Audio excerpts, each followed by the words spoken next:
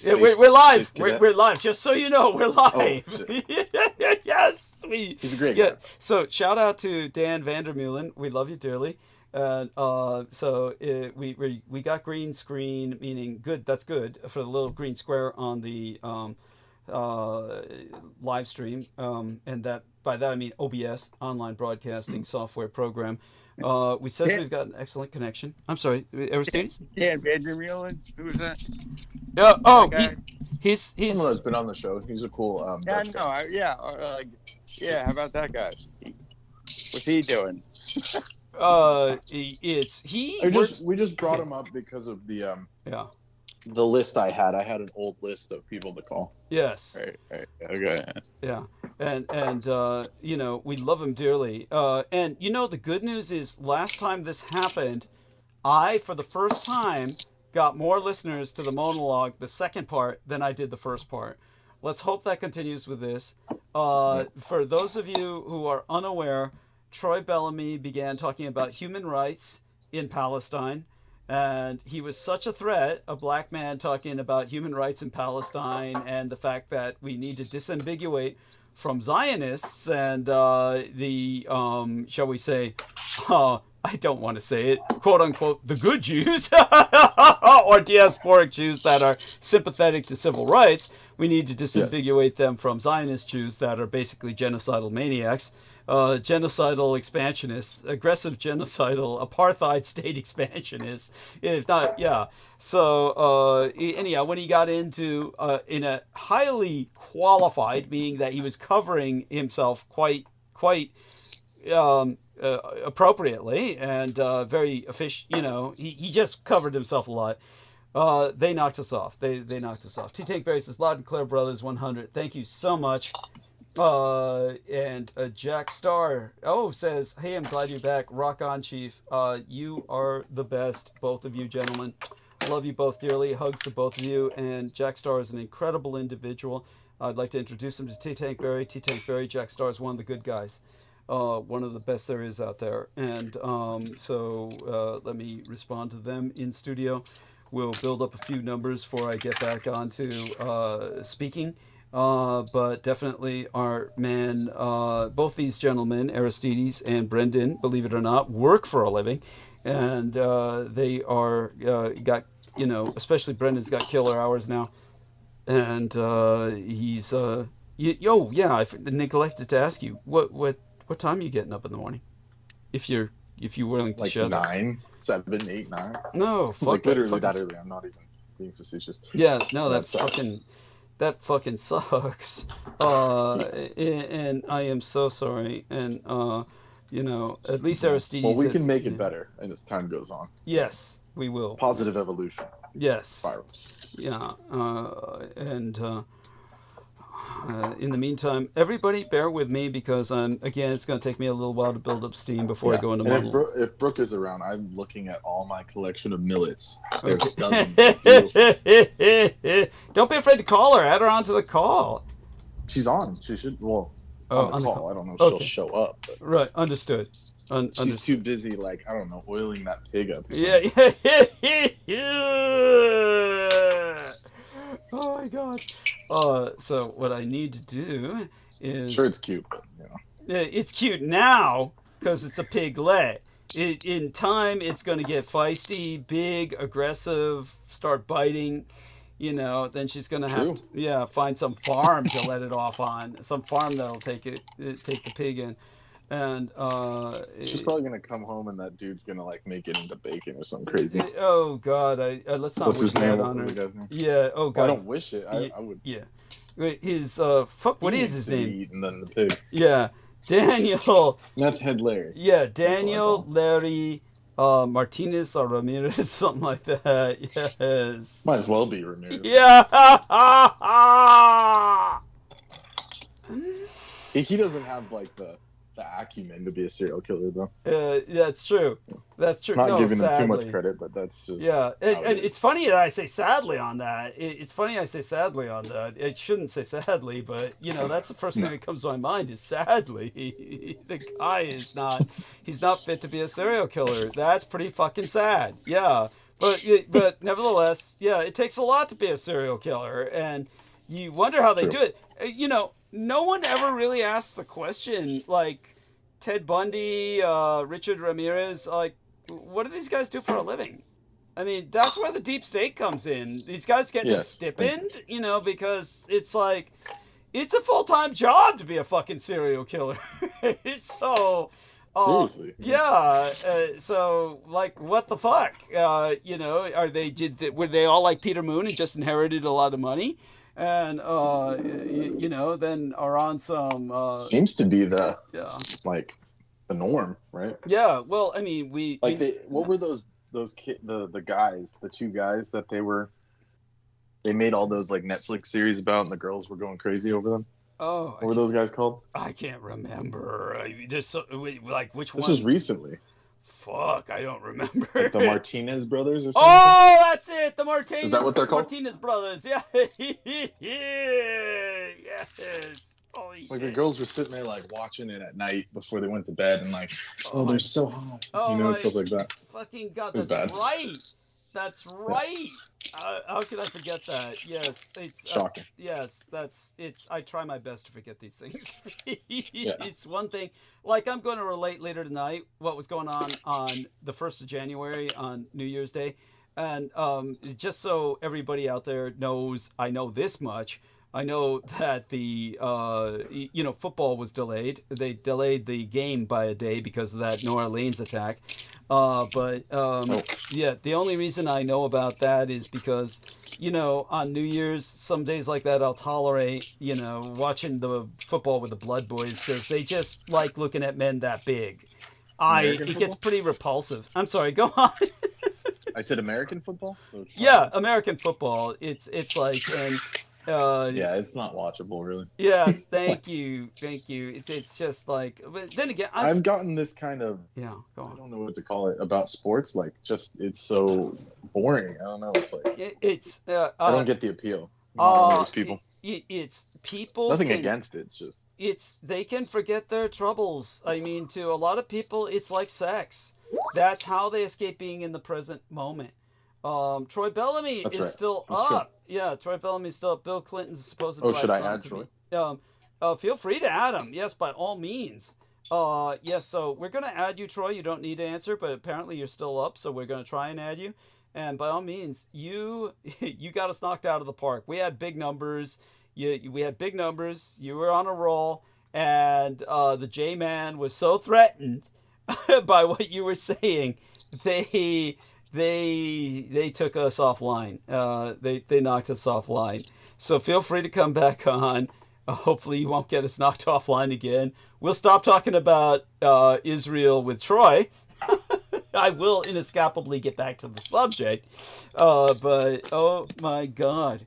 So all such being said, again, people, bear with me. I'm going to build up some steam. And it's hard to do that because I want enough numbers to justify it. If I don't get enough numbers to justify my going into monologue mode, which takes a bit of energy, you know, I go into a fusée mode, a kind of trance state. And, you know, that's something we got to remind Brooke of. Brooke used to accuse me of reading a lot, but understand that Brooke, how did she find me? She found me on an interview where my eyes were hypnotic, which meant I was constantly looking at the camera. So if I'm constantly looking at the camera, Brooke, that proves I'm not reading. I've listened to you read stuff. It's boring. Yeah, thank you. Your dictation is different, or whatever you want to call it. Yes. Yeah, thank you.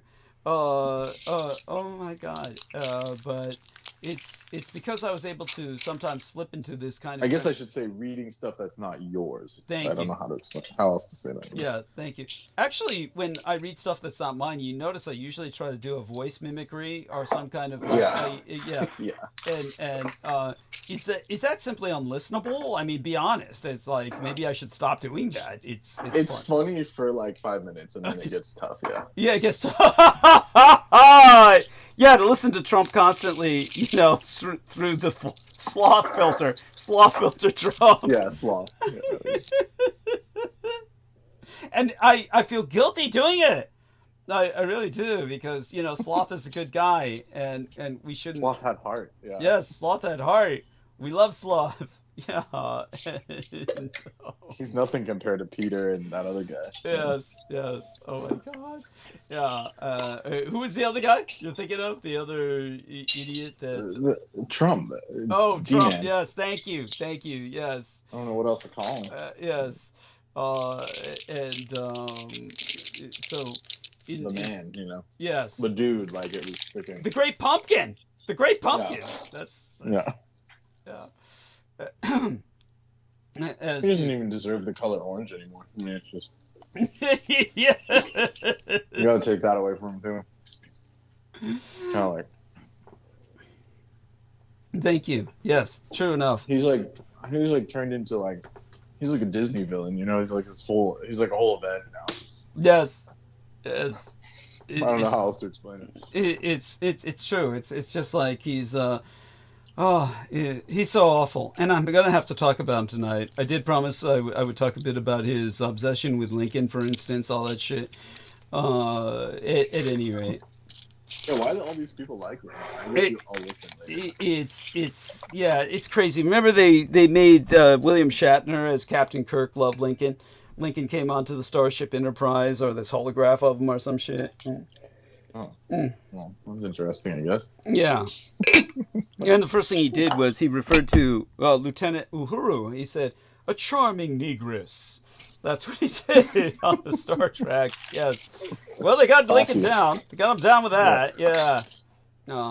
Very classy man, you know. How much degrees Celsius is 30 degrees Fahrenheit? 30 degrees Fahrenheit equals 30. It's about -1. It's under 0, so okay. So it's not negative. -1. There we are. So it's negative 1.111. Yeah, Celsius. Holy shit. Yeah, I was pretty close. Yeah. No, you got it down. It's yeah. That's good. How do you know this? Because I could use metric system like a normal human. That's incredible. I mean, your average American could never do metric. Their brain just shuts down. They reject it completely. It's easier than the Fahrenheit system, so I don't know. Not to an American. Sheila Gavin, my apologies. I am still trying to get my voice back, which is why I'm trying to keep Brendan with us. Even though he's getting up early in the morning, it's 10 o'clock. I think he can stand a little while longer. Sheila Gavin says, "Greetings to dearest Douglas and Team Dietrich. Great show. Glad for part 2 tonight. Love you, honey. Love you beyond expression." And oh yes, got to give her kisses. So let's give her the emoji kisses. And everybody, upvote. Oh, Aristides, are you there? Are you there, Aristides? Hey, Ari. Blur. Yeah, I'm here. Blur, please. He's chasing the dragon. Yes, Blur, please, sir, for our listeners. What kind of blurb? You know, the thumbs up. You know, thumbs up. Yeah, and shit. now I still want to go back and record that email blurb where he's like download and upload the content and like post the link everywhere. Yeah. Which like we shouldn't be overlooking that. Just be like a lot of this shit seems like work, but just like forward the link somewhere. Like just do that. It's very helpful, you know. Right. I can give you a little something. Yeah. Let me give you a little something. Like everybody, like hey, if you're listening to this, like forward it to like a big chat, like that you know, and like. Yeah. How about that? Yeah. Well, how about this for right now? Let me send this to you right here in the chat box, and I'll send it to you private messages as well. So I'm gonna put it right here in the text, and here I'm gonna put this in the private messages as well. So you can start by reading that. That'll get you into the speed, up to speed, and here we are. You can see it, right?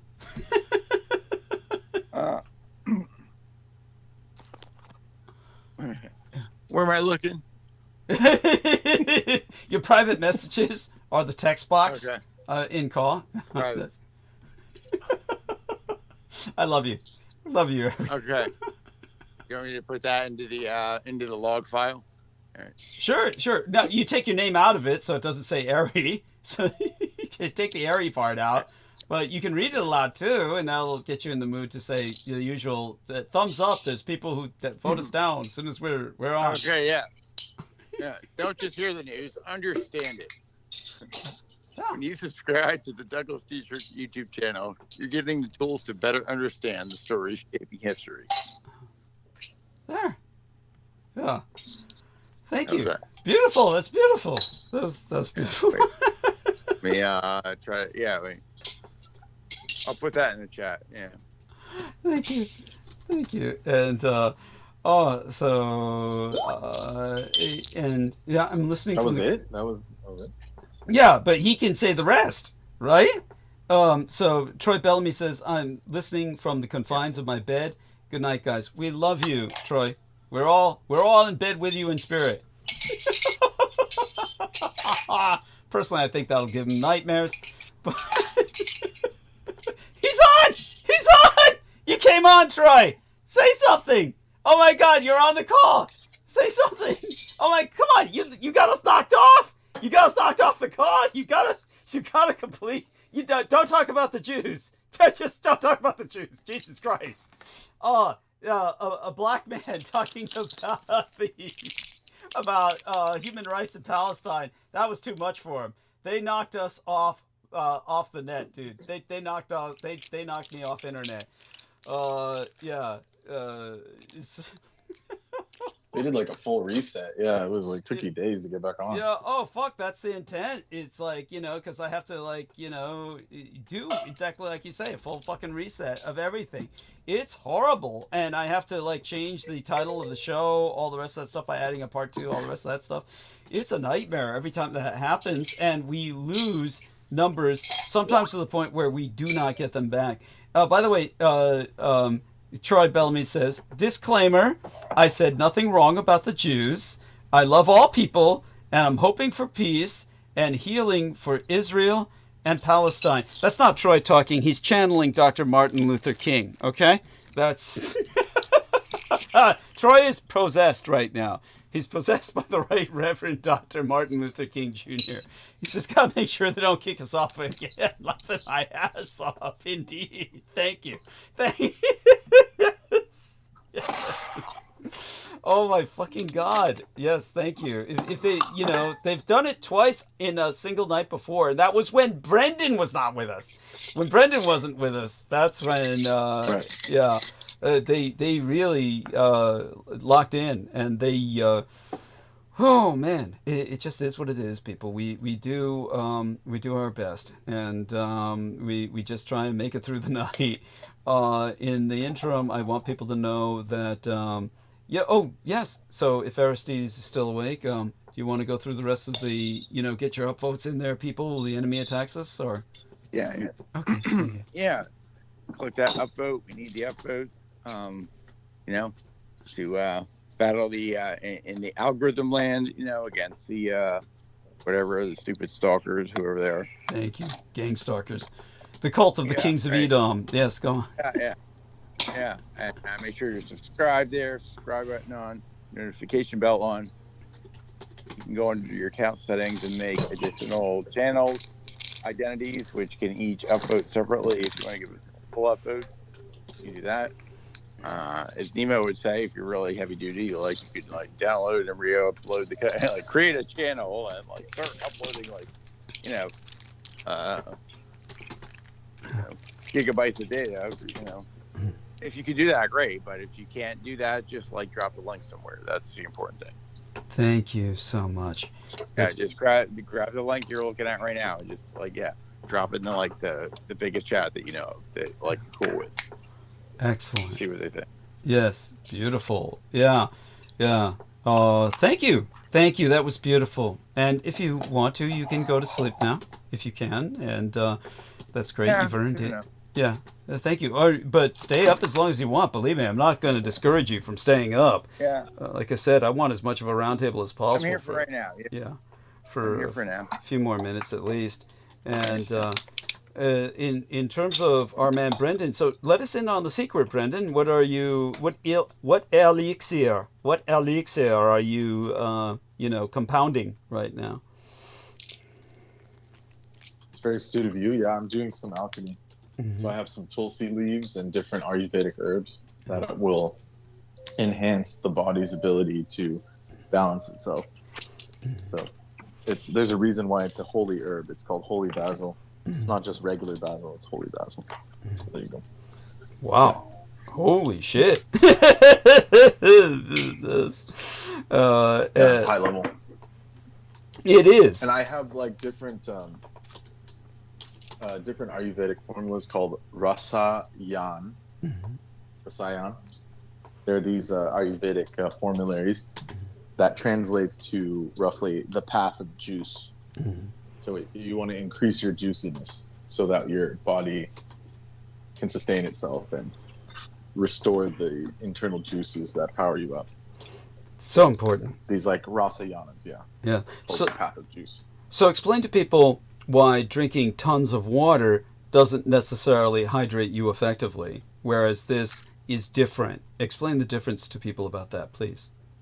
Yeah, so drinking water is good up to a point, but after you hydrate, once your body's hydrated, then any point past that will actually dilute your electrolytic balance. So like, for example, the old school batteries, you would have to put distilled water into them up to a certain level. If you extended that level, then the battery would lose charge. Or if you had not enough water or too much water, it has to be a perfect amount of water for it to function. So the same thing with the body.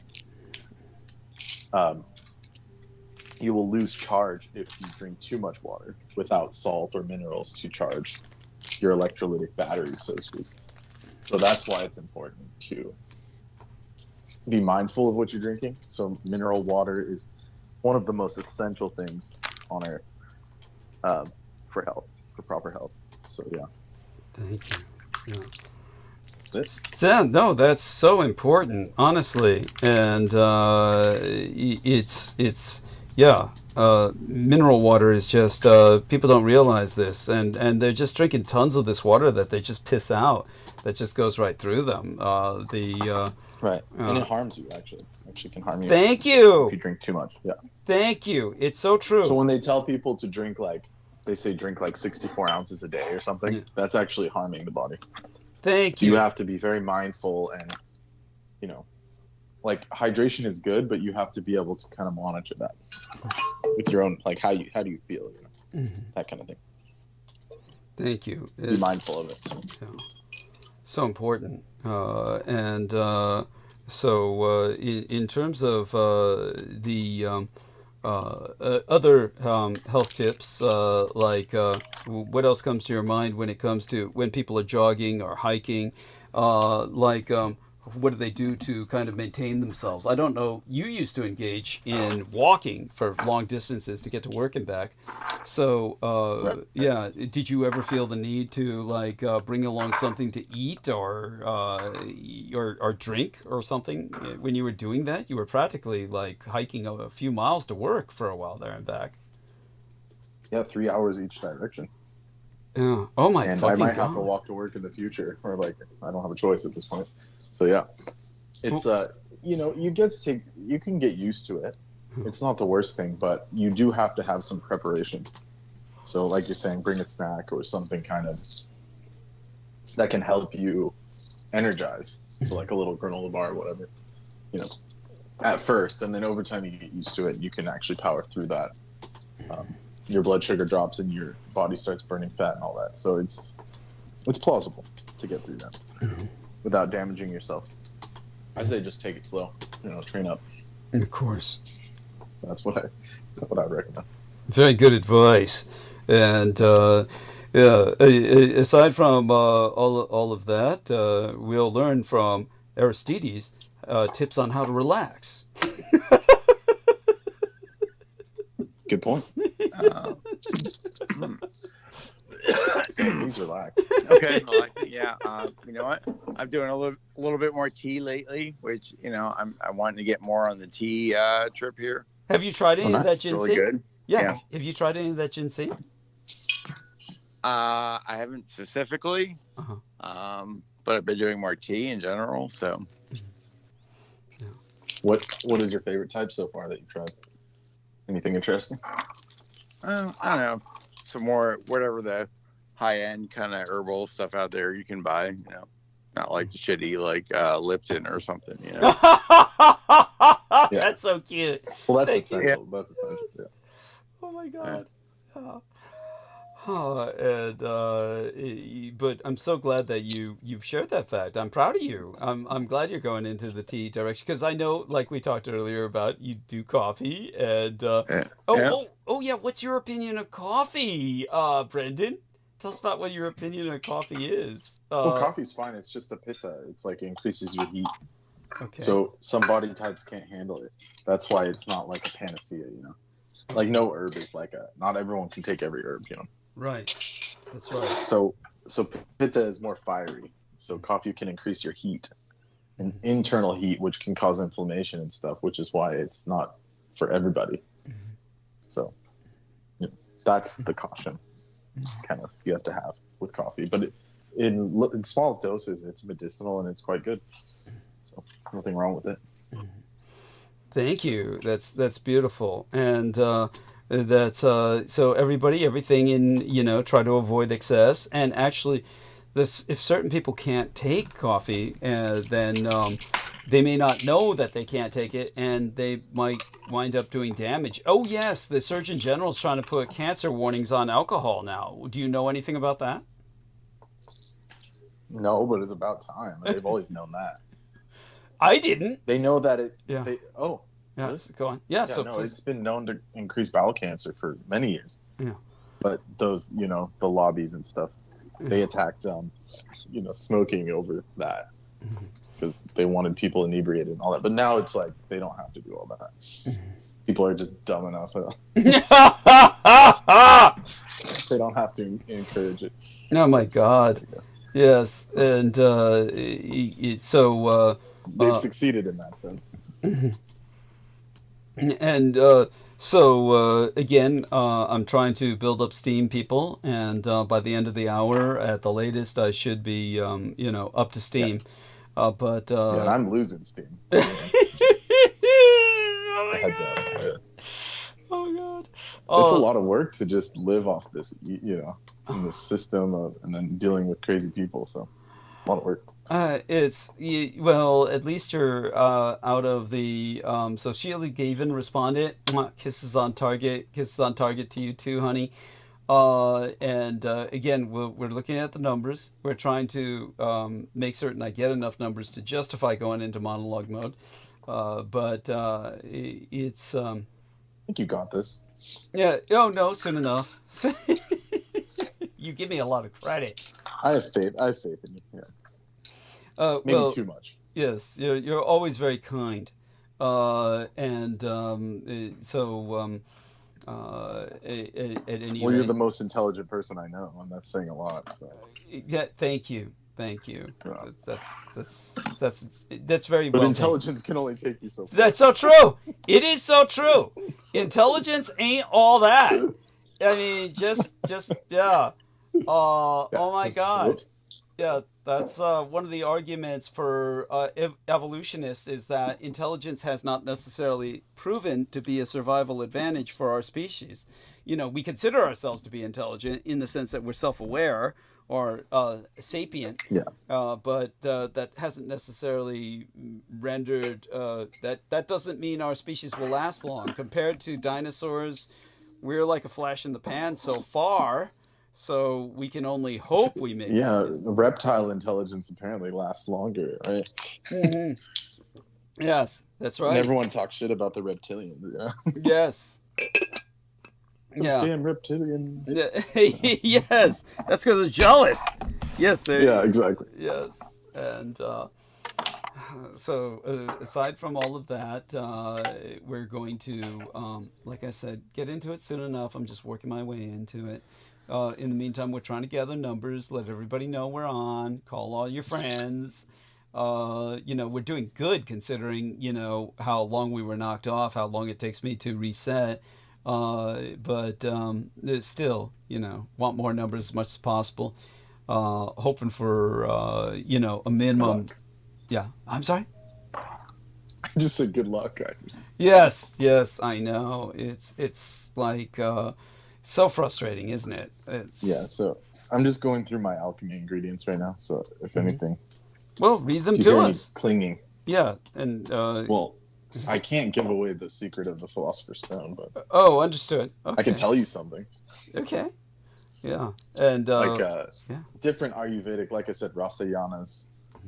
That's what the term would be. I also have this. Well, actually, I don't really want to give away my ingredients, Doug. Okay. To be honest. Don't worry then. Yeah. They're good. Let's just say they're good protective ingredients. Yes. Leave it at that. Yes. Yeah. Different things like extratives, like mineral extratives. I also have this stuff from the Russian shop. It's called Lily of the Valley, Oh wow. mixed with valerian, and it's Yeah. very good for like the heart. It increases like heart space and heart chakra. And Taking a drop of that. that's incredible. And tell us, the Russia shop. How are those people handling the war? How are those people handling? Do they look like they're impacted by it in terms of psychology? You know, are they depressed? Are they? I don't think they care really. Okay. They have the mentality like, oh, I got out, so forget about Interesting. those people. Interesting. The Ukrainians here are more Involved. into it, but Yeah. I've only seen a few. Like one of them, the one lady that I work with, she's Ukrainian, but her husband is Russian, so I think she's kind of like stuck in the middle. She doesn't really like to talk about it as much. Understood. So I She don't must know be exactly going through. what. Yeah. Go on. Yeah. Yeah. I don't think she really cares because her region of Ukraine is like more towards Czechoslovakia and stuff. Okay. I think that's what she was saying. Okay. So she considers herself like almost Northern European. Like it was strange the way she was trying to put it.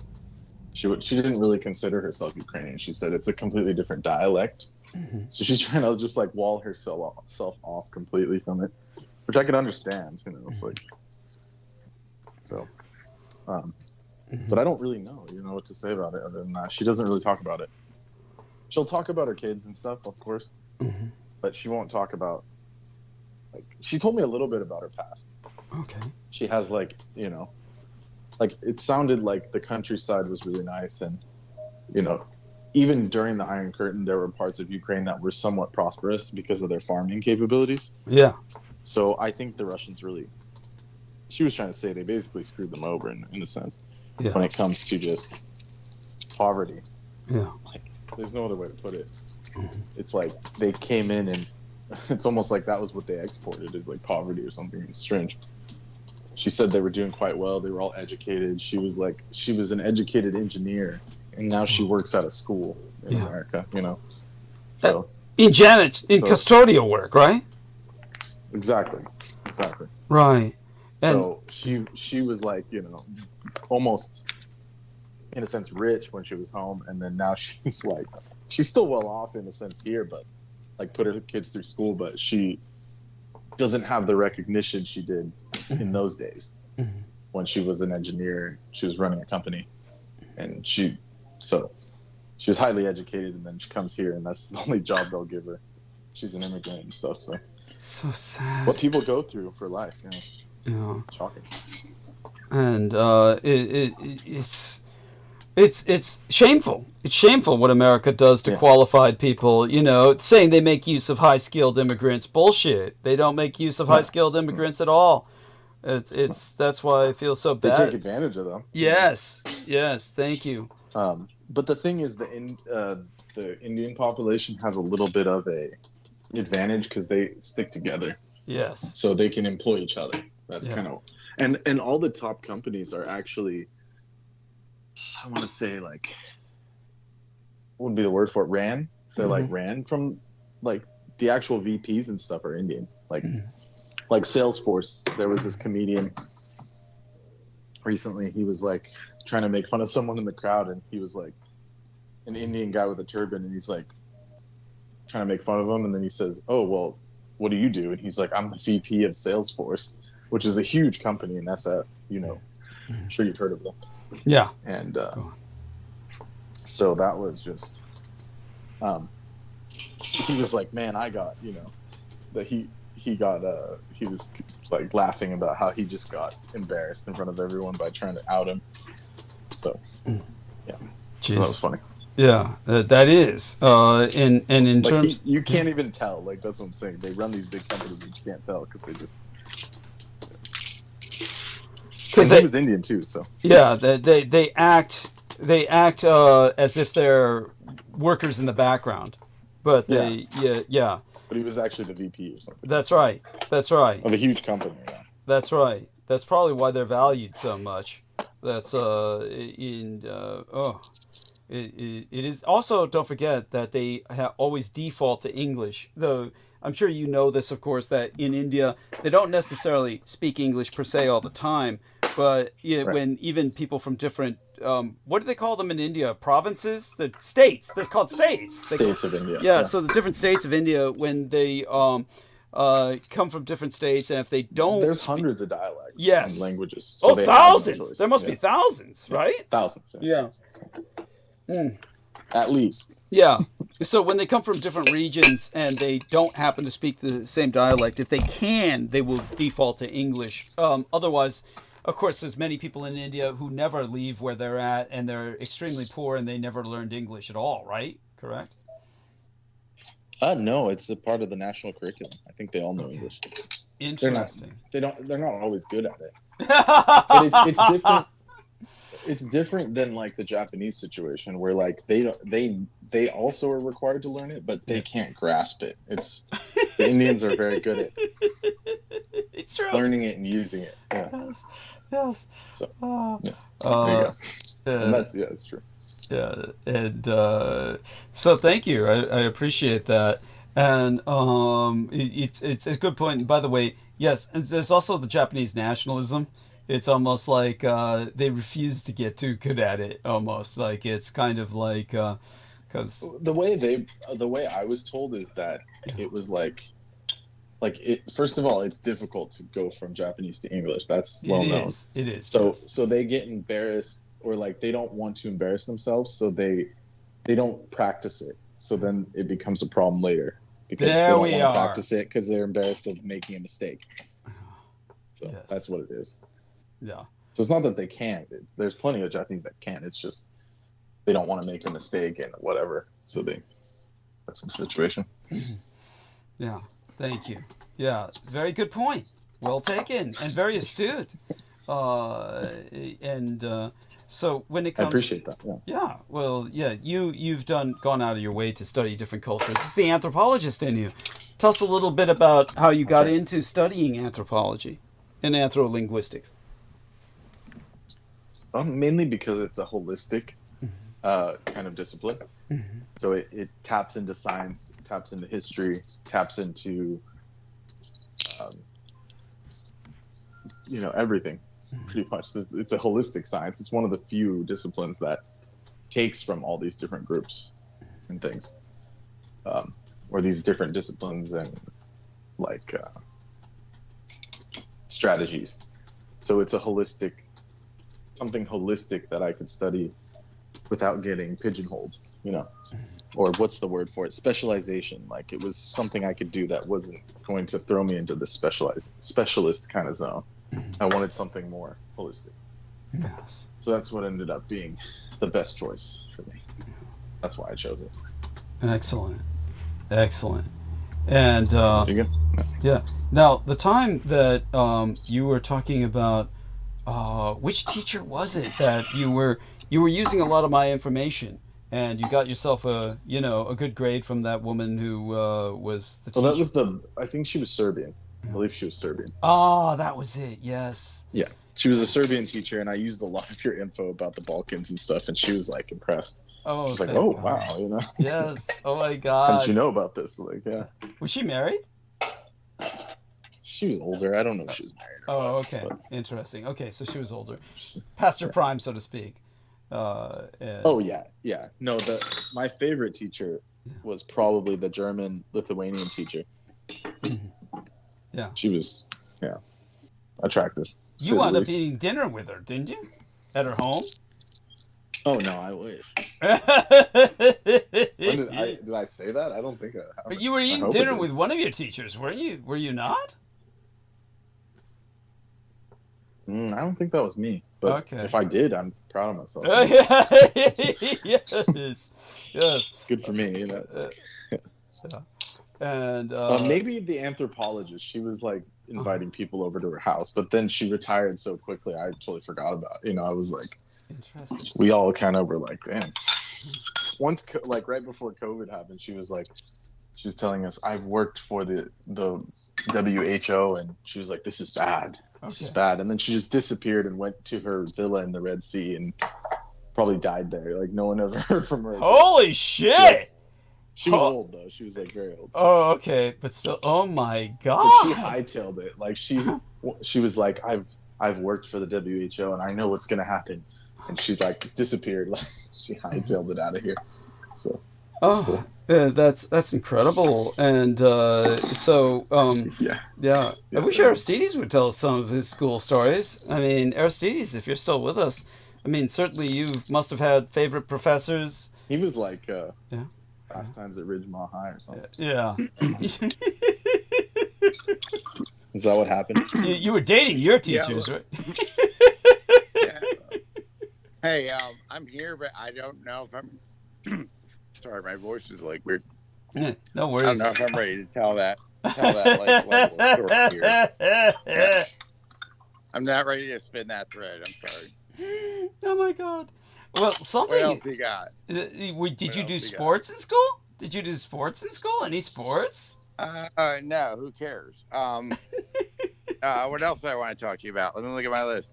Oh wait, you talked about a book, The Hidden History of Healthcare. Yes. Yes. Yeah, I think I downloaded that. Oh, excellent! Thank you. Yeah. Yes. Wait, let me make sure. Yep, here it is. Hidden History of American Healthcare. Tom Hartman. Yes. Oh, excellent. Thank you so much. Okay, got that. Let's see what else. There's a new virus in China. I was wondering how George was. Yes. Tell us about the new virus in China. I will cover that just briefly tonight. I don't know much about it to tell other than it's just the next COVID. That's literally all the download I have on it. Yeah. Yeah. And okay. They used to be spawning that shit out there. Yeah. Like it took Pokemon or something.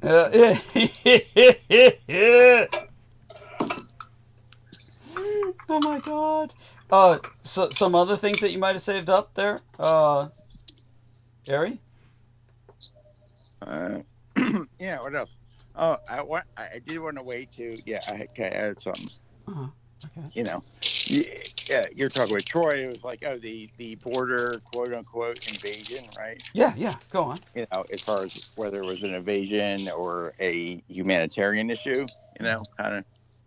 I will say though, there is talk of there being, a very minority, a percentage, but highly trained Islamic jihadists that have slipped over the border. Mm-hmm.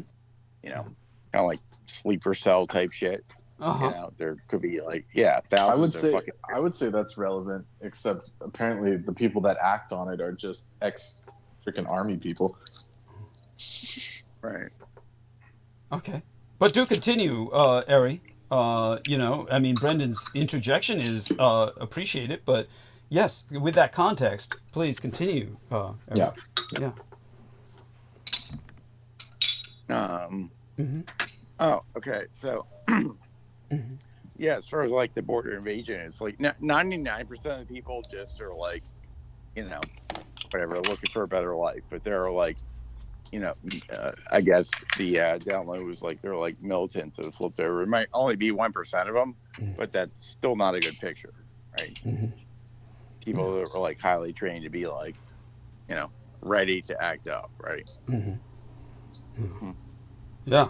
Okay. There's one guy put it. Yeah, they're real pipe hitters. Whatever. Yeah. This one Fed guys, but yeah. Okay. Thank you. Thank you for sharing that. Yes. And so there is for the most part, it's not an invasion, but there's I think a small minority of people that are ready to do serious shit that have slipped over the border. Okay. Yeah. We it's need terrorism and stuff like that. You know what I mean? get a bunch of angry Arabs somewhere, like things happen. And yeah, thank you. I think we always Right? need to be security come on, conscious. am I wrong? Yeah, well, we always need to be security conscious. Yes, and I mean, certainly we don't want to ignore the potential for that, obviously. Yes. And yeah, but so such being said, thank you. But what I Ariston. was saying also is Yeah. that apparently the people that act on it are the ones that are integrated into the society and then get like jaded or whatever, like the German guy. Oh well, those people are basically MK Ultra. You know, so Right. much of that involves it's so painfully obvious, and Definitely. yeah, it's like these people are just suddenly a switch is flipped, and then they do something that makes absolutely no sense to their own personal self-interest. So it's Right. Exactly. yeah, and yeah, it's bizarre. That's what you're here for, to explain it. Yes, thank you. Thank you. I don't I know don't how. think people know that very much. I don't think people get it. It's like maybe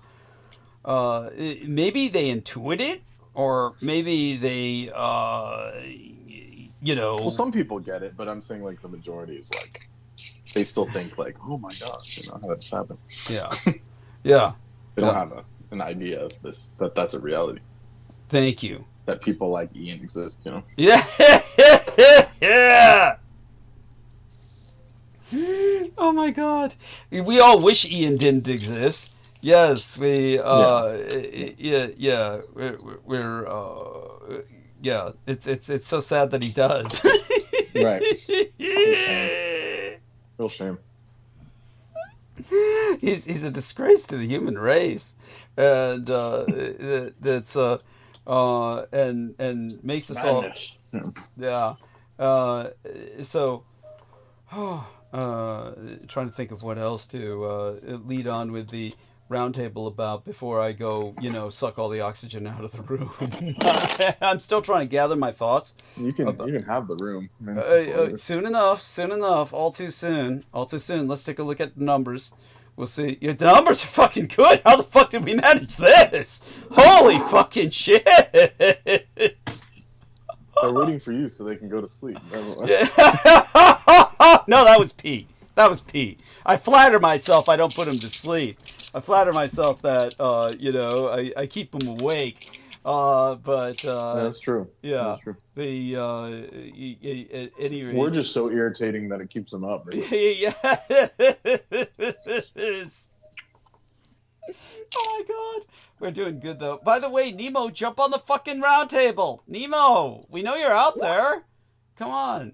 And here's Troy Bellamy says, border security prevents problems, but they are not bringing in terrorists one by one until they have 1,000 troops. Intelligence and facial recognition and FBI cover that. Trump wants the FBI looking the other way because of his ties to Russia. And that's true too. It's well taken. So thank you, Troy. That input is definitely appreciated. And certainly it's true. But it's obviously we all need to be security conscious. So right now I'm just trying to figure a few things out, get some notes together. I'm trying to look up different things about the economy right now so I can speak a bit about the economics. But, oh yes, I think I might need to, I think I know what to do. Let's check on this. Okay. Yes, now I remember. One of the points I'm going to make is, of course, the fact that our economy is, I will say for the economy what Troy Bellamy feels obligated to say about Joe Biden. And like Troy Bellamy said, it's better to have a senile Joe Biden than it is to have Donald Trump, even if he's sane, which he most certainly is not. But when it comes to the economy, this is where it gets really fucking offensive. The Americans are, very married to the idea that something is wrong with the economy. And the economy is actually doing good. I mean, as bad as it is individually for many of us, like Brendan and myself, the economy is actually doing as good as it gets without, of course, we don't want to dismiss the fact that it's worse in the sense that upward mobility is stopped, but that's more political and social than that is economic. The people at the top who have the money have purchased the political power. So they are, yeah, it's wrong, and it's ruining everything for all of us. Of course, all such being said, Makes sense. yeah. Let me see if I can, find what I'm looking for here on some notes on the economy that I'll be able to speak to it at further length. Thank you for that, for saying it makes sense. And obviously, this is something that, shall we say, we're getting the word out there, obviously, through AI. Like, thanks to the trolling of the Dietrich article. Yeah. True. She is quite good. Yes. It's. She hates you, or she hates you. Yes. That much is obvious. It's like, how do we troll Dietrich the most? It is. Make everyone copy you with no credit. That's sick. It is. It is. But it's also based off you, so there you go. There's a kind of compliment to it. Yes. Yeah. It's God knows. Is that what you would do to people, Doug? If you had the chance?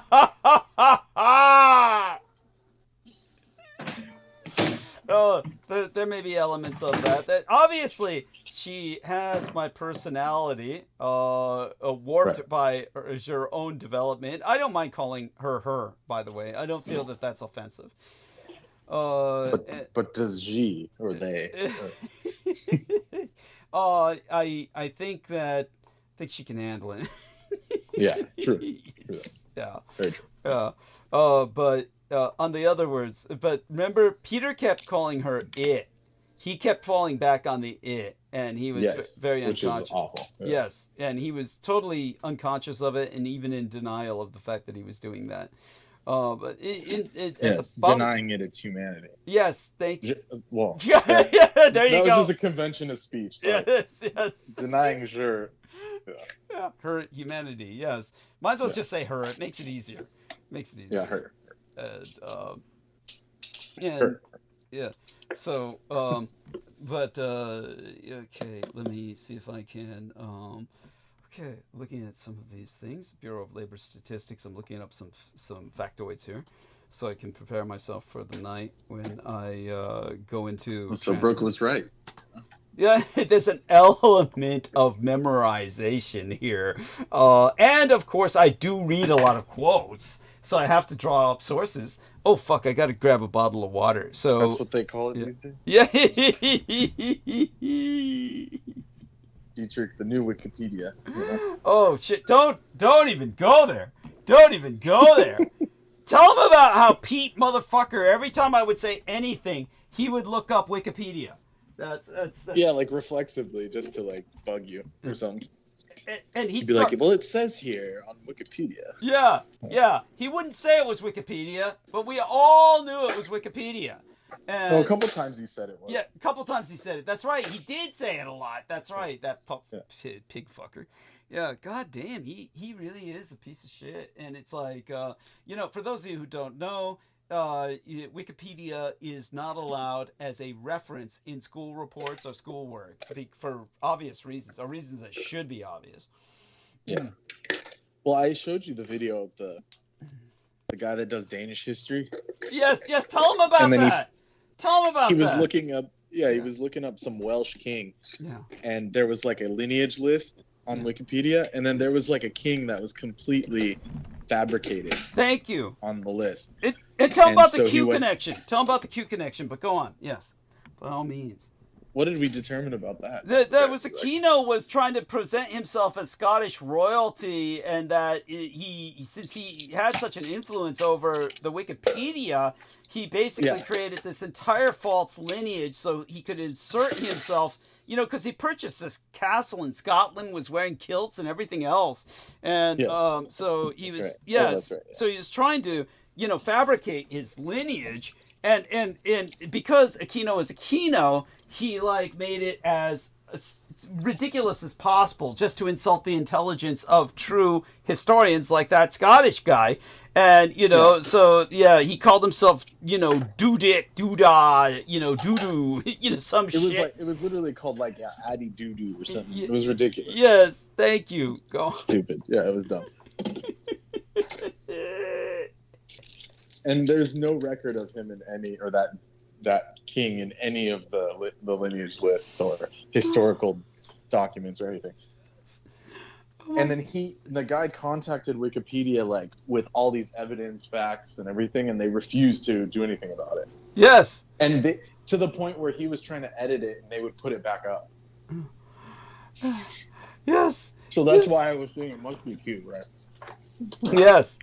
Thank you. His stuff is like allowed to be on there. Yeah, his stuff. Well, his stuff is considered like the law. His stuff is like so it's like canon, like it was canon. Yes. Disgusting. And so everybody should know. There was also something else where Wikipedia was mentioned. I forgot what it was. Mm-hmm. Go on. Yeah. It was the that film that I was telling you about. Okay. What is it called in English again? Fuck what? Beat up. Look, he's back. Look who's back. Look who's back. Thank you. Mm-hmm. So, in that film, he sees Wikipedia and he's like, "I like Wikipedia because it's pedia like encyclopedia and Wiki like Viking. Yes. It's the Viking encyclopedia." Yeah. So there you go. That was actually a funny joke. That was funny. Yes. Yeah. He's looking at the world with this naive enthusiasm. Mm-hmm. And almost childlike. They made him childlike. Very childlike. Yes, because but I don't think they gave context to it. No. It's just kind of like It's just like was he really like that? You know?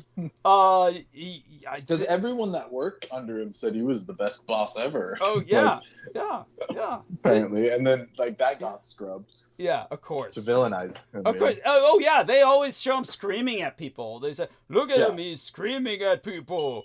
And then they actually they suppressed people for actually talking about it, but apparently he was like the best boss to work for. Imagine that. Yes, thank you, and thank you for again for everything you do, and I appreciate that. Yeah, I only hope we can give. It's interesting. I don't think they're attacking V very much occult-wise. It seems to be more mechanical and cyber, which is interesting. But just imagine trying to get through to someone like that. Yeah, true. I mean, she's practically a witch, so I think that I just mean like mentally. Yeah, thank you. Not that that's a bad thing. Yeah, it's just the way she is. She's resistant. She's very resistant. And it's kind of like a combination of denial and self-indulgence. Yeah, and I do want people to know that she's not alone in this. I think her memory is good when it comes to certain things. Certainly, retaining a lot of academic knowledge, and also, but then there's she's like an autist. She's probably along the spectrum. Probably somewhere along the spectrum, maybe even severe. I didn't want to say it. But. Yeah. Well, it's not an insult. I mean, if I were diagnosed as being on the autistic spectrum, I would take pride in it. I mean, I wouldn't think of it as. You heard it here first. Dietrich is autistic. Yeah. I didn't say that. What I do resent is that fucking Musk trying to claim. That was the joke. Yeah, thank you. It was gonna give you mystique, like Musk. Yeah, that makes me sick. Makes me sick. It's like somebody who lies about post-traumatic stress disorder. And you know, I have That's posted. like constant nowadays. Yeah. Thank you. It is. Oh my God. So everybody on. I have PTSD. Oh fuck. Oh yeah. They're giving me And it's PTSD. just nothing. Yes. It's nothing. Yes. That's right. You don't want the real thing, and it's like, unfortunately, I have it. Yes. You don't want it.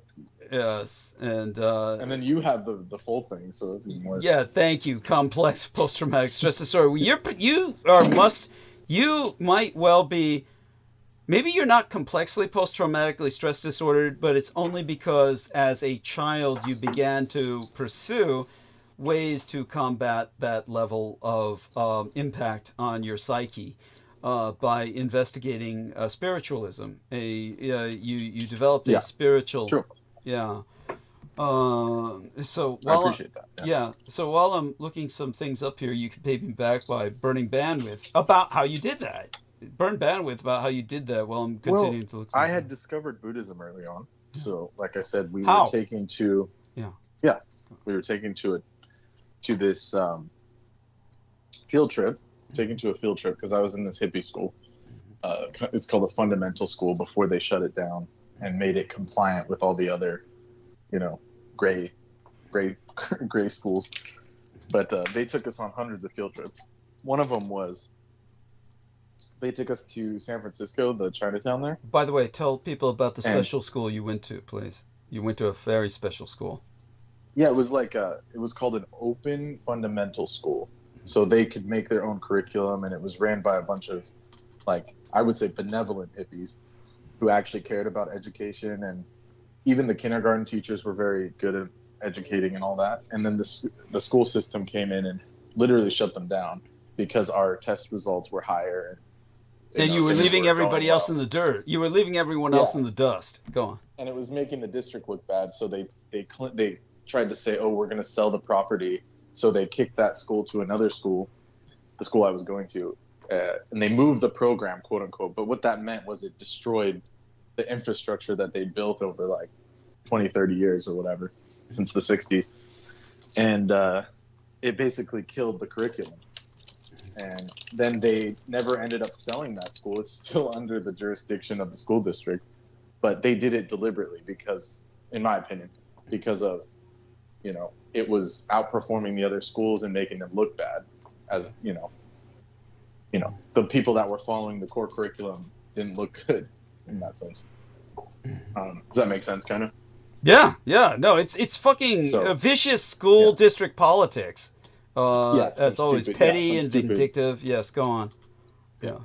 Just some stupid stuff like that happened. And so that killed it. But when we were there, they would take us on like hundreds of field trips, literally the whole time I was there. So we're talking like about 12 per year or something. Mm-hmm.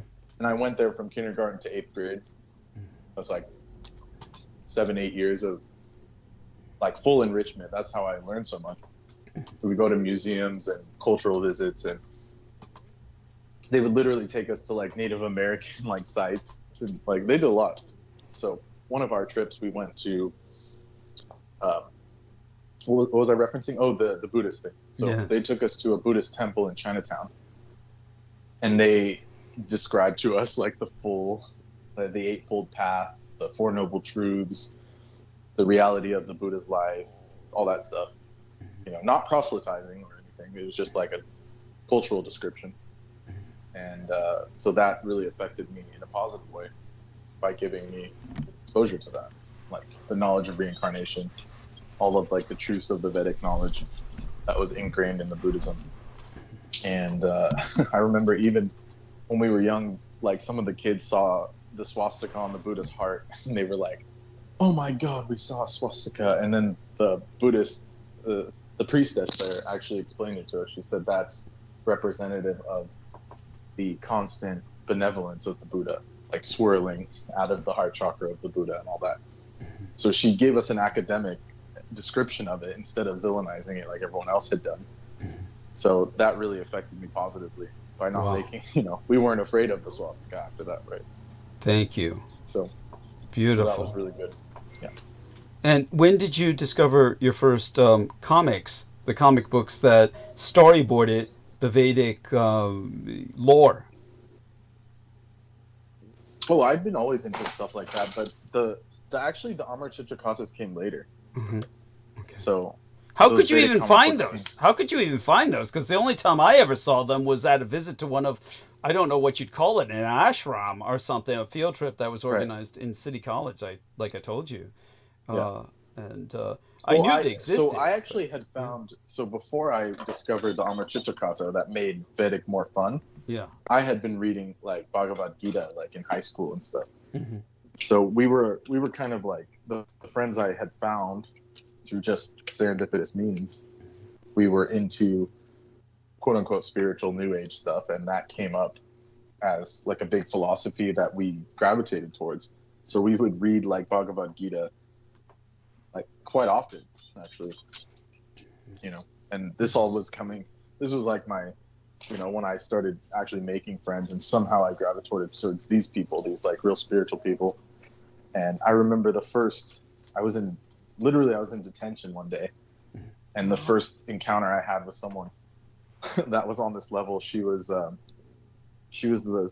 sister of the class president. So like the most popular kid in school, his sister, his younger sister. Like I was talking to her, and she like passed me a note that said, Jai Kali Ma. Oh wow! Like, yeah, and I was like, what? So she described to me. She said, "Oh yeah, like Kali is the divine goddess, you know, destruction and all this." And so then later on, one of my friends actually started dating this lady, this girl, and so we started going over to the house of the student body president, like the most popular kid in school, and his brother, they were all like big time, you know, Berkeley college heads, and very popular, you know, in that time frame, and that's important when you're in high school, right? And then we ended up like basically living at his house, and like hanging out with them and all that. So yeah, so it was interesting. And then a lot of stuff happened, but they were like Vedantists. So the family, like the father was like, I don't know what he was. He was something strange, like French or something. And the mother had divorced him and gone lesbian or something. Holy shit. So the kids grew up in Vedanta. And then when the father left, he left a bunch of money in the house to the mom. So they were just chilling, doing whatever they wanted. So that's how I got to know them. Incredible. So it was interesting. Yeah. So every time we go over there, we'd be like, you know, talking about, they'd be reading like Alan Watts, or they'd be reading, you know, Swami Vivekananda. They were like, we would like sit there and actually listen to that stuff. Amazing. So, and it turned out to be really beneficial over time, you know, reading Bhagavad Gita and getting all this knowledge. So, yeah. That's incredible. That's how that happened. Yeah. So were you able to intuit at that time some of the negative aspects of Alan Watts? Oh yeah, of course. Not that he's like one of the big villains. He's not necessarily one of the big villains, but he's... No, his negativity was his egotism. Yes. Like the actual content was good because he got it from like Dr. Suzuki and stuff. These Japanese Zen Buddhists. So his content was good. It's just you got to know how to use it and understand when he's talking about what he's talking about. It's like he's drunk. Yes. Yes. But there's a funny story about that. The Alan Watts thing is that we were doing psilocybin, like mushrooms, right? So I saw the guy I was telling you about, and then the younger sister. They were like hanging out in the living room, and he handed me like an Alan Watts book while they were listening to Alan Watts at the same time. And I looked at the book, and the book had no words in it. So it's like, there you go. So the reality of Alan Watts showed through that his book there was nothing in his book. Oh my god. So there you go. So that's how I knew, you know, you got to be cautious with these people. With Alan Watts. Yeah. Yes. Oh my fucking god. That's incredible. So truth can be shown in many ways.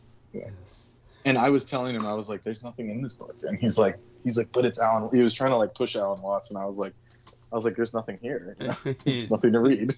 Yeah, that says it all. That says it all. Yeah. Oh my fucking god. And So, yeah, yeah. no, that's incredible. And it's so good that you share things like this. And as well, how did you get into botanicals and herbs? That's just been, I don't know. It's just we can, one can call it past life or whatever. It's just something I've always been into, you know. Or the chart, the actual astro chart. Mm-hmm. I have like herbal placements in my astro chart Mm-hmm. that make it easier for me to get into it. But that actually comes probably most likely from my grandfather. Mm-hmm. He was a PhD in forestry and different agricultural sectors. Mm-hmm. So he had always been gardening. I grew up around like a really beautiful garden, and I actually my youngest days from like 0 to 5. Those were probably like I grew up in like an Edenic kind of scenario, being taken care of by my grandparents with a garden. Mm-hmm. And I just got free reign of the house and the garden. People would come over, like all these Arab women and their kids and stuff, and so that was actually a good time. And then after that, my astro placements got more difficult, and my Wow. life became hell. So, but Jesus. yeah, Yeah. so And, well, whatever past life shit happened, there you go.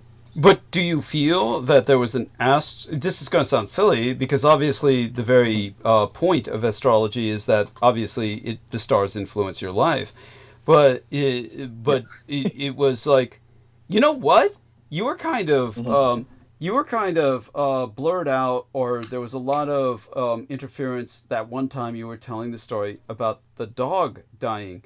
Your dad was with some crack whore, and he was all cracked out. Your cracked out dad was with a crack whore, and what breed of dog was this?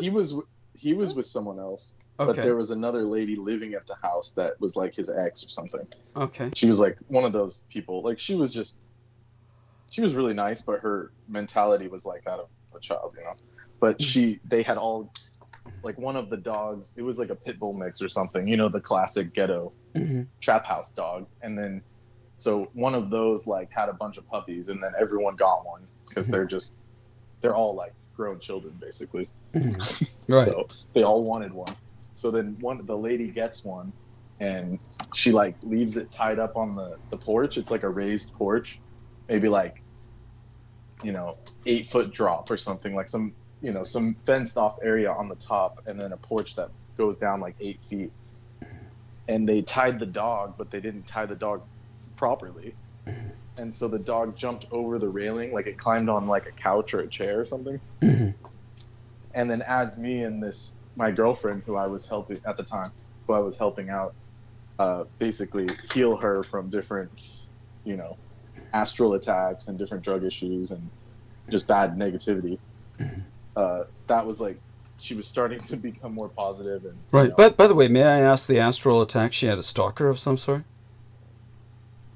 Oh no, this was like big time stuff. Okay. Like actual entities and different things would come. Okay. What was this due to someone sending them after her, or she just kind of somehow attracted these things somehow? She had something going on, like attracting them, but it was like her father was ex-military, and he would always say, "She's the spawn of Satan. She's the spawn of Satan." And she grew up in Okinawa. Yeah. There we are. It was her fucking father. Was he a white guy who had married an Okinawan, something like that? No, he was half Native American, like literally half, like an actual Native American guy. Yeah. And he married a British lady, or her mom was like very English. Mm-hmm.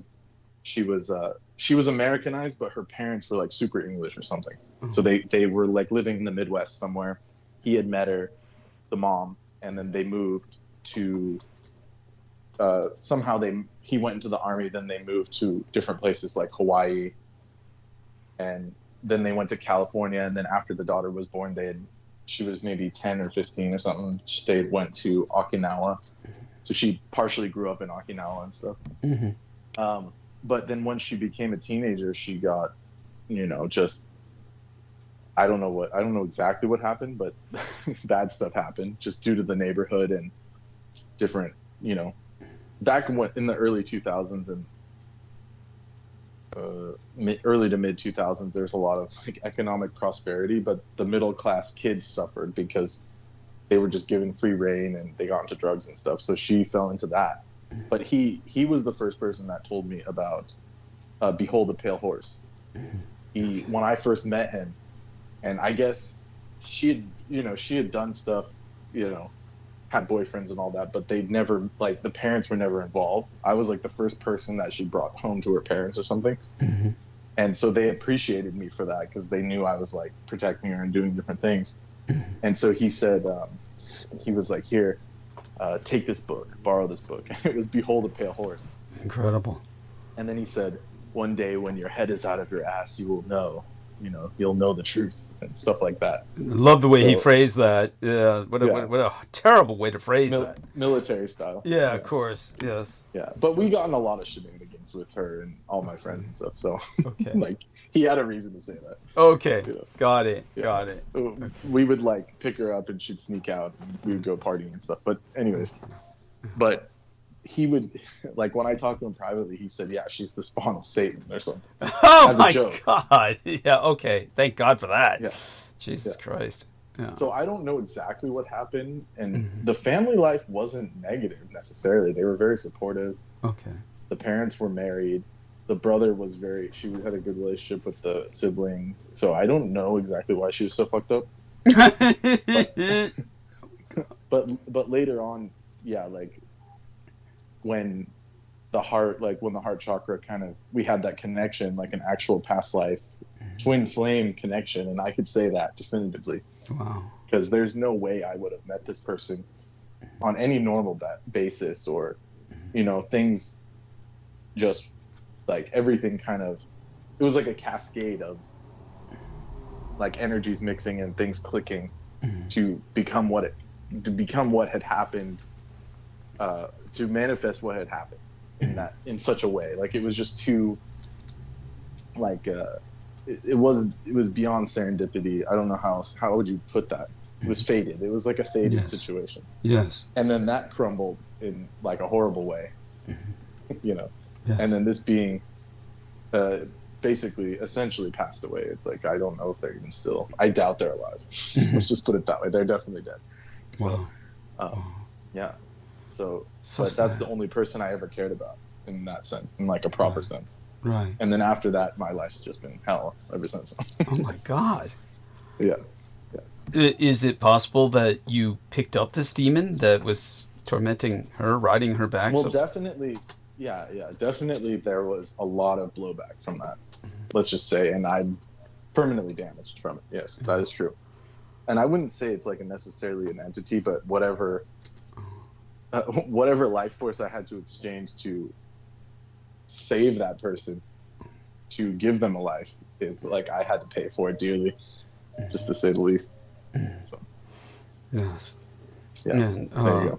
oh my God. And yeah, that takes courage to share that. But tell people about the dog. Again, you were in a car Yeah, with a... so okay, Yeah. so then I was coming home with this person, this being. She was a very fragile teenager, and I was a teenager, but I I had helped this person out to be, to actually, with enough love and heart, to actually, we were stable.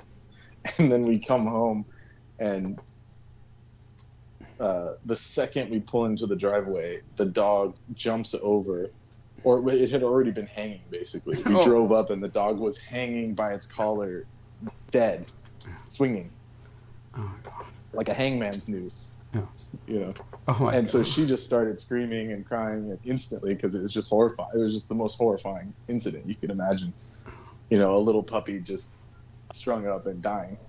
And then the owner comes out, and she's like freaking out. And then I'm just over there I'm trying to be nice, but I'm like, are you guys stupid for like leaving it like this? Like, how could you do this? I was trying to be compassionate, but it was really dumb, just the whole like total negligence, something that could have been totally avoided. Yeah. So, and then, so that was just awful. That was awful. So that's the stuff I had to deal with when I grew up at my father's house, who was just, he was one of those people, like, he was basically, I would say, autistic, but he was benevolent. He wasn't like abusive in that sense. But later on, when he got into like people were taking advantage of him. Then eventually they got him into drinking, and then eventually they got him on drugs and took over his whole house. Oh, So during that transfer process, it was absolute hell for me because I was like, I was young and I didn't know what to do. But it gave me a lot of street knowledge, like hanging out with these street thugs, and they taught me how to throw knives and, protect myself and all that stuff. So, it gave me that kind of sense of reality, what reality is. Thank you. No, that's it's like what a terrible childhood. In terms of the streetwise, but when did your mother leave your dad? At what point did your mother leave your They dad? were never married. They were never. Oh, That fell apart when I was like maybe 2 or something. so but you were That's what I'm you were saying. born I in was raised by my wedlock. grandparents. Well, you were born out of No, wedlock. no, Out of no, wedlock. They were never married. Okay, so you're a bastard. Incredible. That's cool. Yeah, they were supposed to get married, but Yeah. like there was issues, I guess. Yeah. Wow. Holy shit. Which is ironic. It was the same shit that they pulled this family pulled on me. Mm-hmm. They were telling my mom and my dad, like when they were together, oh, if you marry, basically if you marry my father, that they would buy a house. It's the same trip. Wow. And then they Holy like shit. reneged last minute. My grandpa like reneged last minute and pulled some stupid shit. Mm-hmm. So it's like they're serial like manipulators, to say the least. Horrible. Yeah. It's like just you're left at a loss for words, just shaking your head, and and it should all be so predictable. Yes, and again, like you and I, we operated against our instincts to work with people we shouldn't have worked with. Peter Moon in my case. We paid the price. Yeah, you with your family in your case. Yes. Oh my God. We're like those monks from Monty Python that are like whipping themselves and shit. Yes. Oh my God. Self-flagellation. Yeah. And apparently those were real. Like they really did that. oh yeah, there's a certain madness to Christianity. It does inspire madness. It was like paying off their sins or something. Yes, that's what they felt. They felt that they were doing that. It's like, oh my God, there's got to be there's got to be a better world. No one. Well, those kind of the Calvinists and stuff were really ruthless. Yes. And then let alone the people before them. So Yeah. I can only imagine. Yeah. It's of course we are dealing with the millennial madness in the Middle Ages of the interpretations. It was the year 1000 AD when all of Europe finally became Christian. And it was around that time that people began to believe that the apocalypse was on, because it was the 1000th year in the Lord. Okay, that makes sense. Yeah. That makes sense. And Still no excuse, but of course not. Indeed, you are aware, of course, the church had to launch crusades in the West as well, and they launched crusades against these heresies of Christians who were just interpreting the word of God in the most insane manner, where people were, not bathing because they didn't want to be worldly, and bathing was of the earth. Refreshing your body, cleaning your body. You should not be of this earth, and your body should die as soon as possible. So people were saying, don't eat, don't drink, just let yourselves That's die. shocking. Yeah, and so when masses of people began to fall for that line of bullshit, the church sent in a crusade to kill all the people preaching such crap, because they were leading to the deaths of entire, towns and villages. And so it's amazing what people will buy into. Right. Yeah. What period was this again? We're talking about, year 1000 AD and after, shortly after, around that period of time. When the last Viking kingdom to convert was Denmark. It was the last,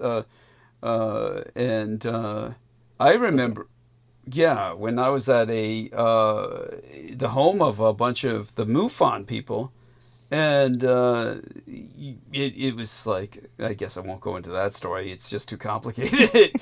I'll go into that another time. Sounds interesting. Well, it was with that Cynthia Siegel, Cynthia Siegel, the Jewish American Oh, princess, got it. who was an alma mater of mine from John Robert Powers. No, what was it? John Robert Powers School of Acting, and got she, So this is the lady that did the UFO connection. that's if right. I'm not That's right. mistaken. That's right. Yeah, Got it. that's Got right. it. And her Jewish parents sent her to a finishing school because they felt that she needed finishing. So that's how she wound up in John What Robert is that? Powers. Finishing school. You never heard of that term? No. Finishing school means where they send girls to learn etiquette. Got it. Yeah, Got it. so that's interesting. yes. So when I went to John Robert Powers, it was to get over some of my own feral child syndrome from growing up in the Tenderloin. So it was part of that process. Okay, that makes sense. Yeah. So it's, you know, but she was also sent there, and for a different reason. Only she went to the New York branch. I went to the San Francisco branch, and so Interesting. yeah. I But didn't know there was more than one branch. oh yeah. Back in the day, it was a big thing. Back in the day, it's dead now. It's dead meat in the water now. I don't think it exists anymore. I'd be goddamn surprised if it exists. It's you know, it just went the way that some things go. It was sad because it had a big history behind it. But it's it's one of these things that I think is you know, going to be a part of my life that I'll always reference. But Amor Fadi has joined us in the chat.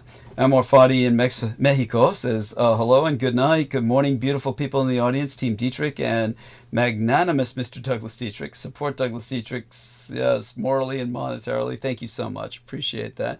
Let's check our upvotes. Let me remind everybody, upvotes, please. We have listeners after that horror story. Yeah.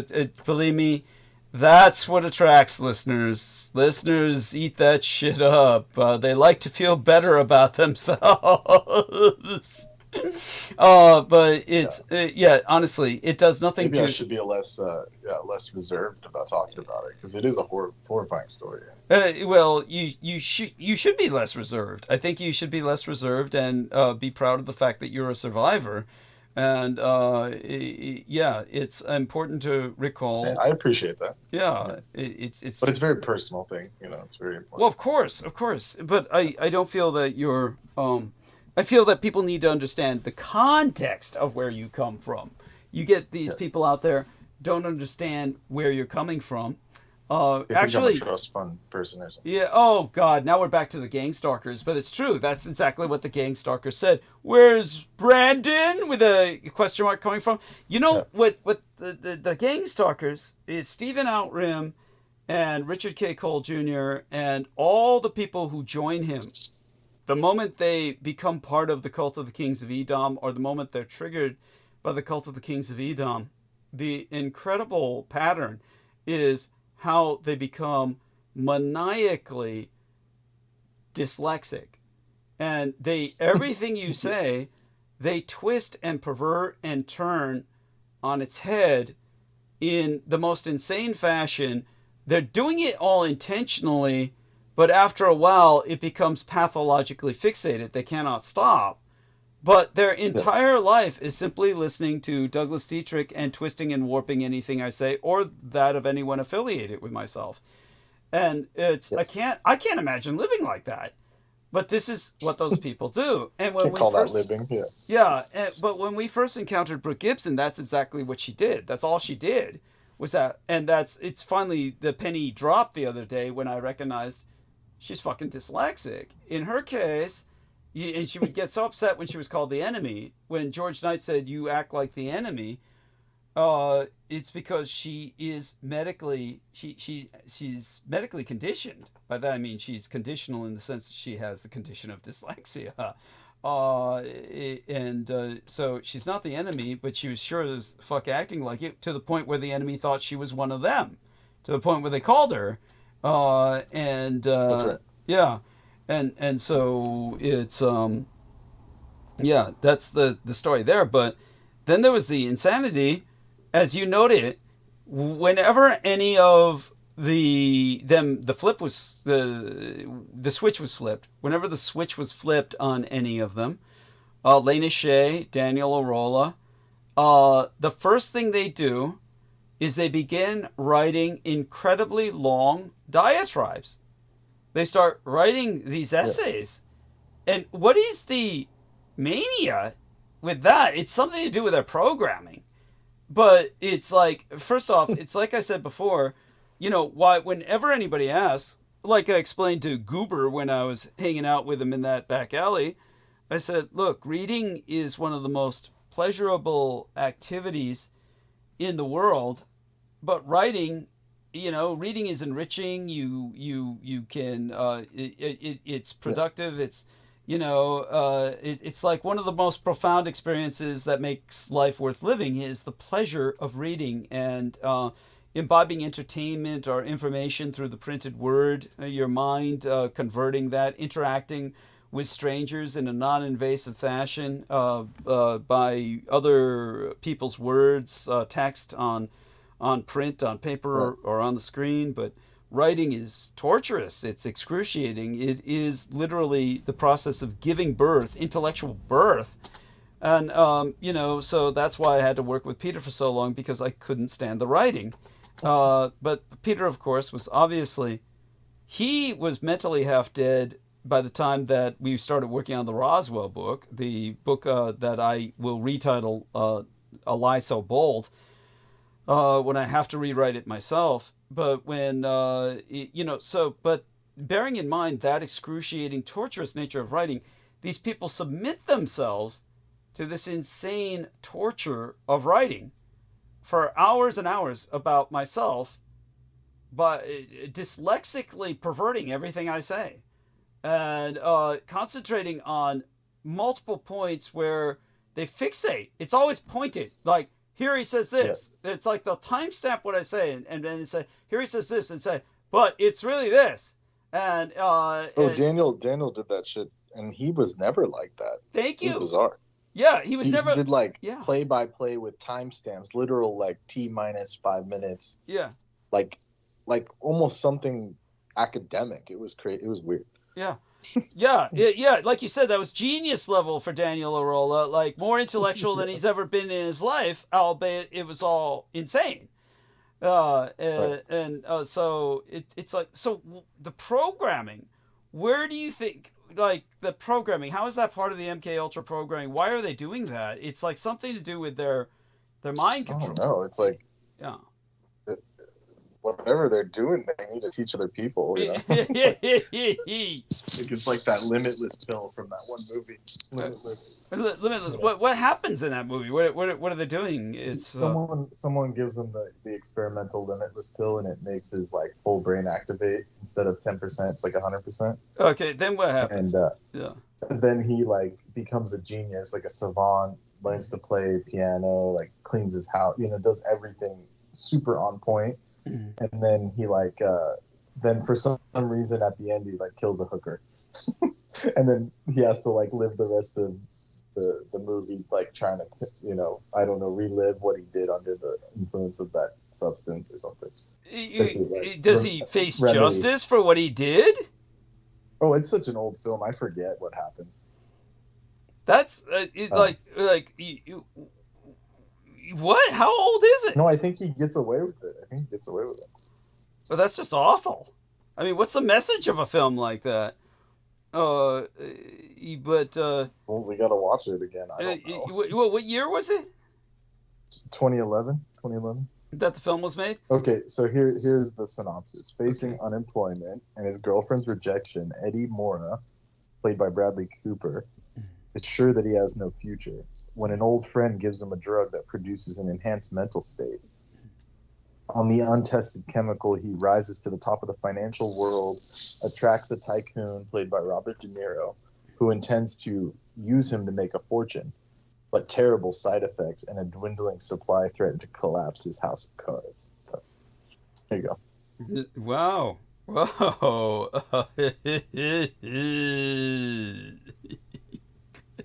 God.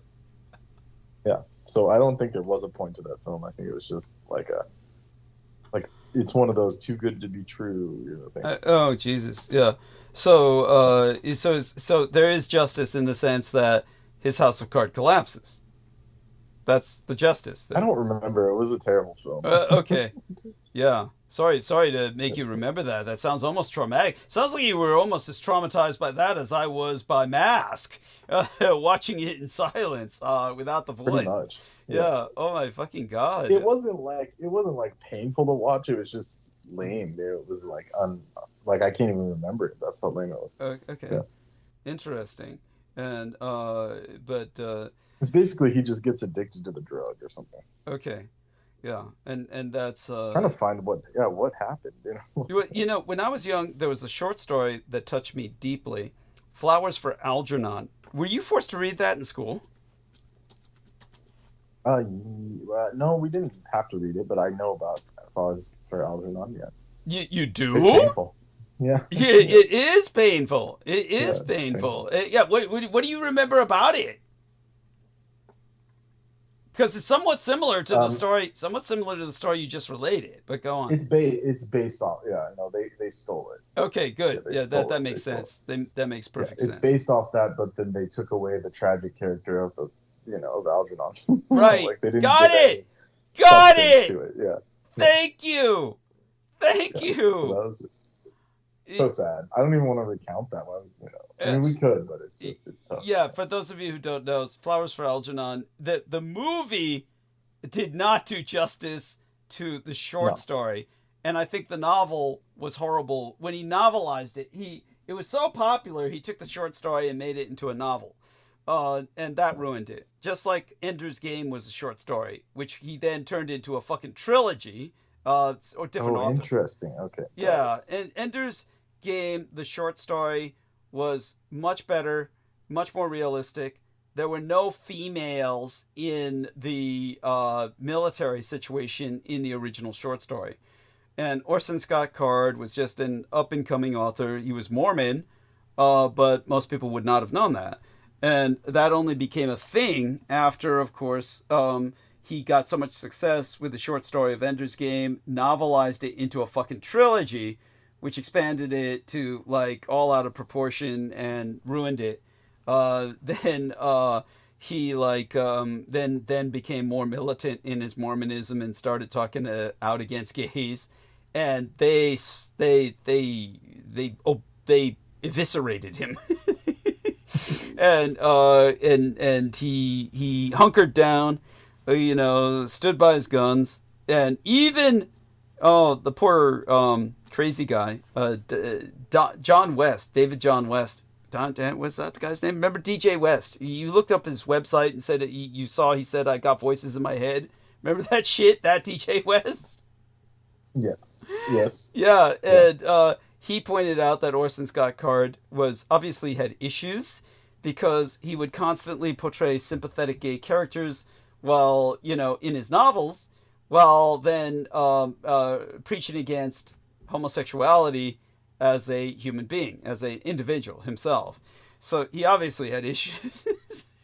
And DJ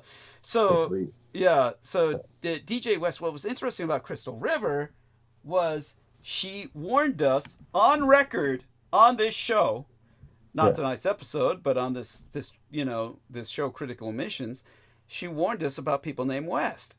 And that was when I had asked about DJ West. I said, this David J. West has joined the Cult of the Kings of Edom. And she pointed out, well, a lot of these people named West are really victims of MK Ultra. They tend to choose the name West, or they issue the name West to these people. And she pointed out Kanye West as a preeminent example of such. And so that's how she explained DJ West, whatever the guy's actual name was. And then after that, we had Ian West. And then Ian West came on our show, and I didn't listen to Crystal. And Crystal had forewarned me, don't deal with people named West. and she warned you about Pete. Yes. And she came on to say, I told you so, which, of awesome. course. And that, yes, that's right. If only we could get her to come on more regularly. That'd be great. It's like, it's is what it is. And so now I'm just going to, suck wind in a few minutes and dive into everything. I've kept our man But long flowers enough. for Algernon is rough. Yeah. Oh yeah, it is rough. The movie's not rough because the movie's just what it is. It's not. No, It's I don't even count that. it's so it's awful. It's awful. At the same time, I have affection for almost anything made in the '60s because everything made in the '60s is so fucking. You can't take it seriously. It's all like. No. Their brains are all fucked up on drugs. They're all psychedelic, and they can't. Shit, what happened? It's like Yeah. like they, that was supposed to bring about like this revolution of humanity. Like, Yeah. Oh something went well. wrong. Oh, dude. It's like the whole flower power trip. Was your mother ever part of that? No, she was born in that area. She's like similar to your age, so she was born in that. I don't think she was. She was like an '80s person, like you. Okay, interesting. Oh, Okay, yeah. and Yeah, no. I'm like, I don't know, like a reincarnation from that era. I always liked it for whatever reason, with no prior context. Oh, probably because they were so open to the fucking Bhagavad Gita. Everybody was reading that shit. You know that. Yeah. It was like that's where we got the weird oh god, I call it weird, but Bhagavad Gita as it is. Do you remember that book? That was a very available paperback. The From Hare Krishna. That's from Prabhupada. Thank you. Okay. Thank you. That makes Heather's guru. Yeah, thank you. That makes so much fucking sense. The Bhagavad Gita as it is, but that became like a trope or a kind of like saying among that hippie crowd is as it is, man. They used to give it away for free, and then one time at the college that I was at, the guy came and he's like, "Take a copy," and I was like, "Okay," and he's like, "You can have two of whatever book," and then I like grabbed both of them, and then he pulls out this like card machine. And he's like, "Please, how much would you like to donate?" And I'm like, "Wait a second. Like, what are you talking about?" I love it. So I paid him like the absolute minimum. I was like, "Here's $2 or something." And he's like, "We accept any donation," but I could tell he was pissed. Yeah. Oh my god, that poor bastard. He's like, well, those guys. They're all under orders. It's like they get flogged if they don't bring home, the money. Yeah. And I asked him. I said, "What happened? It's like, what do you do?" He's like, they just give me a place to live and food, and that's it." Yeah. Like, damn. That's it. Rough. You join them because you're desperate. That's what people join for. It's they're just so sad. I mean, Heather has a much more positive memory of it, but I knew an actual Asian Indian motherfucker who I hated and despised named Yogendra Segar. And this fucker was partnered with me at one point in a private security firm. And that's already weird because, Asian Indians do not drift towards private security as an industry. That's not their cultural thing. It's not where they normally work in. Sometimes the Punjabis do that. Well, Sikhs and shit. Sikhs, that's different. But, your average... This guy sounded Southie or something. This guy was born in, I think, maybe... Fuck. Where the fuck? He was Southern Indian. Definitely. Yeah, Southeast. Yeah, definitely. Southern Indian. Yeah, and Yogendra Segar, I think one time when someone asked him, which part of India are you from, he lied and said he was from Mumbai or Bombay or something. Bombay, maybe. That's when my gang brother Beaver made the joke, yeah, Bombay gin. Yeah, and, yeah. Oh, Beaver hated him, but he would he wasn't afraid to exploit his Asian Indian ethnicity to make it sound like he was in on wisdom and shit. It's called Mumbai. Yeah, Mumbai. Thank you. Yeah, Mumbai. Tell people about the clean. Yes, thank you. Tell people about the clean. By the way, there's a movie about the. Am I mispronouncing this? Mumbai Hotel. Yes, it's about the terrorist attack. There was a terrorist attack, and the hotel fought back. The staff fought back. Yes. So, have you ever seen that film? No, I have not. Okay. You might, if you do see that. I've heard of it, but. Okay. I'd appreciate your review of that if you find time for it. I mean, obviously, it's not something you would necessarily be interested in, but it's touching. It's a touching film. Yeah. Yeah, and it's an Indian Australian / American. So holy shit!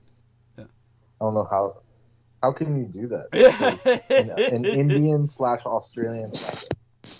Yeah, it's a slasher film. Yeah. Get it? It's a horrible pun there. But at any rate, is our man still with us? He dropped off. They got him. They got him. Oh man, they took him down. His battery died. You're back. Fuck! I thought they got you. Oh shit! No, I said they took you. It says here, it's an an Indian Australian American co-production inspired by the documentary "Surviving Mumbai" about the 2008 Mumbai attacks on the Taj Mahal Palace in India. Yeah. Is that what you're talking about? Yeah. Oh yeah, that's it. You know, touching film because, you know, when he's gathering volunteers, he tells everybody, you know, who's married, you can go when he's gathering the volunteers because, you know, these guys aren't trained. They're going up against terrorists. They don't got combat training. You know, and when he tells them you can go, then, you know, one of them says, you know, I've worked here all my life. I'll die here. You know, touching moments like that. It's in the film. But who were these terrorists? Like Maoists? Yeah, I think Muslim. And which would make sense. It's like what was more their point?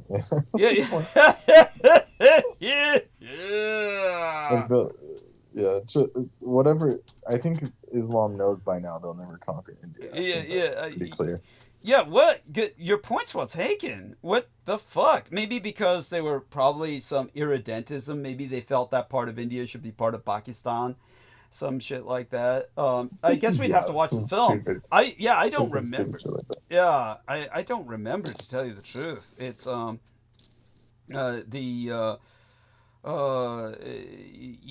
any rate, let me put it this way. When it comes to the other things that, so maybe I better let you go to sleep. I've kept you up long enough, and I think so. But what happened with the phone going out? What was with that? I don't know. You tell me. That's them again. Yes, there they go. Fuck. It's constant. It is. Are you still streaming? Like, do we know if that's happening? Yes, with good numbers. With good fucking numbers, no less. Yeah, I just wish they'd give some fucking upvotes. Upvotes, people. Upvotes. Tell them, Brendan. Tell them upvotes, please. They need to hear it from people beside myself. Yeah, upvotes are important, and they help, you know. Yeah. They help Doug get even more shadow banned. You know? Yeah. The problem is all the people listening to us now are not giving upvotes because they're fucking all NSA. They're all there. Yeah. You know, you have like 5,000 viewers, but they're all like in one building, you know. Yes, that's right. It's The terrorists had reportedly singled out Western foreigners. I'm just looking at what their purpose was. It's like no one knows. They're just crazed. I don't know. Are you looking up in, like, what source are you using? Is that just from the film itself? Or? This is Encyclopedia Britannica. Oh, okay. Holy shit. Shit. Oh. It's like, maybe they just wanted to finally The Brits are just long-winded about this shit. They are. No, the Brits are terribly long-winded. You know, this is the one problem I have with British literature. They did all of this. Amid speculation, it's like, come on, really? It was an unknown group called the Mujahideen Hyderabad Deccan claimed responsibility in an email. When I guess apparently back, I guess I'm old enough to remember that when emails were like, you know, it was like criminals were using email like it was like, you know, like I don't understand how that was a thing. Like Al Qaeda had an email account. Like that's actually funny. Yeah. It was traced to. Oh, here we go. Here's the only thing we need to know. It was traced to a computer in Pakistan. There you go. There you go. Yes. So they just had some stupid beef with the Saudis or something. Yeah. You know. Yeah. There you go. In other words, and forever. yeah, it's Like, I don't know why they have that beef. It's just so like pointless. Yeah, well, just take a look at Salman Sheikh, and they're all crazy. It's like an inferiority complex. It's like that's a successful city in India, so they feel like why don't we have that? Thank you. Something weird like that. Thank you. But beyond that, it's what was I going to say? It's ISI. It's the Pakistani intelligence. So it was a Pakistani intelligence operation where they were trying to strike into India without, an overt act of war. Then they had plausible deniability and chose the craziest people around to, just wreak some havoc. Classic. Yeah, and so when it comes to oh God, I'm trying to think of what other thing to bring up with you before I let you go. You've been so wonderful tonight. Honestly, again, of course you will be credited, and I will credit in the first episode. I'll credit Troy Bellamy. The second episode, I'll credit you because Troy got us knocked off, so he deserves some fucking credit there. Jesus Christ, he threatened them. He didn't threaten them. They were threatened by him. That's the way to phrase it, because exactly. Yes, because I know how sensitive he gets about that shit. No.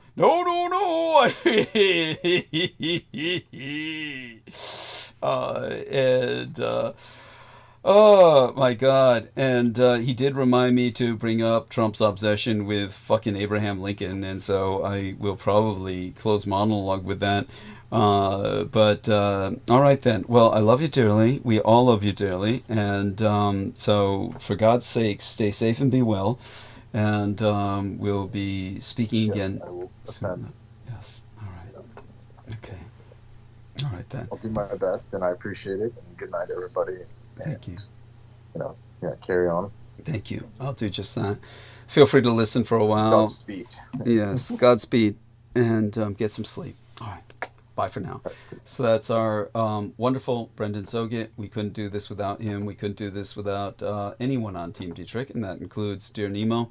And all right, one last check-in to the numbers before I dive into the deep dark night. And for God's sakes, people, hit those upvotes. Jesus Christ. We can do better on the second half where numbers are up. Got to be more people listening to us than just intelligence agencies. And with that, Happy fucking New Year. Okay? 2025 is the year American oligarchy officially begins. As any and all regular reviewers of these programs deemed enemy transmissions by a once deep state that's already shamelessly outed itself before their butt boys have even entered misadministration, know by now, I'm the unremunerated, it is monetarily unpaid, vampire, meaning half vampire, volunteer, partial vampire really, volunteer in exchange for blood, tutor in civic history for a harem of young transfusion affiliates that's effectively making use of a multi-million-dollar endowment, and working with the professional investment advisors of my son's husband over the years in that position of responsibility has given me some insight into a variety of the ways the morbidly rich get richer faster and in ways impossible for average people. There are multiple types of investments and investments advisors that are only accessible to people or organizations that can pony up millions or hundreds of millions of dollars at a time. Thus, according to the Institute for Policy Studies, Elon Musk, for example, went from being worth $25 billion in 2020 to $428 billion but a few weeks ago. During that same time, Jeff Bezos, who has just imperiously censored a Washington Post comic showing him bowing down and handing a bag of money to his Lord and Master, Donald John Trump. Oh God, I hate that man. I hate them all. Reportedly went from $113 billion to $235 billion. Again, like Elon Musk, on election day alone. Within 24 hours, the twain of them increased their wealth by orders of magnitude. Similarly, 3 heirs to the Walmart fortune reportedly went, during that same period of electoral confirmation, from $161 billion to $317 billion. We see a similar phenomenon with members of Congress abusing inside information to trade stocks, something that would land yourselves or I in jail. Thus, as I often note here on Critical Omissions, the rich are truly getting richer, while average working people have been in a downward spiral ever since Ronald Reagan's revolution changed the rules, particularly the tax rules, but also around monopolies, etc., that once kept obscene wealth in check. Now we have a convicted criminal multi-billionaire about to be sworn in as president with the wealthiest cabinet in American and perhaps world history, all with an agenda of making the rich even richer. It's worth noting, something almost always ignored by the mainstream press, that Trump's conviction was for abusing his fortune for electoral interference, leading to a stolen 2016 election. By hiding his affair with Stormy Daniels, he kept information away from the public that he believed could have led to his loss that year. Oligarchy is generally defined as a form of governance in which the state has been captured by the morbidly rich, and the powers and institutions of government itself are then turned to make the rich even richer, while insulating oligarchs from legal structures, at the same time impoverishing and punishing working people and the poor. As Thomas Carl Hartman has detailed in his book titled The Hidden History of American Oligarchy, it's subtitled, Reclaiming Our Democracy from the Ruling Class, published in 2021, the biggest problem with oligarchy, aside from the obvious, is that it's an extremely unstable form of government and usually is only transitional, typically lasting fewer than 12 generations. Average people, realizing they're being robbed blind, rise up and demand change, sometimes causing oligarchy to flip back to democracy, as happened right here in these United States in the 1860s and the 1930s, or flipping the nation into tyranny when the oligarchs decide to abuse the military and police powers of government to hold on to their wealth and power. As per Chile, Magyarország, EAST, Hungary, Russia, Iraq, Egypt, the Philippines, Singapore, Turkey, etc. The big question for Americans as we enter this new period of full-blown oligarchy is whether this generation's oligarchs will have more success than those in the 1930s and 1850s. They seem to have learned the lessons of history and are now emulating Putin, Orban, etc., in abusing lawfare and big money to either intimidate or outright purchase the mass media. This will make a transition, any transition back to democracy, like the ones Lincoln and Roosevelt led when the media landscape and its ownership was far more diverse, far more difficult. And as we just saw with the election of Mike Johnson as Speaker, nothing happens in the House without the approval of the multi-billionaires. The next 4 years, and in particular the next 3, will probably decide the fate of America's form of government for the next several generations. This is no time to check out. To the contrary, it's the most important moment in our lifetimes to stand up, speak out, and build progressive political institutions while supporting the few brave, progressive politicians still standing after the multi-billionaire and AIPAC, American Israel Public Affairs Committee attacks in the last election. Because it looks like net neutrality is dead. During the Trump misadministration, his FCC, the Federal Communications Commission, changed the rules so that internet providers, like the company delivering the internet to your home, enabling you to read Peter Moon's fucking bullshit newsletter, if you're unfortunate enough to have subscribed to that in the past when he was affiliated to myself, could listen in on everything you do online, which is exactly what Vinnie Barbaric, under his alias of Peter Moon, was arranging for the deep state to do. From the sites, your visit, to reading your email.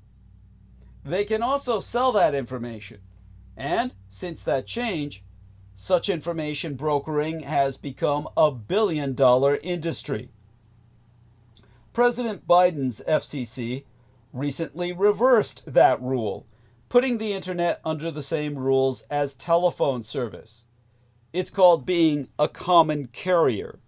So your private communications and actions online are actually fucking private.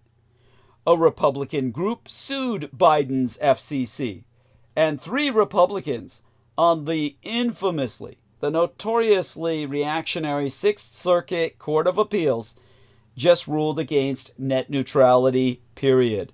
Again giving ISP, internet service providers, full access to everything you do and say online.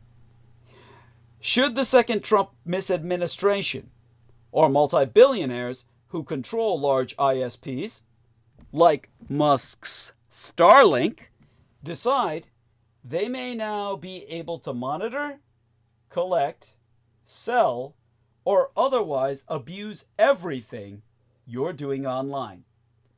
This could be particularly challenging for people trying to organize legal anti-oligarch political activity. Part of the case rested on the recent gutting of the Chevron defense, an old Supreme Court created doctrine that allows agencies like the FCC to promulgate rules not specifically defined in the legislation that creates or enables them, or creates and/or enables them, to use legalese. It's thus one of the first shots fired in the reactionary war against regulatory agencies that protect the little guy, along with our air, water, food, drugs, toys, cars, banks, etc. The case will next go to the Supreme Court, and few are thinking Trump's appointees there will vote to protect average people from the prying eyes of multi-billionaires and their massive corporations. Because the mass media machine has failed on Trump coverage.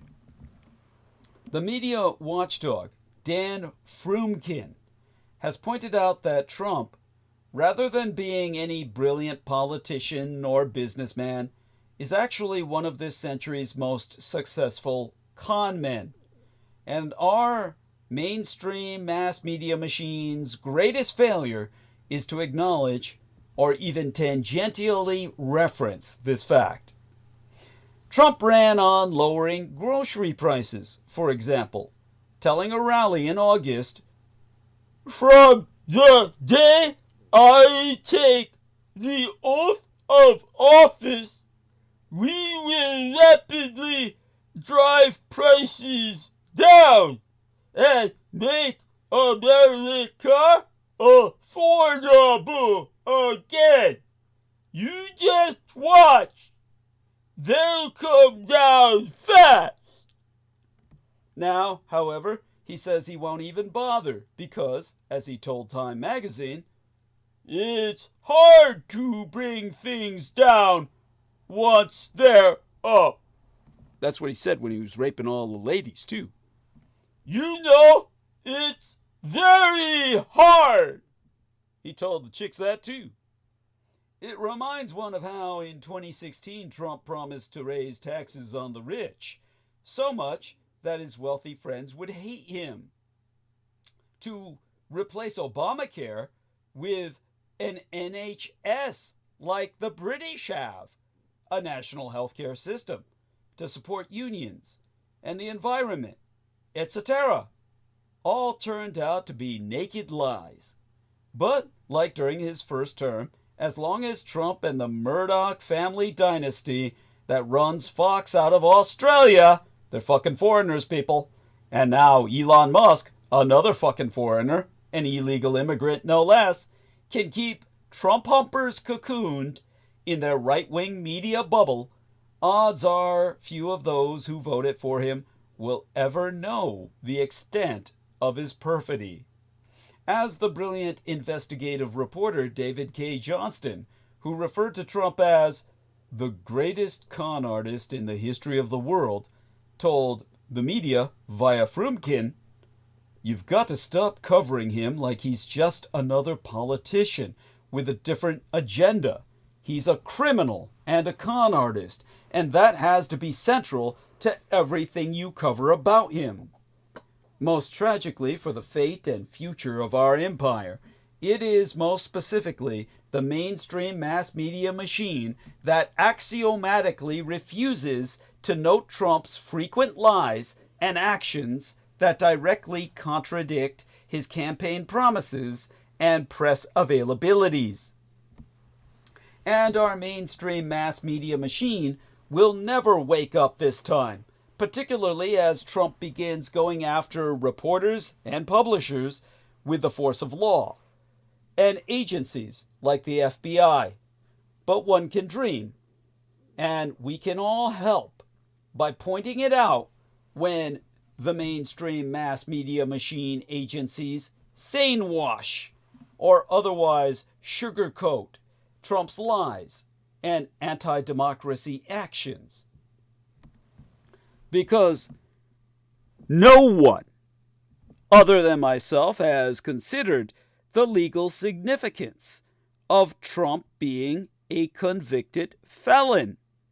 The Scarlet F is coming for you, Trump, and there's nothing you can do about it. Most of America's laws punishing convicted felons long after they've gotten out of jail or otherwise finished their sentences date back to the abuse of felony convictions in the old Solid South to disenfranchise black people.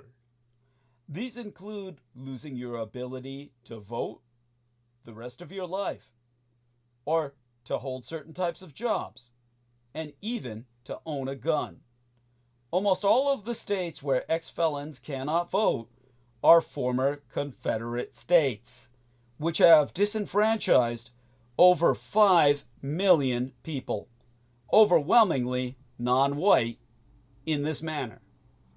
It appears that a loophole in Florida's law, which forbids felons with unpaid fines from voting, will let Trump continue to cast a ballot in that state because he was convicted out of state, up in New York, rather than by a Florida court. Will he have to surrender the gun he illegally owns? Will there be any consequence for him at all? Judge Merkin will have the first final say.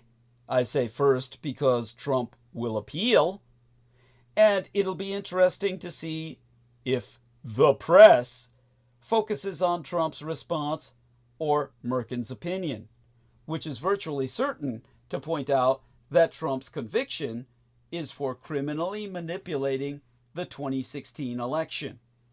I'm betting they won't use the phrase electoral interference at all. But stay tuned. Stay tuned, because in broken news, a violent start to the new year. The new year began with a Cybertruck explosion in Las Vegas and an attack in New Orleans. No mystery surrounds the decorated Green Beret who killed himself by dying in an exploding Tesla Cybertruck, authorities having since confirmed that he left writing criticizing his government. But the bid to tackle extremism in the United States military is unlikely to ever be revived under Donald Trump. The twin terror attacks, bringing renewed focus onto the scourge of extremism, but efforts to effect change having so far stalled. So, unlike many listeners, I did not wake up to, but rather retreated into slumber on New Year's Day to the horrifying news about the attack in New Orleans that killed at least 14 people. And then, just hours later, my son woke me to tell me about the Tesla Cybertruck explosion outside a Trump hotel in Las Vegas.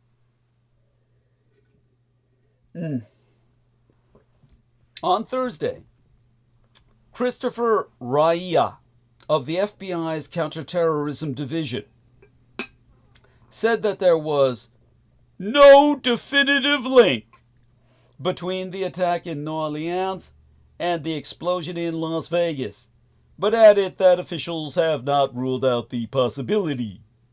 The surface-level similarities between the two incidents draws its own suspicion. The explosion and the New Orleans attack took place within hours of each other on New Year's Day. The vehicles involved were rented through the app Turo, and the suspects have backgrounds in the United States military. Both served at the Army's Fort Bragg, now known as Fort Liberty, but it is unclear whether they served at the same time or in the same unit.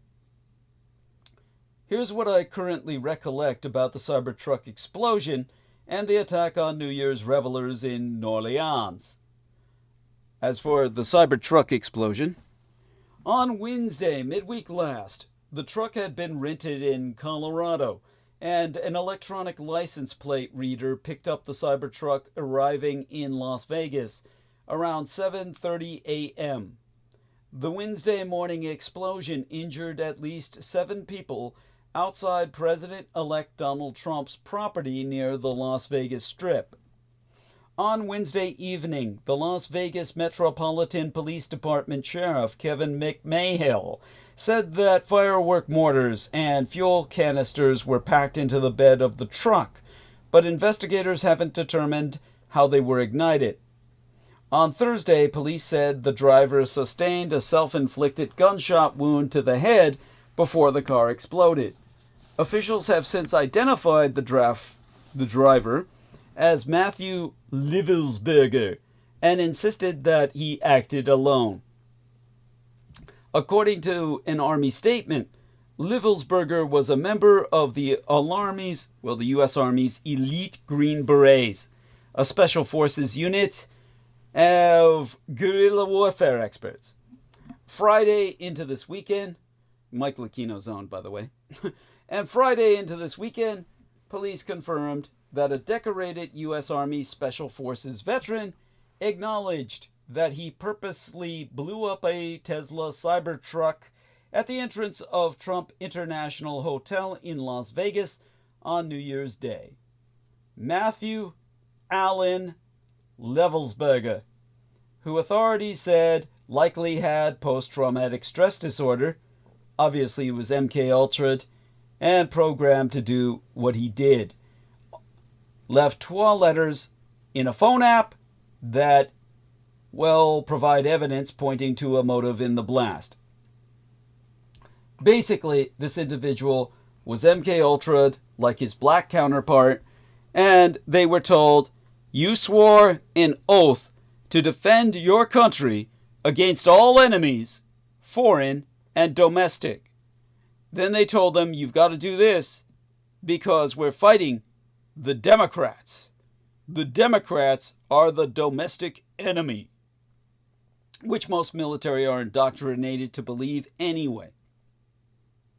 So they went out and killed people in the name of destroying democracy, and therefore bringing a rationale for martial law to be enforced, in effect, if not in name, by the incoming Republican trifecta. Point: the case is being investigated as a possible act of terrorism, though officials said they are still trying to find a motive for the violence. To reiterate, while a motive has been identified for the New Orleans attack, officials are still in the preliminary stages of investigating the Tesla Cybertruck explosion outside the Trump International Hotel in Las Vegas on Wednesday, midweek last. The FBI insists that it has not found any link between the New Orleans attack and the Las Vegas explosion, which happened on the same day. The driver who exploded a Tesla Cybertruck outside the Trump International Hotel in Las Vegas last week has been identified as Matthew Allen Livelsberger, an active-duty United States Army Green Beret. Livelsberger was an Army Special Forces Operations Master Sergeant, a senior enlisted rank. He was on active duty in Die Neue Deutschland, the new United Germany, with the 10th Special Forces Group, but was on leave at the time of the incident. The United States Special Forces, popularly known as the Green Berets, bill themselves as an elite fighting force specializing in guerrilla warfare and unconventional tactics abroad. It remains unclear why a U.S. Special Forces soldier and new father, who authorities say fatally shot himself shortly before the blast, would orchestrate the explosion. A family member and former Army colleague said the 37-year-old man had a strong love of country, and even more so for the president-elect, who would be his commander-in-chief. They also described him as a highly decorated combat veteran whose background in special forces and explosives seemed at odds with a blast which relied, in part, on fireworks. So, why are MAGA minions still so fucking mad? As exemplified by this madman's act. I mean, they won. Didn't they? Shouldn't they be kicking back, sipping some cheap beer, and enjoying the victory lap? But no, they're still fuming, veins a-popping, yelling at the sky like it personally offended them. The answer is simple. Their entire platform runs on one fuel: rage. Anger is their brand. Their anthem isn't the Star-Spangled Banner. It's just one long primal scream. And while they love to mock liberals as snowflakes, they're the ones frothing over every little thing, like it's their full-time job to be offended.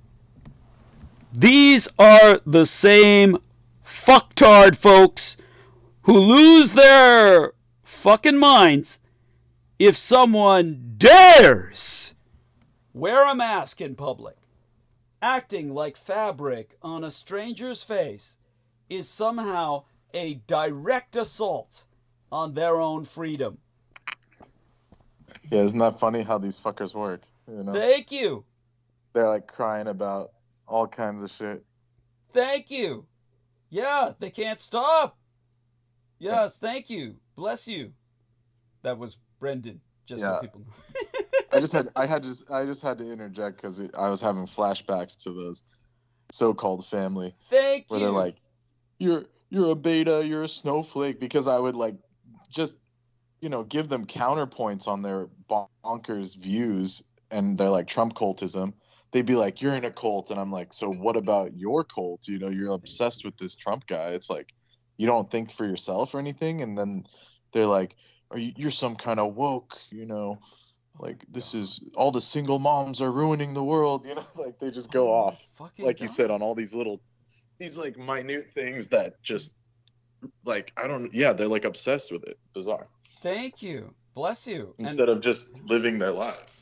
Thank you. Like everyone else. Thank you. Well, and you know why? Because they are wealthy enough to have leisure time, where all the people like you and I, all the progressive, quote unquote, woke people, we're busy working. That's why we can't participate in politics 24/7. Right. Exactly. Bless you. We love you, Brendan. Thank you. So I appreciate that you brought that up, because talk about, they're the ones melting, you know. Yes. Like pouring water on the wicked witch. Like, yes, it's true. Just like my uncle, he melted down at the littlest pressure. It's like, what an idiot. Yes. You took care of your parents for 10 fucking years. This guy couldn't do it for 3 or 2. It was like less than 2 years. Idiot. And he was only going through the motions. Yeah. They just put them in a home. They didn't do anything. I was the one giving them insulin injections and taking them to doctor's appointments and shit. Thank you. Oh my God. These people are just losers. That's yes. And that just reflects the greater, the majority of all these guys. That's why we're referencing them. So thank you. I appreciate that profoundly, and it's so important. Thank you for your interjection. I mean, like, how dare you cover your nose? What's next? Pants? Their rage is so absurd, it's almost poetic.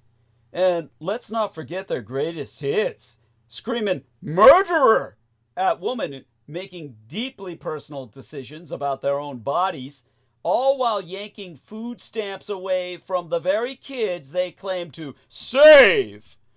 They're basically the political equivalent of those live, laugh, love signs, except it's shame, starve, rage.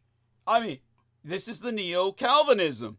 The neo-Calvinism that our man Brendan was talking about. The truth is, their anger isn't just a feature, it's the very fucking point. Their entire belief system is built on the idea that everything and everyone is out to get them. The mere existence of someone, anyone who doesn't conform to their Weltanschauung, did I say that right, Brendan? Worldview, is enough to spark fury. Why? Weltanschauung. Oh, say that again. Weltanschauung. Thank you, Weltanschauung. Weltanschauung, bless you. Thank you. And, when someone doesn't conform to their Weltanschauung, that's enough to spark their fury. Why? Because beneath all that screaming is fear. Fear that their way of life might not be the only way. Fear of change. And until they're ready to let go of that fear, the rage is here to stay. You cannot uncoil the fist until you address the trembling hand. So what exactly is it that they're so fucking afraid of?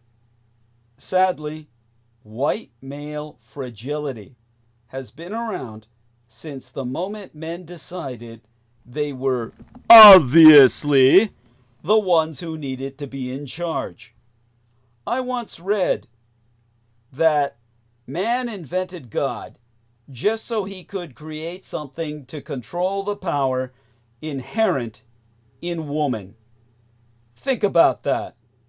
An entire divine hierarchy cooked up just to keep woman in check. That's not strength. That's fear wearing a fake mustache.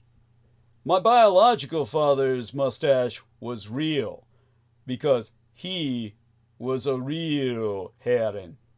A real Herrenvolk. A real Herr, I mean to say, in German. Yeah, Brendan can correct me there. And, oh, real Mon with 2 N's. And here we are, centuries later, still wrestling with. What was the word? Oh, I was trying to think up the German word for man. I'm trying not to use a Yiddishism like Mensch. German word. Yeah, der Mann. Der Mann. Der Mann. Thank you. But they would use something else. I'll remember in a second. Yeah. Thank you. Yes. Like human being, you're saying, like. Yes. Like, well, I'm saying Yeah. Hitler was a real man. He wasn't insecure like these guys. These guys are wearing a fake mustache is what I'm saying. They're fear wearing Exactly. a fake mustache. Yeah. Thank you. Precisely. Did your uncle have a fucking mustache? That motherfucker? The crazy one? No, he had no offense, Aristides, he had a beard and a bald head. But Harry doesn't do that as like an Andrew Tate thing. It's just his style. But this guy, he was a nerd for so long that now he feels like I'm a real man because I have a beard. And he was telling me to do it. He's like, shave your head and all these chicks will come after you. I'm like, dude, they think you're gross, bro. Oh my fucking God. They think you're revolting, and that's why you have to hang out with this stupid, this lady that strokes your ego but like bosses you around. It's just bizarre. In his case, not with Aristides, of course. Aristides' case is different, but in the case of your uncle, he's basically overcompensating with his beard for hair loss, for male pattern balding. Yeah, he's got male pattern balding. So he just shaved it off. He did that correctly.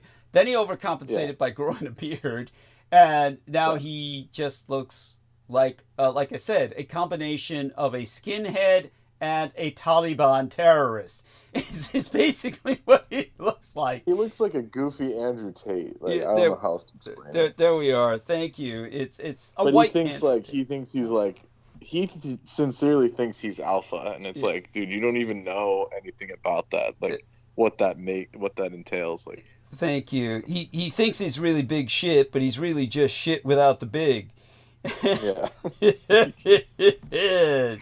Yeah. But yeah. Oh man. Yeah, alpha has all the brains. Like if you look at like wolves and stuff, the alpha's the smartest one. That's why they give that position to that one, because it can like hunt the best and everything. This guy can't do shit by himself. Thank you. No, he can't. He can't. None of these people that think they're alpha are on that level. Let's just put it that way. Yeah. Yeah, it's true. Yeah, all these people, they can fantasize that because they've played a bunch of video games or something. It's like it's amazing to me just how they get convinced that they. But the Wolf King, the Wolf King, he almost conquered the world. He did. So no one else got that on their resume.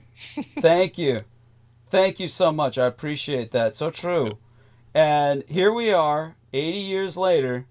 And centuries, still talking about and centuries after the writing of the Bible, or shall we say, the churchification of the concept of God, still wrestling with the same fragile egos and misplaced paranoia.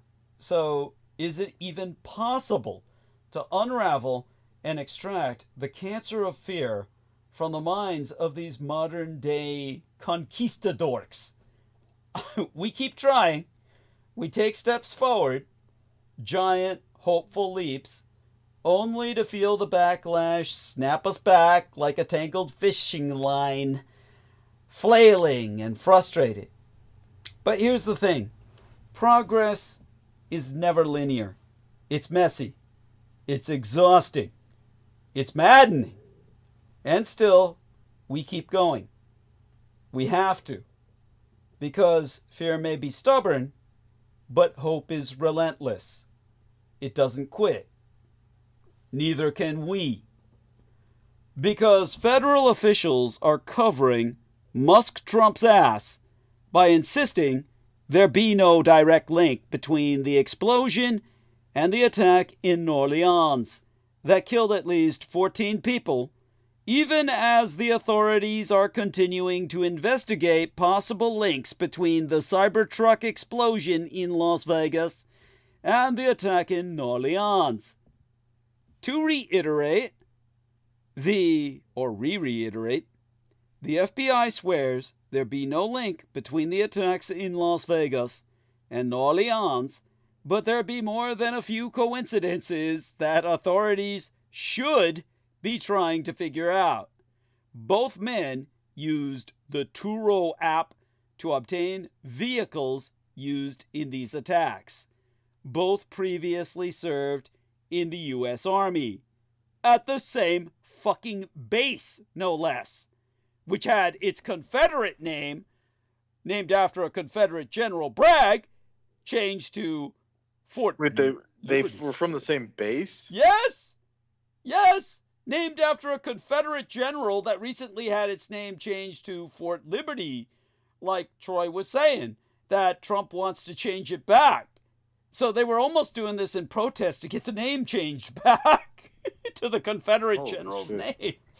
Both. So wait, where did they come from? I thought this guy was one of the guys was from the West Coast or something. Is that not the case? Wherever they sourced from originally, they both wound up living in the same base in the U.S. Army, both stationed at the same base. Texas. Yeah, Texas. Yeah. Thank you, Fort Bragg, Texas, and both served in Afghanistan, and of course, both conducted their attacks on the same day. Of course, 3 years on, These guys were in the same. They were in the same memory wipe room as freaking Peter the other Moon. guy, you know? Yeah, Peter Moon. And Ian. Yeah, and Ian West. Yes, thank you. They probably... But it's clear that these guys were put through the same program. Absolutely. Not Ian and Pete, but the two attackers. Yeah. And the two attackers, the two suicide terrorists, which is what they are, they're working for the Republicans because they're giving the Republicans all the excuses they need. This is the Republicans' Reichstag fire, people. This is their excuse to declare martial law, anti-Muslim laws, reenact anti-Muslim laws, and say that they're going to twist this guy around who said he loved Trump in life, was doing this for Trump. They're going to twist that around to say war on woke people because, his desperate plea for help was the woke people drove him to this. They drove him to this because he had served his country. He did this for you. That'll make him like Horst Wessel. Yeah, of course. Yes. Of course. Yes. That's I hate to use these Nazi parallels, but they're the ones that people recognize, unfortunately. And but there's a validity to it, and let's put it this way: the Nazis had a cynicism with utter faith. That's the difference between the Nazis and the Republicans, is that the Nazis could never be bought. That's why the entire world turned against them, because they scared the world to death. They couldn't be purchased. They couldn't be bought out. If anyone starts killing Jews instead of just taking bribes from them, they're fucking serious. It doesn't get more serious than that. So the whole world was threatened by them. At any rate, I better be careful what I say or get us knocked off again. At any rate, the FBI says these guys aren't connected. Give me a break. And of course, 3 years on, that same FBI still has no idea who the mysterious pipe bomber was who set explosives near Democratic Party offices prior to the January 6th insurrection. Yes, that same FBI. The investigators, FBI investigators finally released a new video estimating that suspect's height. They don't know his race. They don't even know the gender, but they're estimating the height. In light of such a monumental failure in federal service, privately contracted security at the CES... How do they determine something like that no other context? Thank you. Just by how they place the explosives. Oh, he's able to reach this high. He or she is able to reach this high. That's how. As if you couldn't buy a step stool or something? Like, Thank you. Like what? Thank you. The individual could be a fucking That's comical. Midget. Thank you. Oh, it's pathetic. It's pathetic. Thank you. But in light of such a monumental failure in delivery of federal service, it's privately contracted security at the CES that my son's husband will be at, the Consumer Electronics Show in Las Vegas, That'll be a lot tighter than normal this year. I can guarantee you that. But the January 6th was only the rehearsal. Now they're in charge again. As we look at the upcoming year, the most urgent question facing us is whether the assault, Putin, Orbán, that's the presidential dictator of Hungary, in case you didn't know, Trump, Musk, and Vance have planned for our political system in 2025 will succeed. In 1926, Ernest Hemingway published his novel titled The Sun Also Rises, which Brendan ẒOGHET was pointing out about Christmas, darkest time of the year when the sun dies and rises again. In that novel, it has this extraordinary bit of dialogue about how change happens in most aspects of life and how governments rise and fall. To read therefrom, "How did you go bankrupt?" Bill asked. "'Twa ways," Mike said. "Gradually, and then suddenly."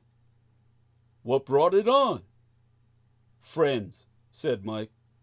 "I had a lot of friends. False friends. You know, like Brendan ẒOGHET's relatives. That's not in the book, I added that.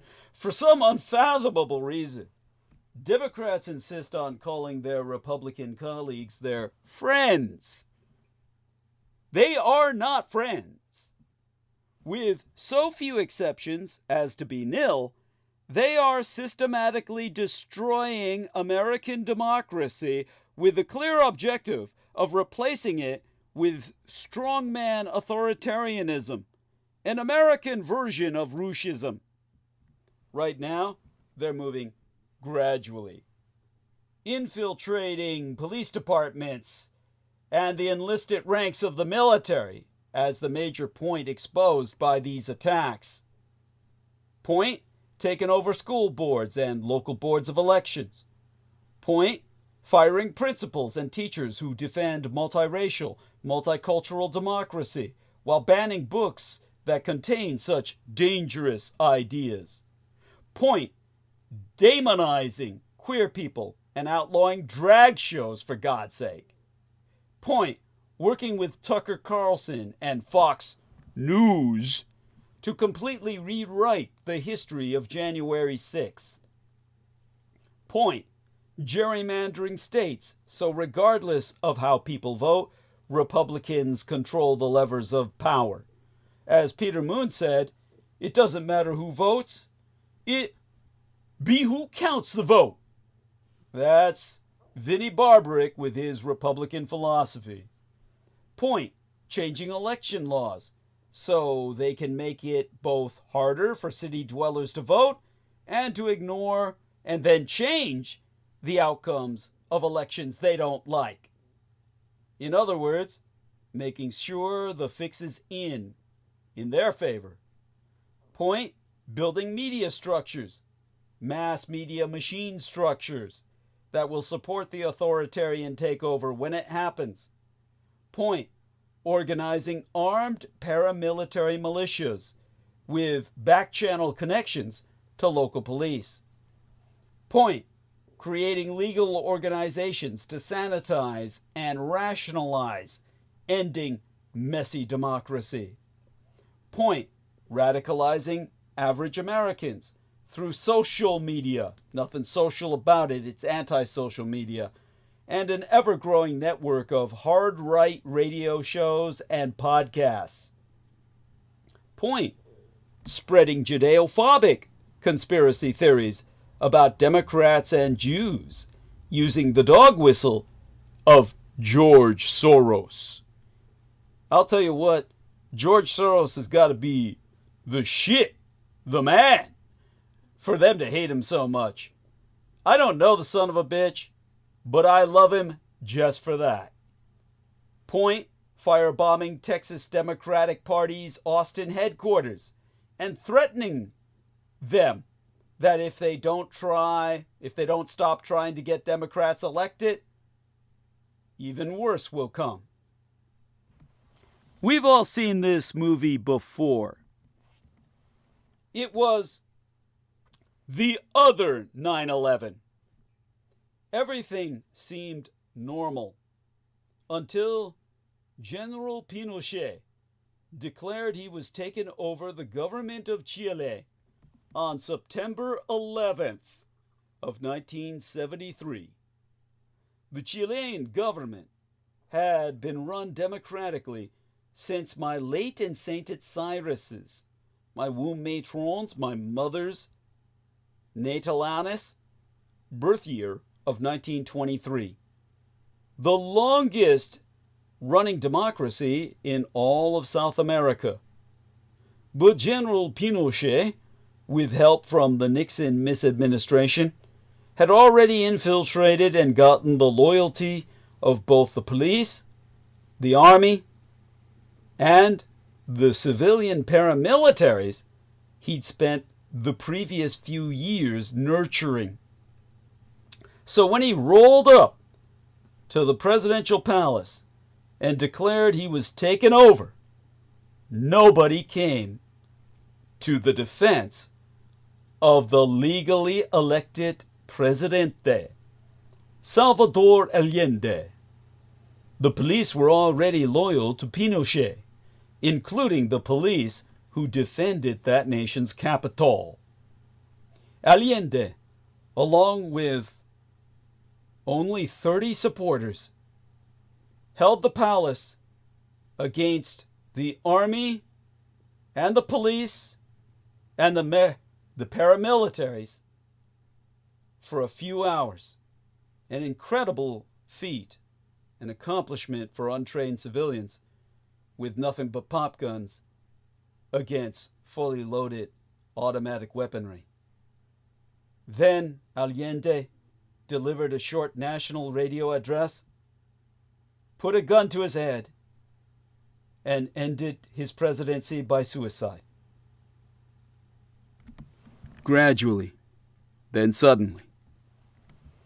When Chileans poured out into the streets like the North Koreans did, in this earlier case, Pinochet swept them up and held them in the National Stadium, where they were gassed en masse.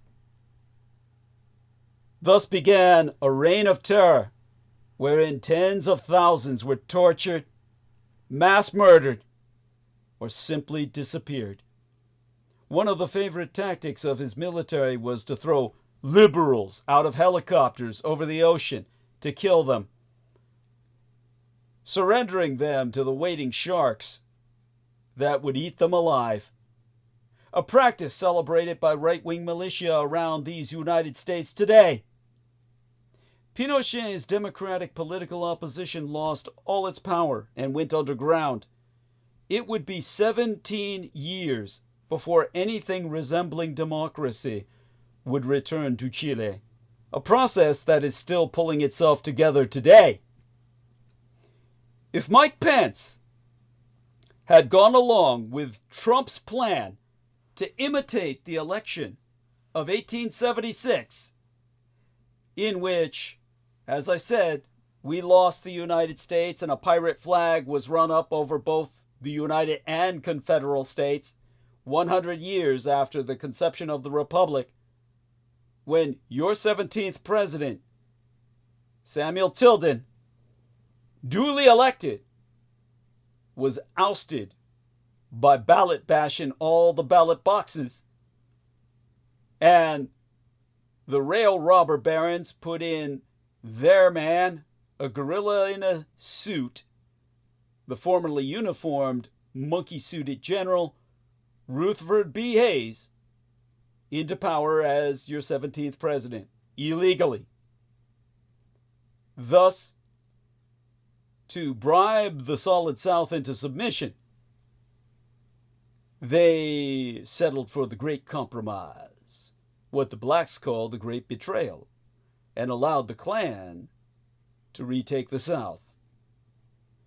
Whatever you say about whether or not the South won the Civil War militarily, they most certainly won the peace. And that was when the military-industrial complex was born. A general as a front man for the monopolists of the rails. And if Mike Pence had gone along with Trump's plan to imitate the election of 1876 and install the guy who lost both the popular and the electoral vote as president, as General Rutherford B. Hayes of the Union had done, America would be a very, very different empire today. Gradually, then suddenly.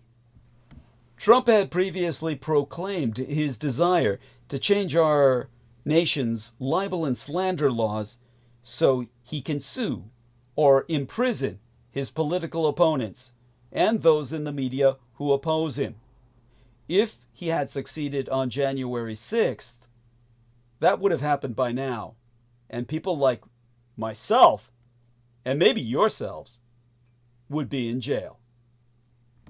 Echoing one of Pinochet's first 1973 laws, a Republican state legislator in Florida has proposed legislation requiring bloggers and writers to register with the state if they intend to criticize any elected official. Had Trump succeeded, we'd all be living under similar laws today. All 50 states and union, and all our territories. Trump has promised his violent partisans that he'll pardon them and pick up their legal fees. Soon we will see hundreds of Kyle Rittenhouses and Daniel Pennies who claim to have defended themselves against psycho black people, Antifa, and commie liberals without consequence. Republicans in Congress are even now discussing a constitutional convention like right-wing billionaires have been promoting and annually rehearsing in Washington, D.C. to rewrite our founding document. The right of all Americans to vote, separation of church and state, civil rights, protections of free speech and assembly, the right to due process, and equal protection under the law. Even the obscure emoluments clause will all be on the chopping block. Trump-friendly corporations will be running political purges, reminiscent of the Republican Red Scare and Blacklist 1950s, all across this country, as anti-social media accounts are examined for evidence of leftist leanings. Johnny McEntee began that process when he was deputy president to Trump and was firing people in the executive branch for liking posts, actually clicking a thumbs up and upvote on postings by left-wing entertainers like Zena LaVey's daughter Taylor Swift. The process Trump started in Portland and Seattle in the summer of 2020 of unmarked vans and Spetsnaz-like federal police with no identifying patches, literally abducting people off the streets. Mass kidnappings will be expanded nationwide, and tens of thousands will be in custody without charges. Private prisons will expand to take in the hundreds of thousands of people arrested protesting in the streets or for speaking out on social media. For most Americans who voted Republican or were completely apolitical, though, life will go on as normal. Just like in the early years of the takeovers of Chile, the Russian Empire, and Magyarország, i.e. Hungary, or Cuba, Venezuela, and Nicaragua, all united under the ALBA synaxis in our own front yard Gulf of Mexico.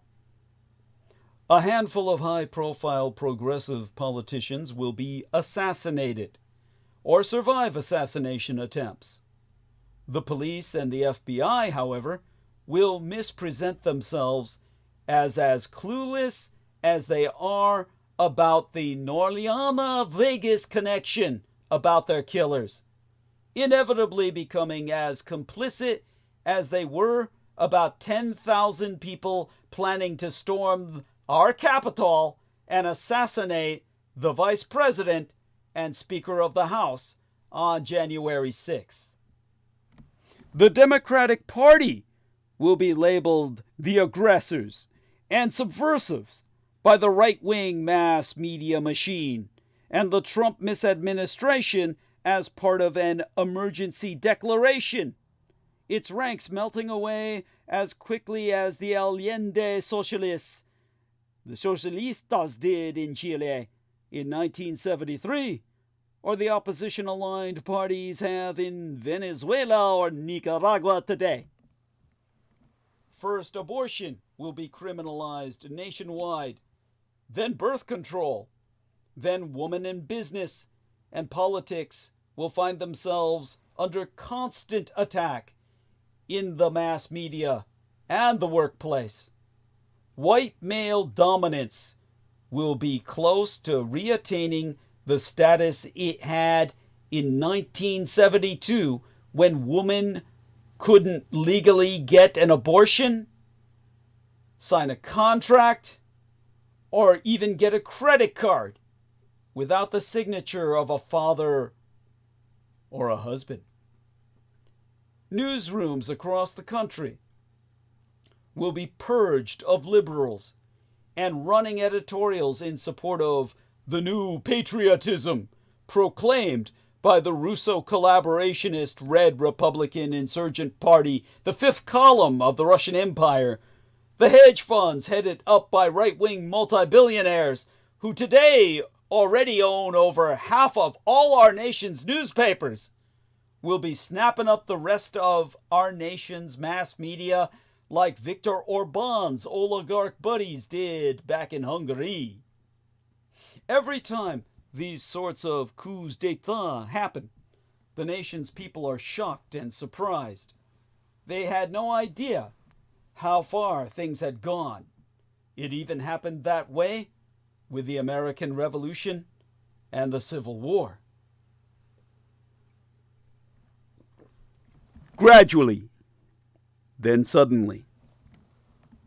Trump's cultists are today openly calling for the end of democracy, for book banning, and for public executions of Democratic politicians.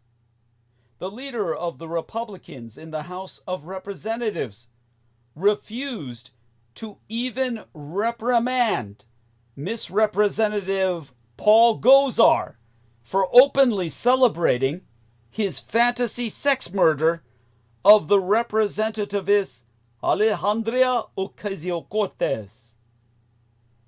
The multimillionaire former head of the Carlyle Group, with no political experience, running on a platform of auditing the 2020 election and not much else, won the governorship of Virginia by spreading the naked, racist lie that Democrats in that state were indoctrinating white children to feel ashamed of the color of their skin. Not a single elected Republican, and only a rare few in the mainstream mass media machine, ever called him out. When Franklin Delano Roosevelt faced the isolationist America First movement within the Russo-collaborationist Red Republican Insurgent Party, he went to political war with them and the Supreme Court that backed them. To cheers, he thundered, "They hate me, and I welcome their hatred." President Biden appeared to think he could negotiate with these people who want to remake America in Pinochet's image, with the same type of Chicago school neoliberal advisors who helped Pinochet turn Chile into an autocratic nightmare. He was wrong. They spent the past 4 years building their power and their organizations. Armed paramilitary groups are expanding across our empire as the Russo collaborationist Red Republican Insurgent Party has become so Russo radicalized as Russia's fifth column on our shores that they even proclaim Liz Cheney as their enemy. Multi-billionaire-owned mass media properties like Fox News and Hate Talk Radio push naked lies to their viewers and listeners, all to make a buck and consolidate their political power with no loss of audience. And they're packing our courts with young, hardcore right-wing ideologues that will live forever enforcing their reactionary policies based on politics, not law. Republicans are openly preparing for a second civil war, calling for a national divorce. Reuters did a major and shocking report on how police forces, obviously sympathetic to local Russiist elements, refuse to even investigate death threats against elections officials and Democratic politicians. In Michigan, a militia group nearly kidnapped and killed that state's governess. They were stopped by an insider who turned states' evidence. Another group was found planning to murder that state's openly lesbian attorney general. Meanwhile, all across anti-social media, there never having been anything social about it, the word is spreading, the storm is upon us. January 6th was but a rehearsal. They're now planning 2025. Coups d'etat build to an explosive tipping point, then suddenly appear as a fait accompli. Unless we stop them in process, with massive resistance campaigns across state and federal governments and at the grassroots level. This will be our last chance. Gradually, then suddenly. Which brings us back to what I learned from watching Fox News after the New Orleans terrorist attack. I usually tap out the first of every January with the Rose Parade broadcast with the boys on Channel 5. Then college football in the afternoon and evening with the Blood Boys. That's when there's a little night music as I imbibe. It's one of the few days I honestly, truly try to relax and do something that's next to impossible for me, not work.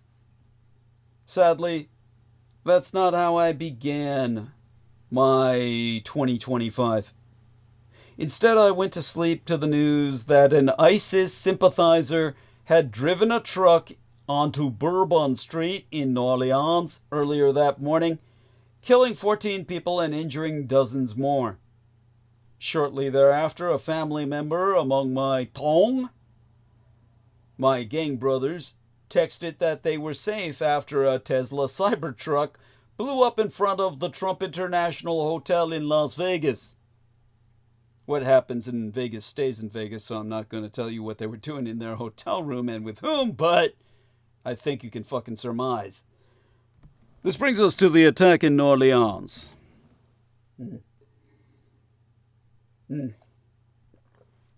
On Thursday, investigators claimed they believe the United States Army veteran who plowed down New Year's revelers on Bourbon Street had attacked alone. Law enforcement sources told the Fourth Estate that what appeared to be trois homemade explosives were planted in blue water coolers near trois eateries on the famed Strip. This information led authorities to believe someone other than the driver put them there. Authorities said the 42-year-old black African-American Shamsuddin Jabbar drove a rented pickup truck bearing a flag of the Islamic State group onto a sidewalk, going around a police car that was positioned to block vehicular traffic. Jabbar then sped through a crowd around 3:15 a.m. on Wednesday, killing at least 14 people and injuring dozens more. Police killed Jabbar after he got out of the truck and opened fire on officers. They didn't do anything until he opened fire on officers. It's a point to dwell upon. Law enforcement officials told the press that Jabbar was wearing body armor. Investigators recovered a handgun and an AR-style rifle after the shootout. To clarify at conception, I would never source CNN for international news because of their dominance in that regard by the she-male war slut Christiane Amanpour. But whenever national domestic tragedies like these happen, I immediately switch my television to CNN. The cable channel's team of on-the-ground correspondents is without peer, and its anchors and commentators leave the opining and speculation to a minimum as they stick to the facts with a tone that tries to be authoritative. That's what I watched for hours on Wednesday, instead of flower-festooned floats and read option offenses, as I tried to make some sense of the horrible start to the new year. Now, maybe I was groggy from the previous night's festivities, drunk on boys' blood and alcohol, among other narcotics and recreational substances I abuse. Maybe I was still too full on the breakfast tamales I had eaten for the taste. But at some point, I decided to ditch CNN and tune into a channel I rarely watch.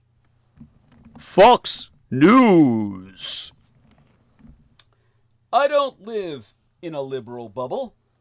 I listen to Ben Shapiro's and Representative Dan Crenshaw's podcasts when I can, receive dozens of conservative newsletters ranging from libertarian to white nationalist, and subscribe to Orthodox Catholic newspapers like The Wanderer and New Oxford Review.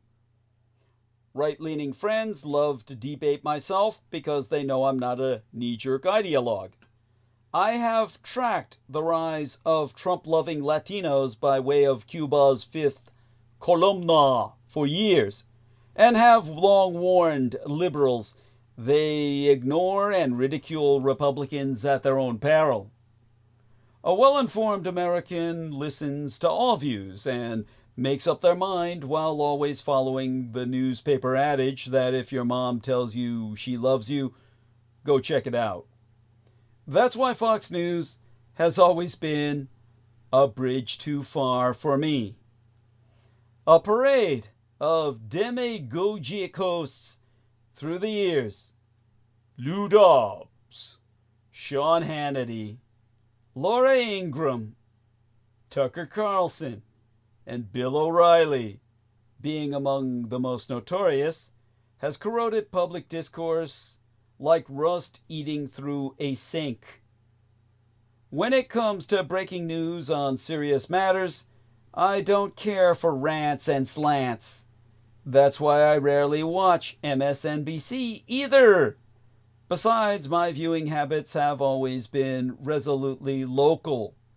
Channel 5 in the morning, KCAL TV, Channel 9's nightly 3-hour news block, then the 11 p.m. half-hour newscast on KNBC TV Channel 4. I'm always willing to give things I oppose a chance. I don't regret my decision to turn on Fox News on New Year's Day because it was a sobering, necessary reminder of the fetid disinformatia, Russian disinformation ecosystem that put Donald Trump in the White House created a majority in both chambers of Congress and paints informed critics like myself as the enemy, and hence qualifies this in Republican eyes as an enemy transmission. I watched Fox News for 4 straight fucking hours with anchors Kayleigh McEnany, a former White House secretary under Donald Trump, Tammy Bruce, and Trace Gallagher following each other. Their broadcasts led with segments from the scenes of the deadly attacks that told viewers what was known at the time and included footage of press conferences by the law enforcement agencies investigating the crimes. Those short bits at least offered the pretense of objectivity.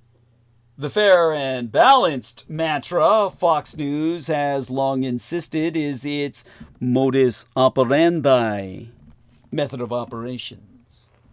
But once the anchors brought in Fox News contributors, their shows reflected the unhinged Weltanschauung worldview that now holds power in this country.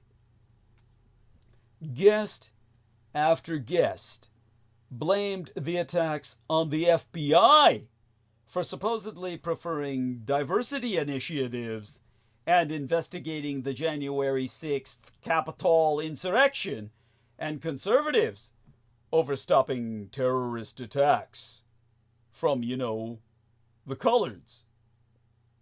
Buzzwords flew around like confetti that had nothing to do with the crimes at hand. Antifa! Open borders! Police haters! The far left.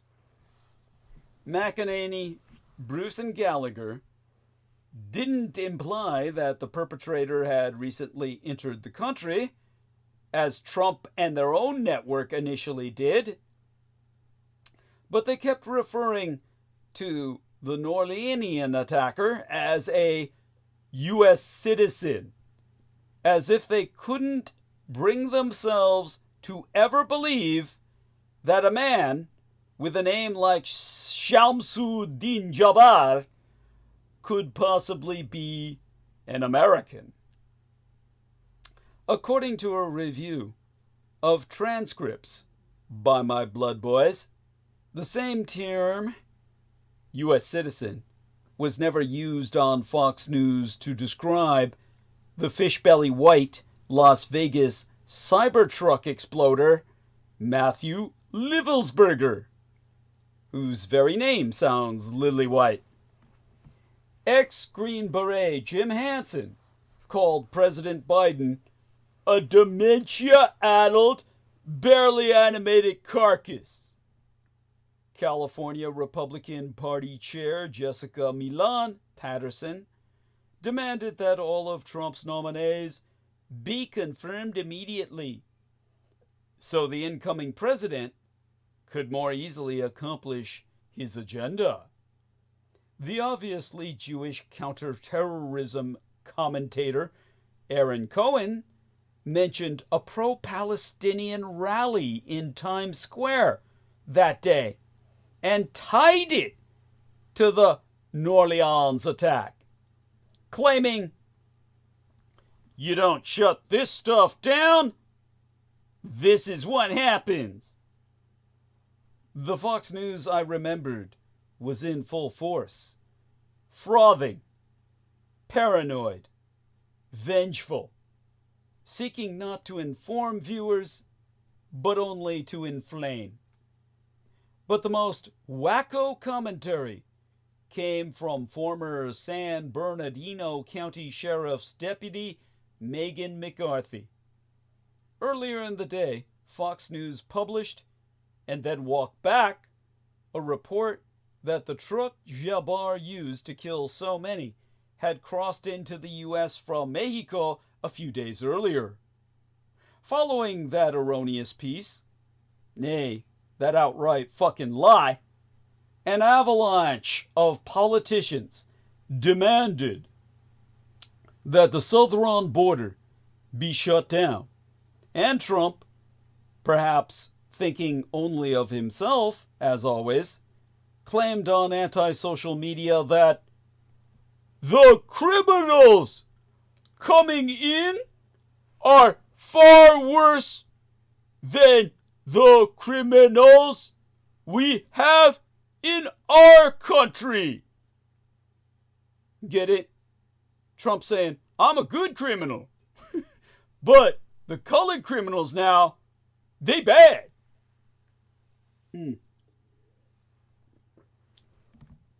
Gallagher aired an interview with New Orleans area Republican Representative Steve Scalise, in which Scalise referenced Fox News' original border crossing claim. Gallagher told McCarthy, "We don't know why. We don't know what the link is. We're not pointing fingers. We're just saying that it's interesting that we are at this point." Yeah, you got a point, Gallagher. If you grow some hair, you'll cover it. But instead of saying that, she replied, "Where there's smoke, there's fire. And two things can be true at the same time." That's Orwellian talk for you. You can have an individual who was infiltrated while he was an American citizen, and you can have a problem at the southern border that maybe influenced this attack.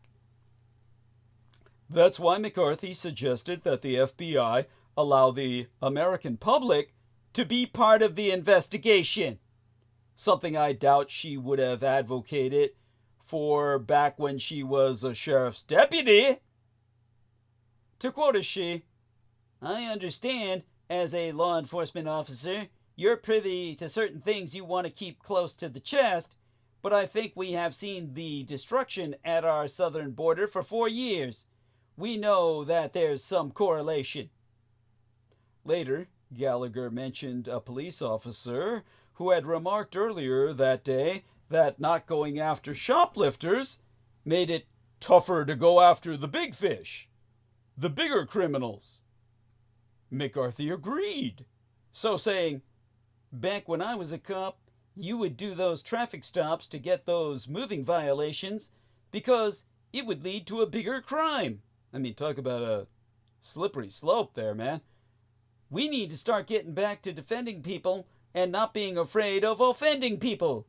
And that starts with having some hard conversations and saying some hard truths." I mean, from ripping off a fucking Walgreens to a terrorist attack in New Orleans? Fox News used to have another slogan: "We report, you decide." Given that its ratings are the highest in a decade, and that it was the highest rated cable network for the 9th consecutive year, all too many Americans have decided that Fox News' wine world, and I mean wine like whiny bitch, WHINE world, is a reality, and have voted into office fellow true believers. So buckle up your seatbelts, everyone else. It's gonna be a hell of a next 4 years. The deadly New Year's Day terrorist attacks in New Orleans and Las Vegas have brought renewed attention to the scourge of extremism in the U.S. military, but efforts to tackle it wilted in the later years of the Biden administration and are unlikely to ever be revived once Donald Trump begins his second and perhaps permanent term this month.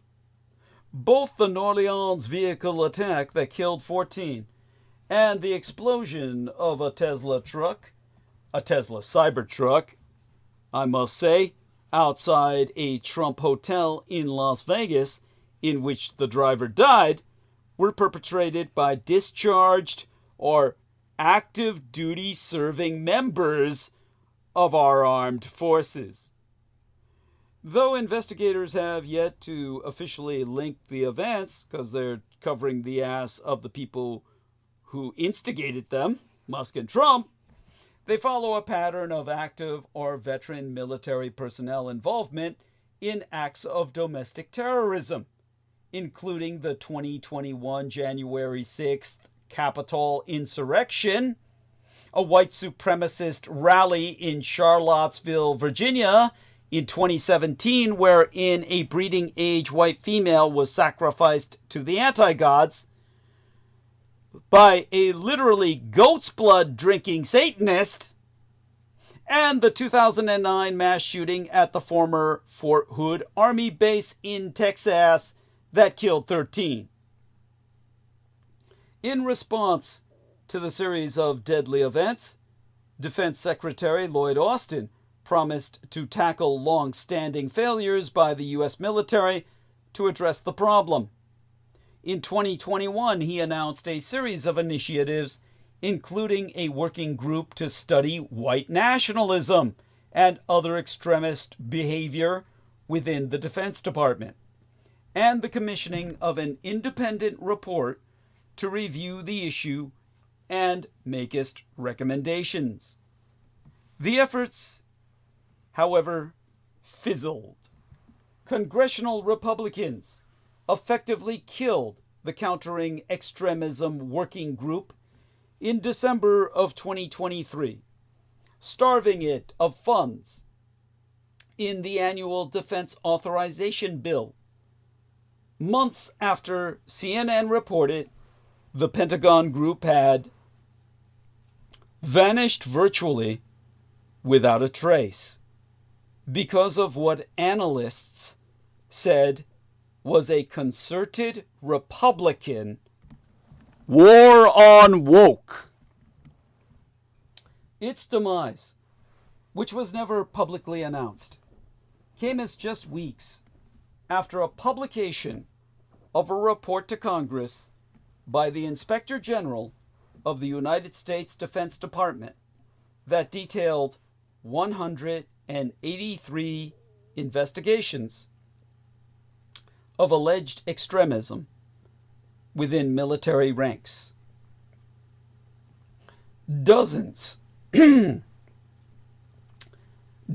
of the investigations of this 183 altogether involved proven incidents of military members advocating, engaging in, or supporting terrorism in these United States or overseas, while 14 Army investigations related to advocating or engaging in unlawful force or violence to achieve goals that are political, religious, discriminatory, or ideological in nature.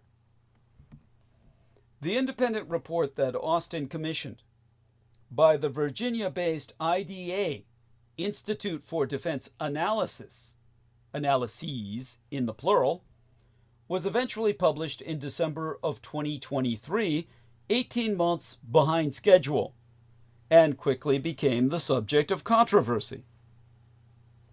It found, get this shit, no evidence that the number of violent extremists in the military is disproportionate to the number of violent extremists in the U.S. as a whole, and no evidence of violent extremist behavior by Department of Defense civilians. Republicans seized on that misreport,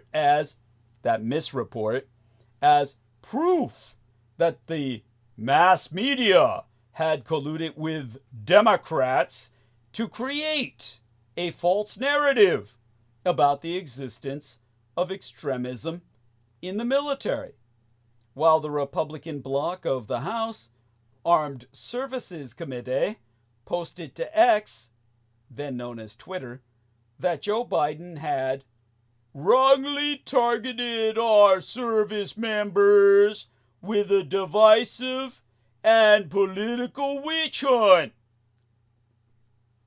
But in a November of 2024 investigation, the AP, the Associated Press, found that the IDA report included data 2 years out of date, grossly undercounted the number of serving military and veterans arrested for the January 6th attack, and provided a misleading picture of the severity of the growing problem of military extremism. Something I had been assigned to investigate back in the 1980s, when it was already the problem. An IDA spokesperson said its report was delivered to the Defense Department in June of 2022.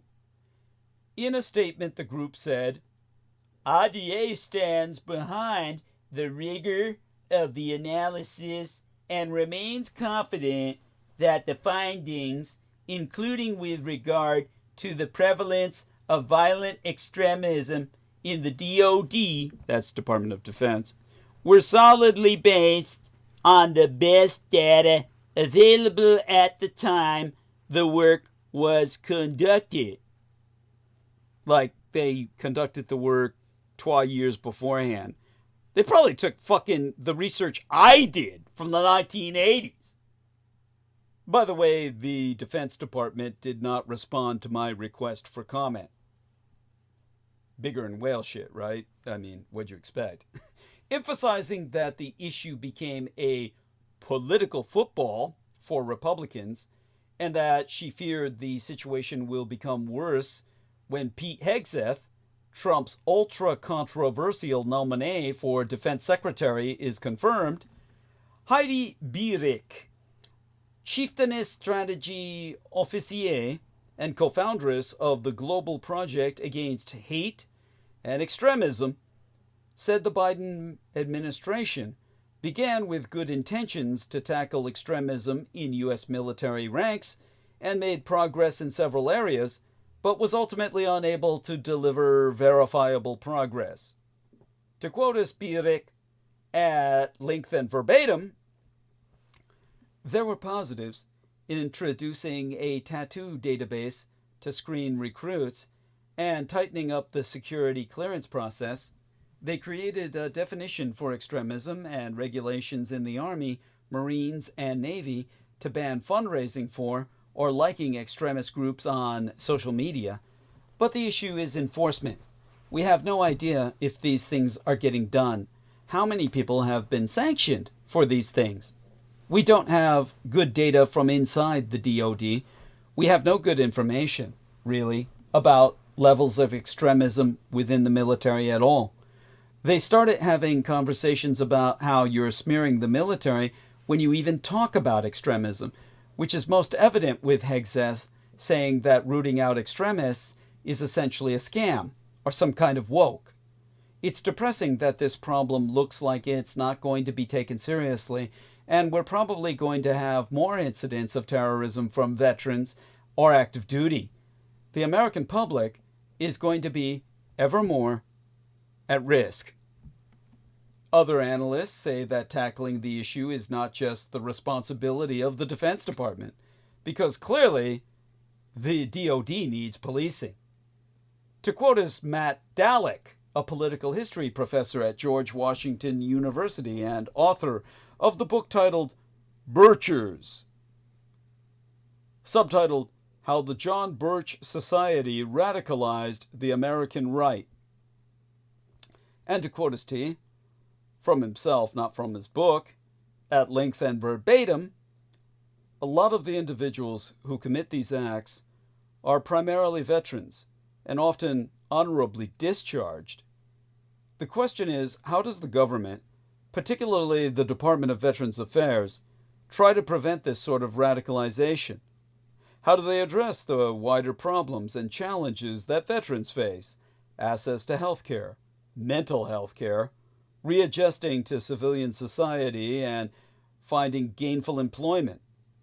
Although many of these cases may be different, it's perhaps not all that surprising that a couple of decades post 9/11, a couple of decades of U.S. war in Afghanistan and Iraq, we're seeing at least some of these incidents of radical association, maybe anger at the U.S. government and military, anger at the way the wars were conducted. This brings us, of course, to the issues that will shape global politics in 2025. Let's start with that most ignored area of the world, Black Africa.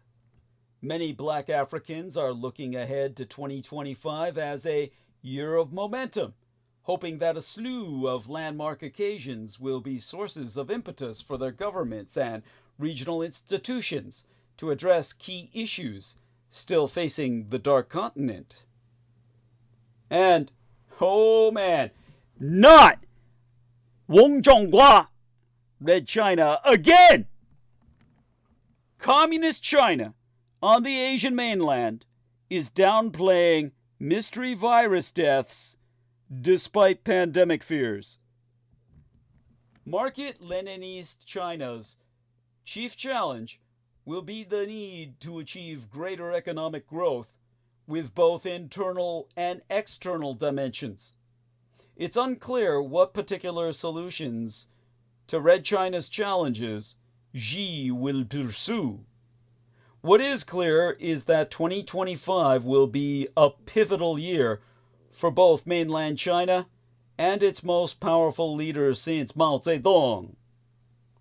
But just in time for Bob Kennedy and other anti-mask and anti-vaccine motherfuckers to take control of our government, a new virus is evidently killing people in Red China.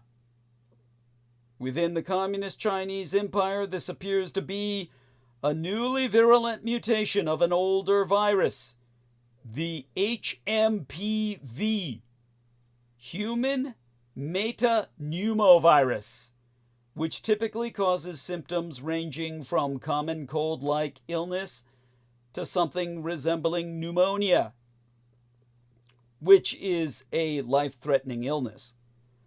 Reports are coming in that hospitals in some parts of the Communist Chinese Empire are being overwhelmed, and mass graves are reappearing, although it's hard to confirm their veracity because of the draconian censorship that empire imposes, the Red Empire of the East imposes on its press and foreign journalists. Cases are also reportedly just now starting to pop up outside the Communist Chinese Empire. Keep an eye on this one. And Latin America, where Communist China is insurgent, forces us to confront coffee's grip on America itself. Coffee and America have been deeply intertwined for decades.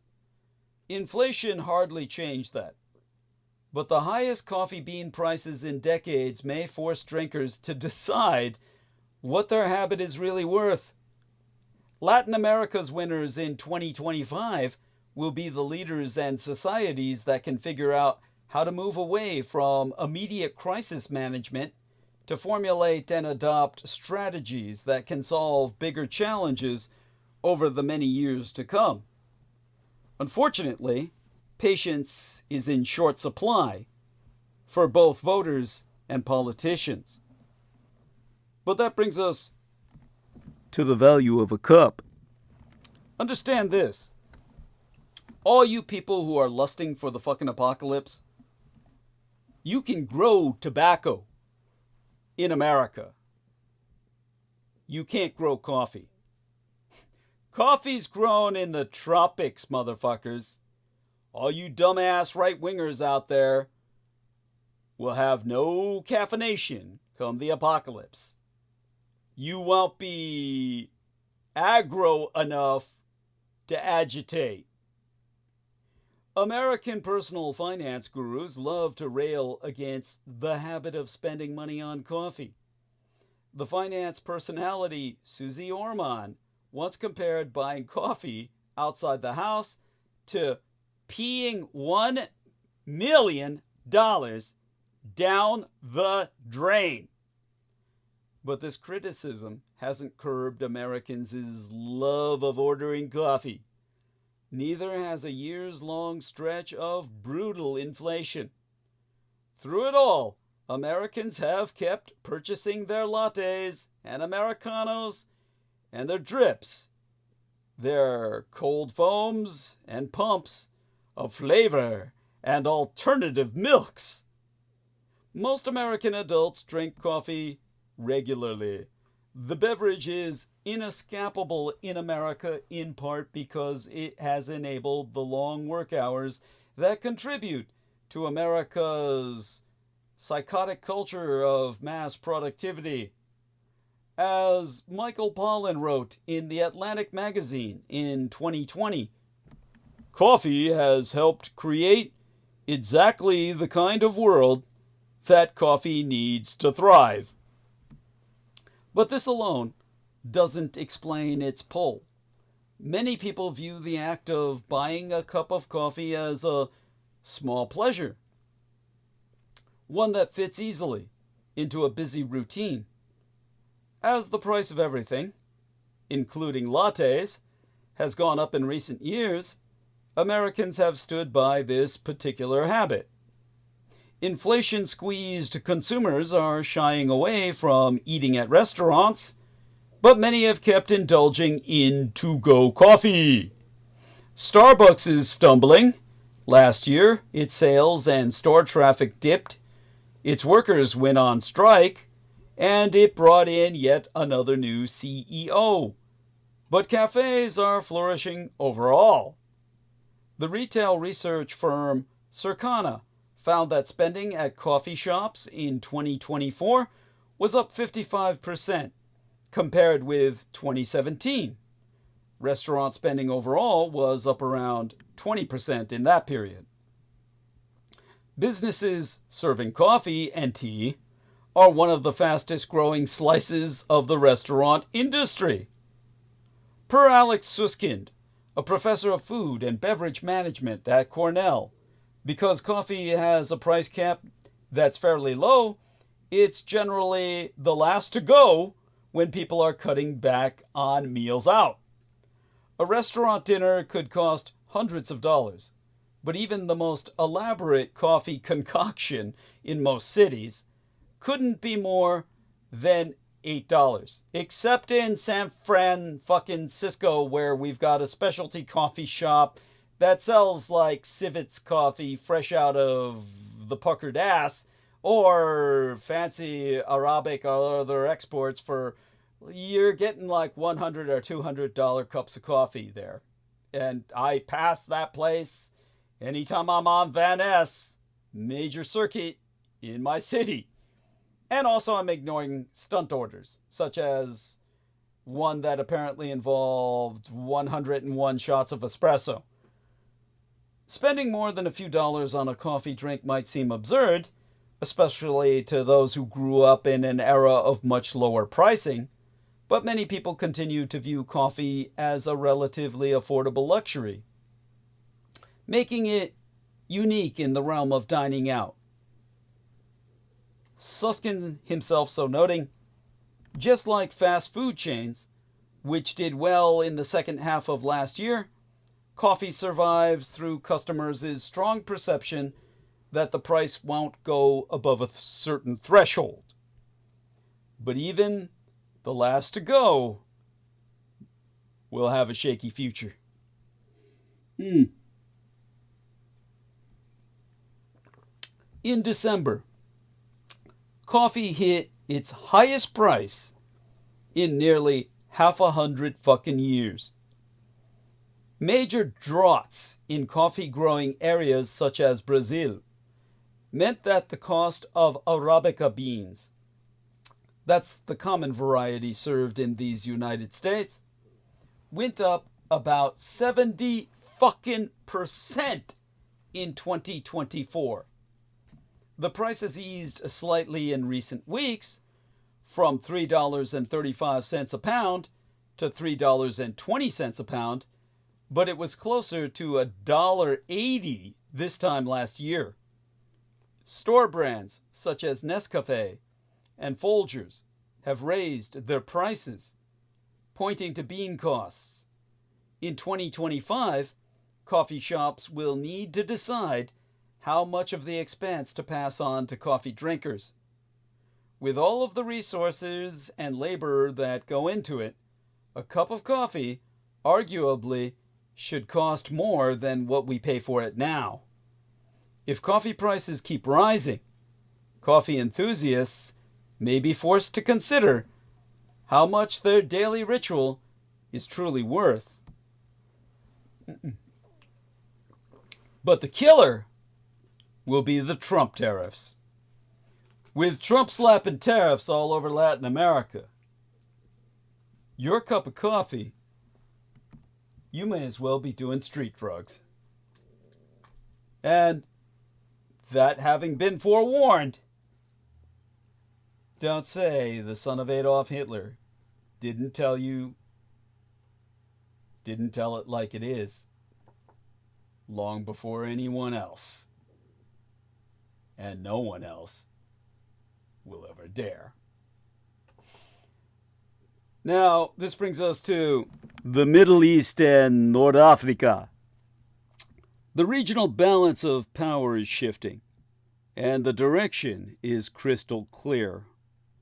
Turkey and Israel are redefining power dynamics in the Middle East with United States weapons. Greater Israel's new strategy is redefining military power itself in the Middle East. The combination of Israeli intelligence and United States-built weapon systems has enabled the Israel Defense Force to conduct a new strategic campaign against its adversaries. Still, any reshaping that unfolds is likely to come from the region itself in ways that may be surprising and that may not always align with the aspirations of external powers. Just hours after winning the election, President-elect Donald John Trump spraketh with Eretz Israel's, or Greater Israel's, Prime Minister Benjamin Netanyahu. As soon as the classified transition briefings start, Trump will see the clear evidence that Greater Israel has reshaped the regional military balance by unleashing its precise, United States-built long-range striking power against Iran. On October 26th, Israel's American-made combat fighters entered Iran's aerospace, struck targets, and returned unscathed. The Aero campaign was a complex and technological blow that has diminished Iran as a military power. That marked a turnaround for Greater Israel. A year ago, Hamas's surprise attack on October 7th of 2023 demonstrated supposedly how woefully unprepared Greater Israel was, psychologically, even more than physically, to deal with a coalition of adversaries bent upon its total destruction. Tragically, a combination of hubris, complacency, and underinvestment perhaps in the IDF, the Israel Defense Forces, and its supporting industrial base, resulted in Hamas's initial successful attack from the Gaza. Successive governments and Israeli society took false comfort in the belief that their country's enemies, both near and abroad, but Hamas in particular, had neither the capacity nor the desire to disturb the status quo. The IDF's leadership was so invested in its sense of absolute superiority that it failed to maintain adequate defenses along the border with Gaza. That's the lore, in other words, the lie. An even greater sign of hubris was the IDF's rejection of repeated warnings of an impending attack, some dating back more than a year before October 7th. In the weeks leading up to the attack, the IDF's Military Intelligence Directorate suppressed warnings from members of its Border Observation Corps that Hamas was preparing for some sort of large-scale action. Even worse, the IDF had no plan for how to respond to a major terrorist attack on either its southern or northern borders. Since that day of infamy, Eretz Israel, Greater Israel, has pursued a new strategy intended to destroy, rather than merely deter, Hamas and Hezbollah. In a burst of so-called, or self-proclaimed, Churchillian genius, following October 7th, Israeli Prime Minister Benjamin Netanyahu determined that his country could no longer temporize with evil by accepting the presence of a malignant adversary within easy reach of Israeli towns. Well, Israeli towns and cities. Unlike previous rounds of hostilities, this time there would be no return to the status quo prior to October 7th. The Israeli government rejected calls, including some from Washington, for de-escalation, limited military operations, and a premature ceasefire. The objective of military operations was no longer to achieve a meaningless ceasefire and re-establish deterrence. Hamas had to be destroyed.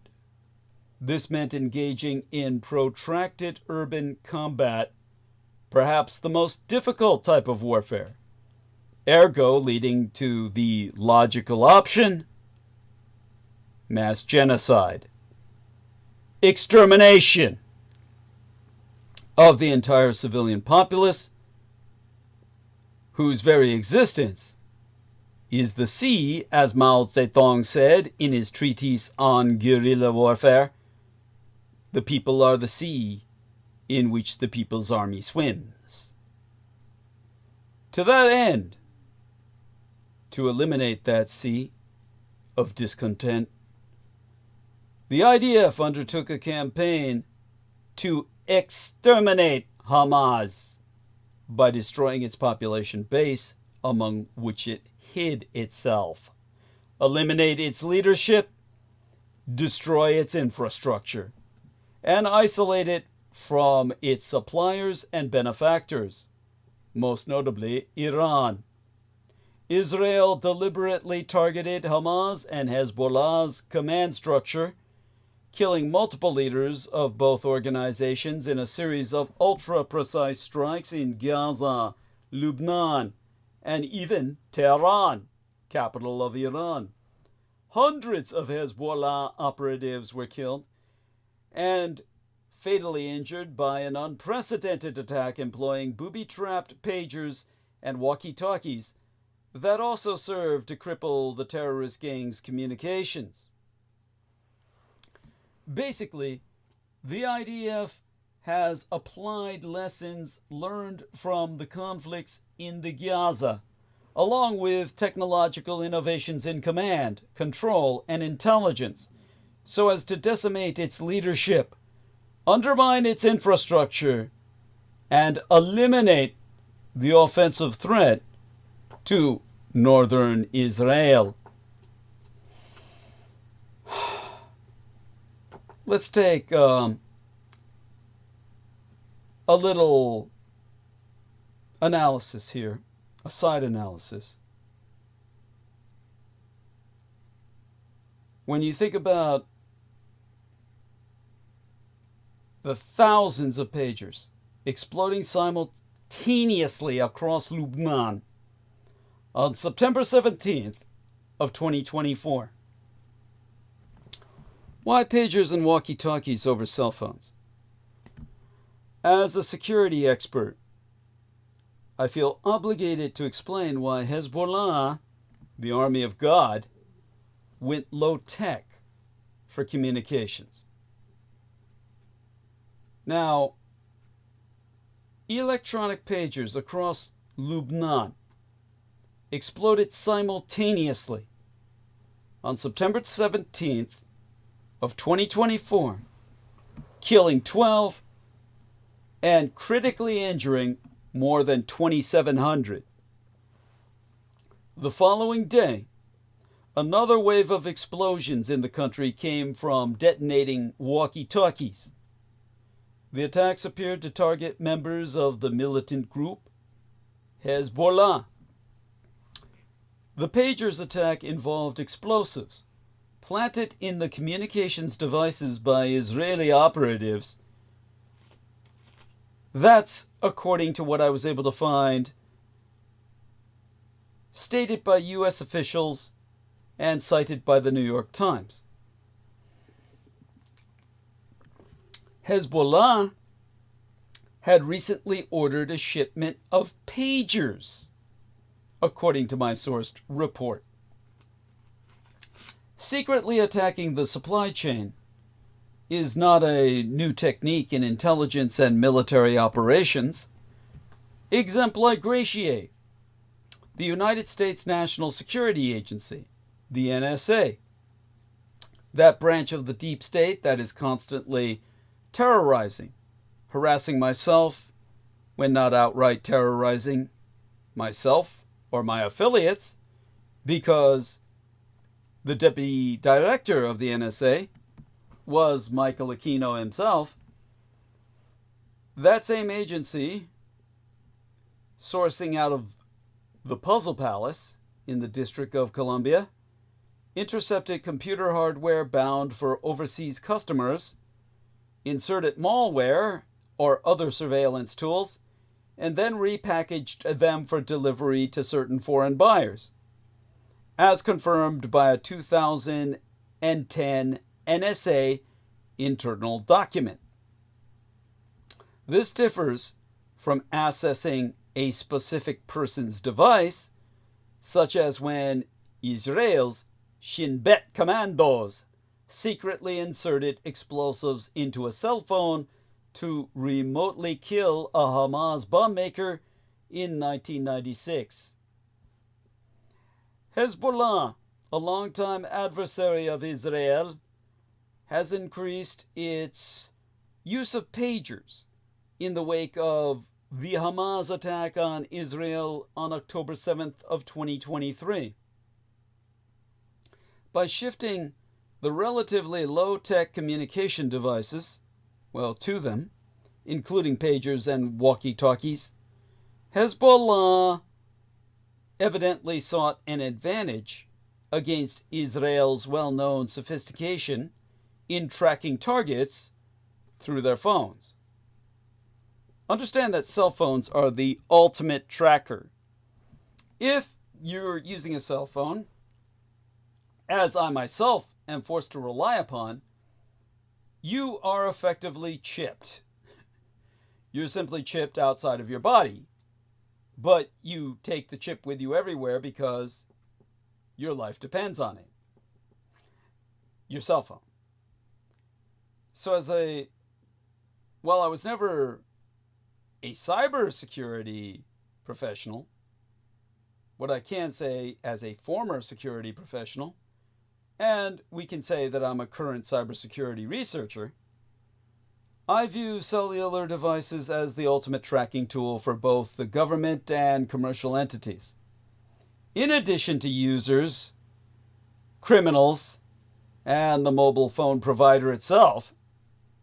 As a result, mobile phone tracking has contributed to the fight against terrorism, supposedly.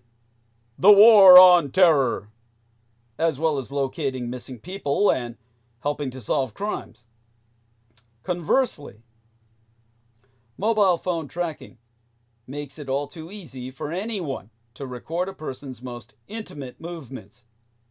This can be done for legitimate purposes, such as parents tracking children's movements, helping you find your car in a parking lot, and commercial advertising or nefarious ends, such as remotely spying on a lover suspected of cheating or tracking political activists and journalists.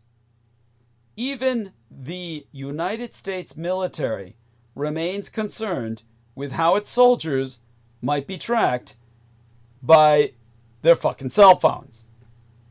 Mobile device tracking is conducted in several ways. First, there is the network location data generated by the phone as it moves past local cell towers or stingray devices, which law enforcement agencies abuse to mimic cell towers. Then there are the features built into the phone's operating system or enabled by downloaded apps that will lead to highly detailed user tracking, which users unwittingly agree to by ignoring the software's privacy policy or terms of service. This miscollected data is sometimes sold to governments or other companies for additional data mining and user profiling. And modern smartphones also have built-in Bluetooth, Wi-Fi, and GPS capabilities that can help with locating and tracking user movements around the world, both from the ground and via satellites. So bear this in mind while I'm exposing you to something that you should have thought of, probably have thought of, and if not, should have fucking thought of. I want you to understand this much. Take this message home with you. Your phone contains all too many sensors that make it useful and all too easy to fucking track. So let's see if I can point out something else here that is important. And that is basically, whenever I think of historical precedents, like the young lady named Reality Winner. And yes, that was her real name. Poor dear. And she was outed by The Intercept, and which made me, shall we say, lose faith in them forever. It's something that is just unforgivable, really. Understand that it violates the Fourth Amendment. It's something that most people don't even understand. It's something that brings us back to what happened in the Revolutionary War. So when you think about the Fourth Amendment, as well you should, you're going to understand that you have software that is in your phone that you did not ask for. It is the legal equivalent of quartering troops in your house against your wishes, which is one of the causes of the Revolutionary War. And what happened is this software is installed in all scanners, which is why I try to avoid using scanners at all costs whenever I can, because it is a situation where these scanners have a dot system, a matrix of dots, color-coded dots that are invisible to the naked eye. Maybe colorblind people can see them. They are definitely something that is what can be seen by certain technologies in the infrared or ultraviolet. And these are used to identify which scanner documents source from. And because Reality Winner worked with the United States government and leaked documents therefrom, then you are left with the situation where the Intercept turned those documents over to the FBI and wound up sending this young lady to prison, to a hell on earth in Texas, where she nearly died by freezing to death during the winter. Just horrible. There's like no way to describe this. It's something that is unforgivable. And this is what she got for being a whistleblower. Now, when it comes to, again, shall we say, the technical aspects of this, which I'm now recollecting from my memory, basically, she was an NSA leaker. She worked for Aquino's department, his organization. When she began to leak her documents, the document posted by the Intercept that she leaked to them wasn't the original PDF file, but a PDF containing the pictures of the printed version that was then later scanned in.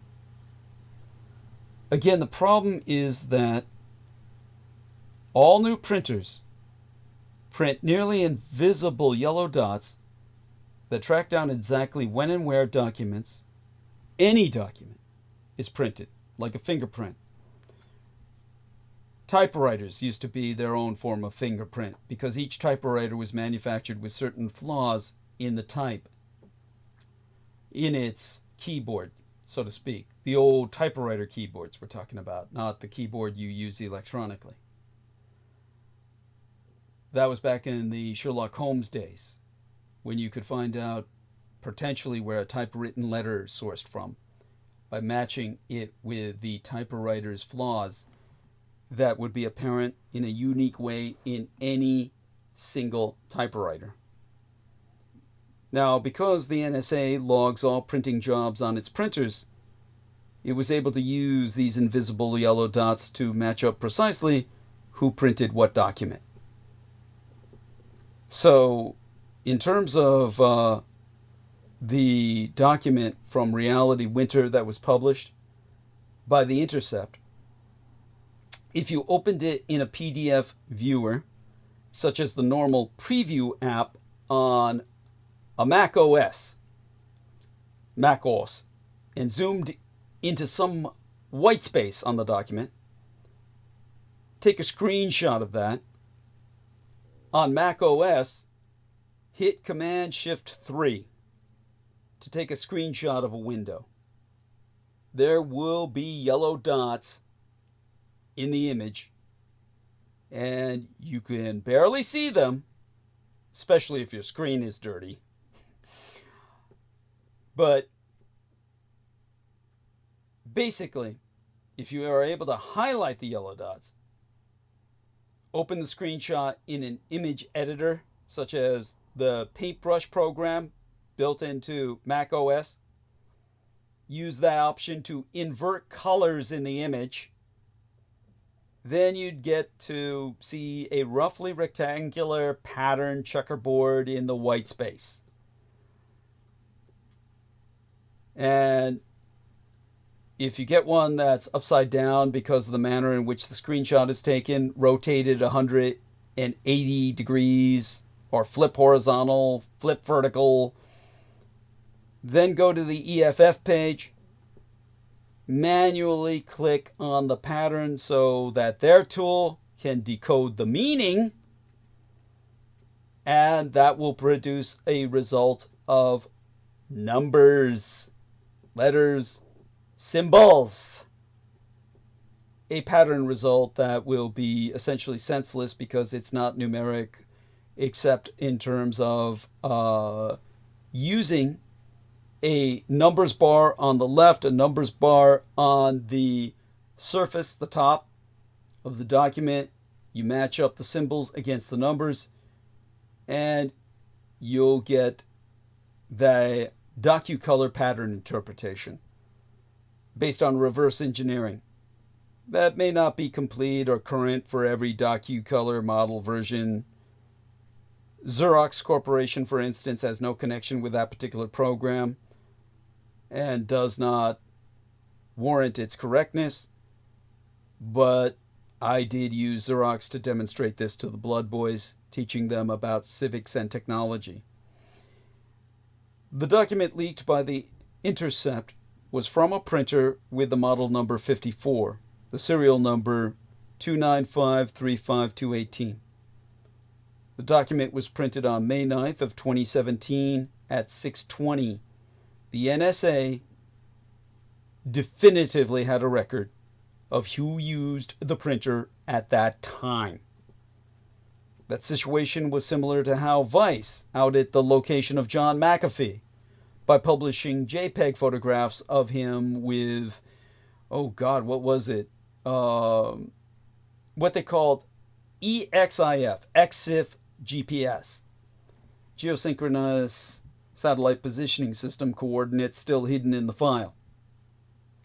Or it's how PDFs are often redacted by adding a black bar on top of the image, leaving the underlying content still in the file for people to read, such as a New York Times accident with a Snowden document. Or how opening a Microsoft document, then accidentally saving it, leaves fingerprints identifying you behind, as repeatedly happened with the WikiLeaks election leaks. These sorts of failures are common with leaks. To fix the yellow dot problem, you would need to use a black and white printer, black and white scanner, or convert to black and white with an image editor. Printers have 12 features put in there by your government to be evil to you. The first is that they recognize a barely visible pattern on currency so that they can't be abused to counterfeit money, which you can find by scanning your $20 bill or taking a screenshot. Taking a photograph of it, translating it to digital, then looking at all the little yellow dots, using everything I just taught you. The second is that when they print things out, they all include these invisible dots. You can't option out of them so that documents can be tracked. And yes, it's not the Fourth Amendment. Forgive me. The code the government forces into our printers is a violation of our Third Amendment rights. So, understand, it's, if I were Brooke Gibson, I would say, wow, microdots, printer dots kill puppies, folks. That's the best way to drive the point home. How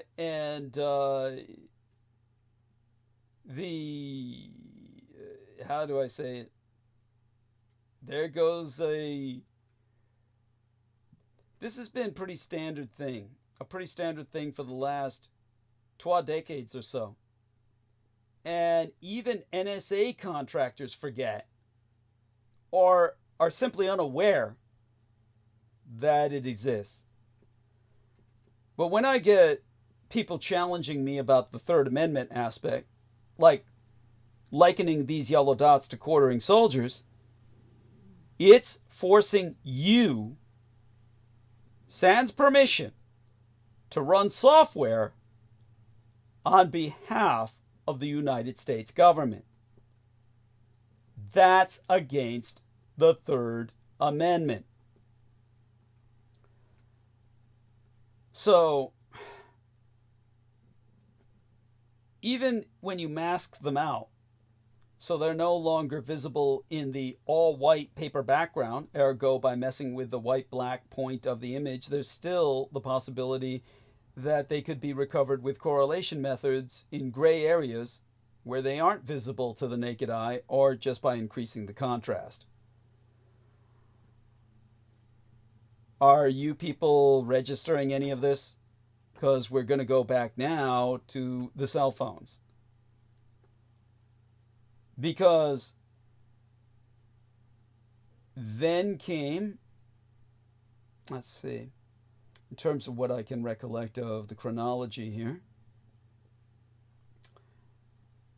that direct attack on Israel by Iran on April 13th of 2024.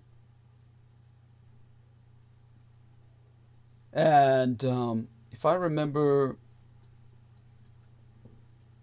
yes, recognizing that it was facing a regional coalition of adversaries, the IDF also undertook a series of long-range operations to destroy key military target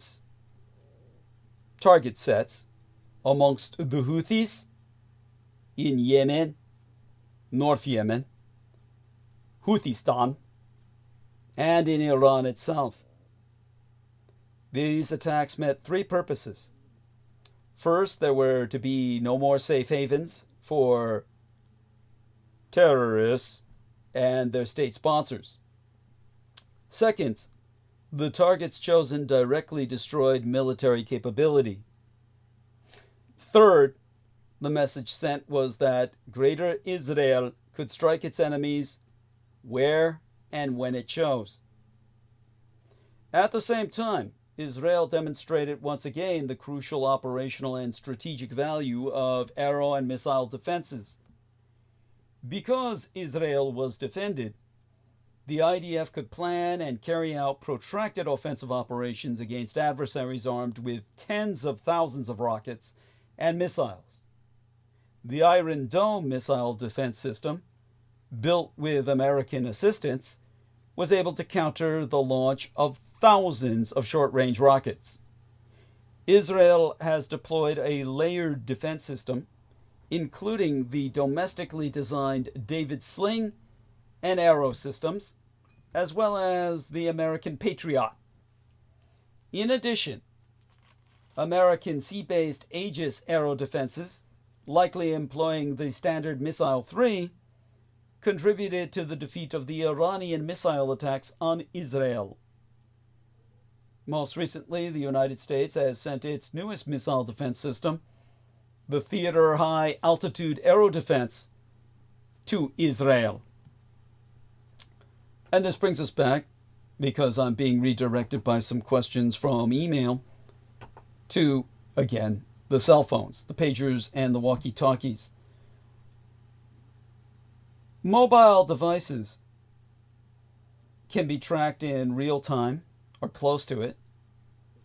Common technical methods include traditional radio direction finding techniques, using intelligent satellites or drones, deploying man-in-the-middle tools like stingrays to impersonate cellular towers to intercept and isolate device traffic, or installing malware such as Pegasus, made by Israeli cyber arms company NSO, to report a device's location. Non-technical and slower techniques of user tracking include potentially identifying general, I guess it would be the best way to describe it. How would I say it? It's general user locations from their internet activity. And this can be done from website logs or the metadata contained in content posted to social media, or contracting with data brokers to receive any collected location data from the apps that a user might install on their device. Indeed, because of these vulnerabilities, the leader of Hezbollah earlier this year advised his members to avoid using cellular phones altogether in their activities, noting that Israel's surveillance devices are in your pockets. If you are looking for the Israeli agent, look at the phone in your hands and those of your wives and children. Researchers have proven how these features, often intended for the user's convenience, can be abused by governments, companies, and criminals to track people in their daily lives and even predict their movements. many people are, well, they still aren't aware of how much their mobile devices disclose about them. Pagers, however, unlike mobile phones, can be harder to track depending on whether they support two-way communication. This is why you go low-tech. A pager that only receives messages does not provide a signal that can facilitate tracking its owner. Therefore, Hezbollah's use of pagers likely made it more challenging to track their operatives, thus motivating Israeli intelligence services, well, highly coordinated strategic attack, a mass attack on the supply chain of Hezbollah's pagers.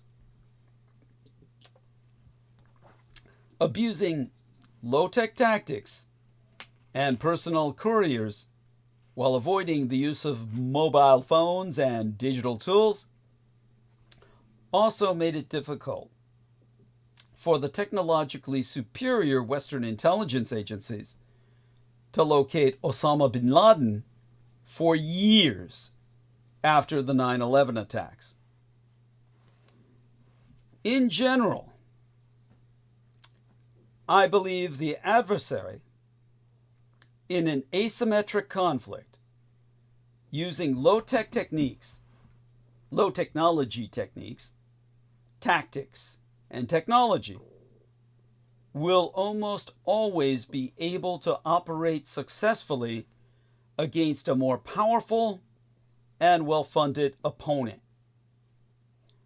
A well-documented demonstration of this asymmetry in action was the United States military's Millennium Challenge war game conducted in 2002.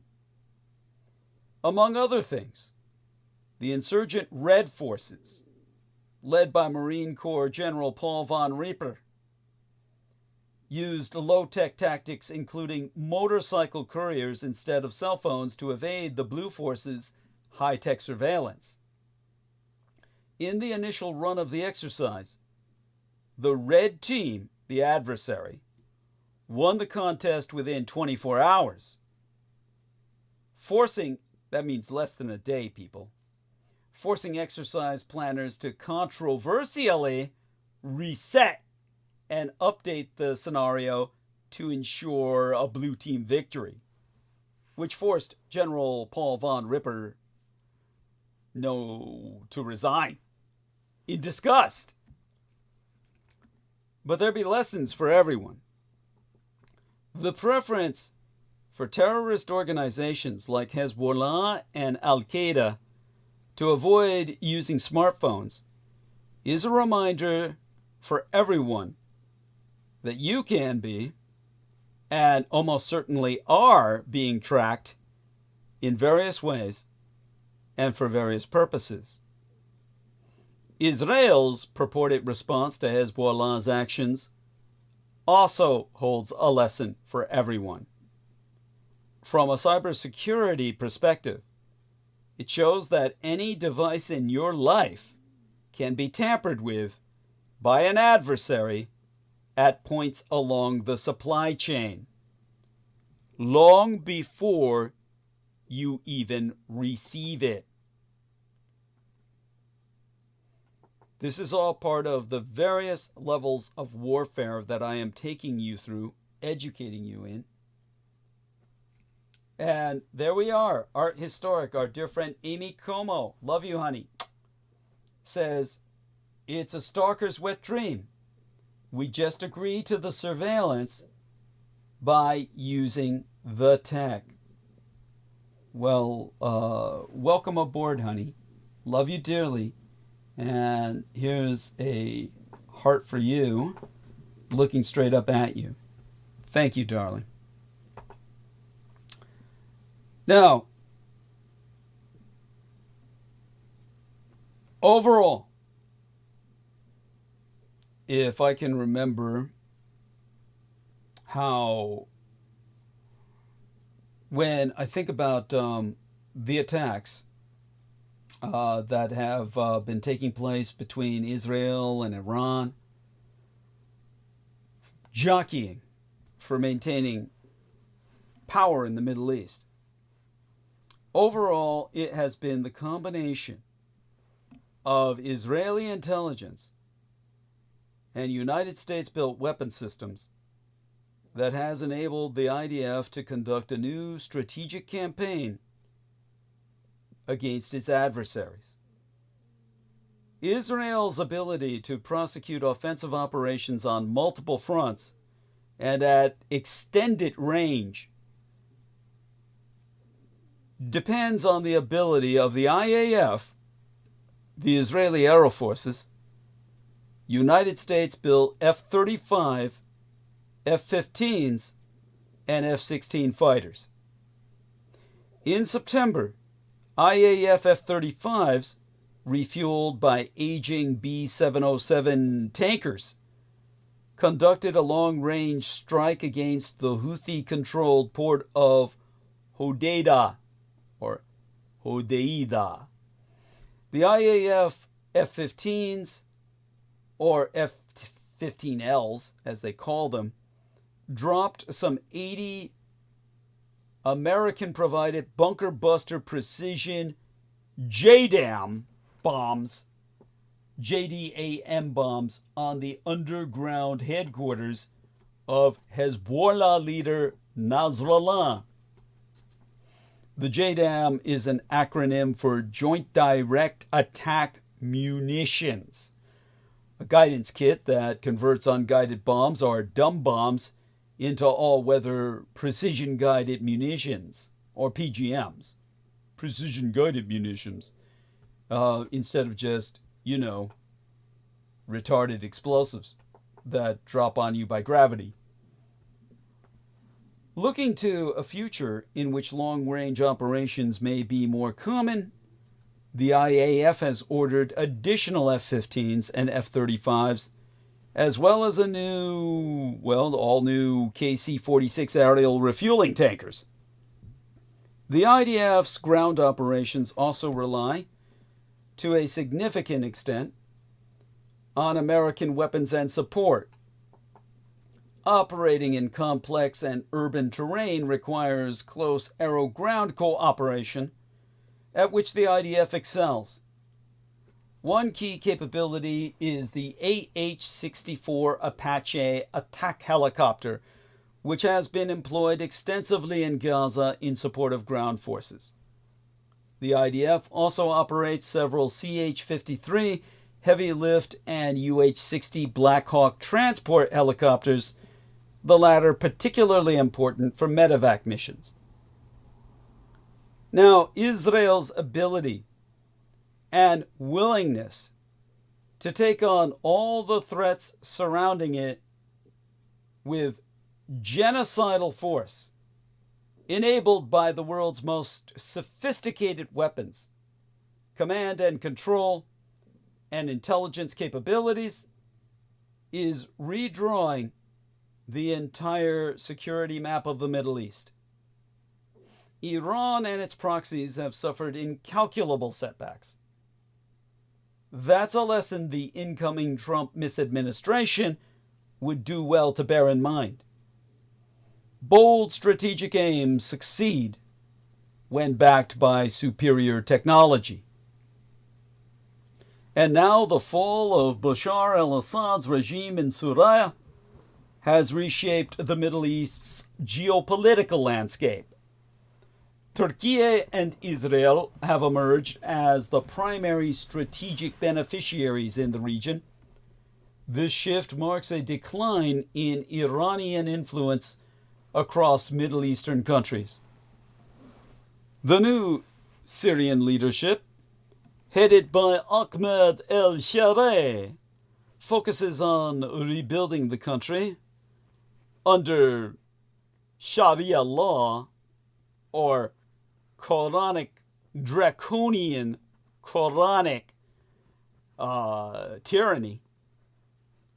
Al-Sharaa himself, known by his name of war, Abu Mahmed al-Jawlani, claims to have no interest in local conflicts.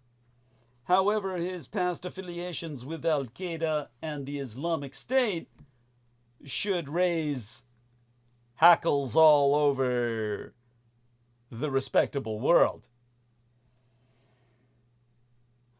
Turkey, formerly Turkey, they've had a legal name change in case you didn't know, seeks to consolidate its influence over post-Assad Syria. Eretz Israel, Greater Israel, on the other hand, fears the formation of a Sunni Islamic synaxis led by Ankara, the capital of Turkey. This potential alliance could pose a threat as serious as the previously Iran-led Axis of Resistance. The strained relations between Turkey and Israel, exacerbated by the Gaza war, now face further challenges. This situation presents an additional hurdle for Donald Trump's new mandate. It could impact American imperial alliances in both the Middle East and Europe. Turkish authorities want the new Suraya to succeed under their dominance. They believe Israeli interference could jeopardize their plans. Gönül Törl, director of the Turkey program at the Middle East Institute, has highlighted this concern. Israel's Parliament's Foreign Affairs and Defense Committee Chairman, Yuli Edelstein, expressed worry about deteriorating relations with Turkey. He noted the potential for confrontations in Suraya involving Turkish-inspired and armed proxies. Regardless, Turkey and Israel are redefining power dynamics in the Middle East in their new great power confrontation.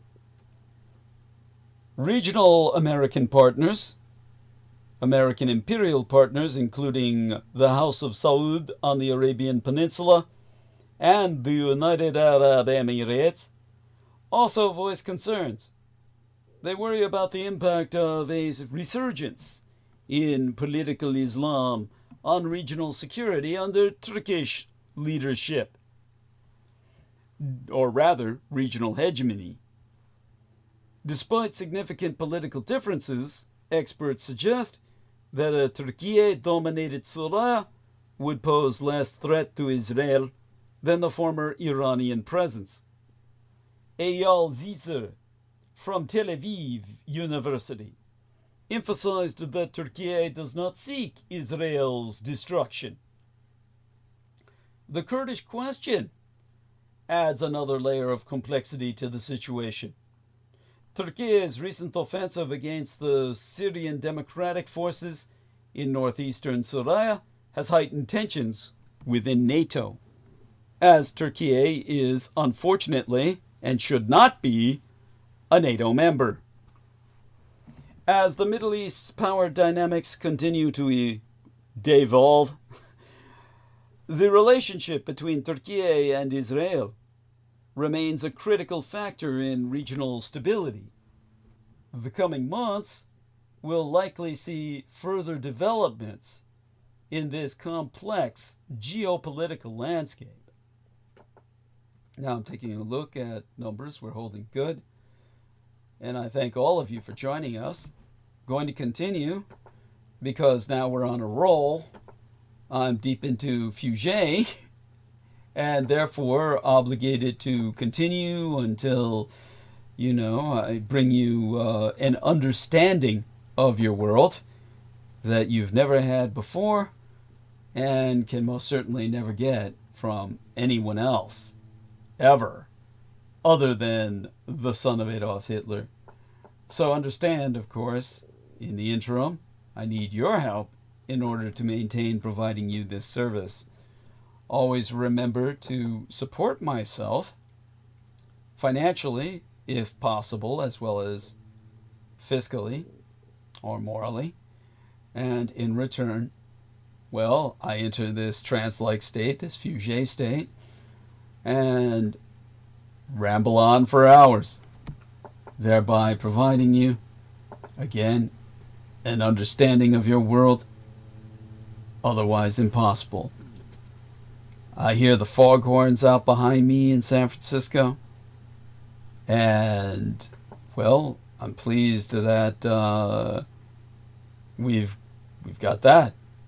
I've always found that incredibly comforting, and I will hope that, you know, those foghorns remain a tradition. You know, the old Presidio military-based newspaper was called the Foghorn. One time published a picture of my father being cared for at Letterman Army Medical Center. And it's brings tears to my eyes to think of that. Of course, I have a copy of that.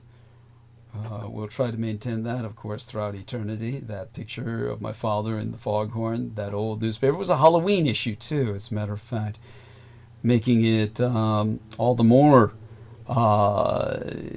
just all the more precious to me. And so, obviously,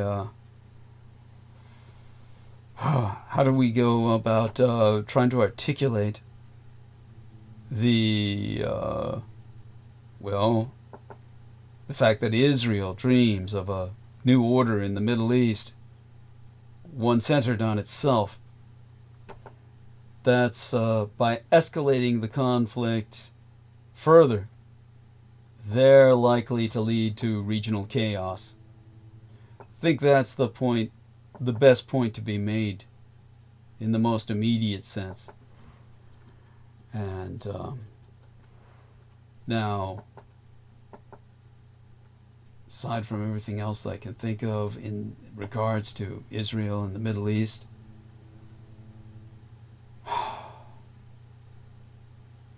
the killing of Hassan Nasrallah came just a few days before the first anniversary of Hamas's October 7th attacks on Israel. With its decapitation of Hezbollah in Lebanon, the Israeli government hopes that it has finally seized the initiative in the battle with its regional enemies. The United States is urging Israel not to escalate the conflict further. But Israel is likely to see the current moment as too good an opportunity to miss. Many now want to press home the advantage in the hope of striking a decisive blow against not just Hezbollah but Iran and the axis of resistance that it leads, which includes Hamas, Hezbollah, militias in Iraq and Syria, and the Houthis in Yemen. In the aftermath of Nasrallah's killing, Benjamin Netanyahu, Israel's prime minister, talked about an opportunity for changing the balance of power in the region for years. If Israel can gravely damage the axis of resistance, its achievement would be quietly welcomed in the House of Saud on the Arabian Peninsula and the United Arab Emirates, which also fear Iran and have fought a war against the Houthis. Unlike the Israeli government, the Saudis continue to insist that establishing a Palestinian state is critical to achieving lasting peace in the Middle East. The Saudi government also has good reason to fear the escalation of regional hostilities that could threaten their own ambitious development plans. For Eretz Israel, Greater Israel, the changing of the balance of power also involves reversing the national narrative of defeat and confusion that set in after October 7th. The Hamas attack was a humiliation for Israel's intelligence services. The country, or rather the states, because they're not recognized as a nation by the saner nations on earth, they are referenced, therefore, ergo, as the State of Israel, because they're an apartheid state in occupation of Palestine. And the Hamas attack, well, let's just say the state's reputation, the State of Israel's reputation, the Israeli state's reputation for always being one step ahead of its enemies, was a key part of its deterrent strategy. That reputation was lost in a single day last year, when Israel was comprehensively outwitted by Hamas. The subsequent war in the Gaza has failed to restore Israel's pride or its security, despite an operation that has exterminated people to the extent of legally defined genocide by causing massive civilian deaths. Israel has been unable to free all its hostages. It is also losing the battle for international public opinion, and, of course, has been found guilty of genocide in hearings at the International Court of Justice. The series of attacks on Hezbollah, starting with the exploding pagers I've gone to pains to articulate, which killed or maimed so many of the organization's foot soldiers, along anyone around them in their vicinity, including their families, has restored the reputation of Israeli intelligence and the morale of the Israeli public. The fact that Hezbollah is detested by many Lebanese citizens, including Brendan ЗОГHET, and some in the wider Arab world, also complicates the normal condemnation of Greater Israel. The destruction wrought on Hezbollah potentially puts Iran's government in the most dangerous international situation it has faced for decades. The presence of a powerful Iran-backed militant force with an enormous arsenal of rockets right on Israel's northern border was always regarded as key to Iran's deterrent power against Israel itself. The theory was that the Israelis would avoid a direct attack upon Iran, partly for fear that Tehran would unleash Hezbollah. Now, with its proxy and ally reeling, Iran is faced with a dilemma. It has not come as directly to the aid of Hamas.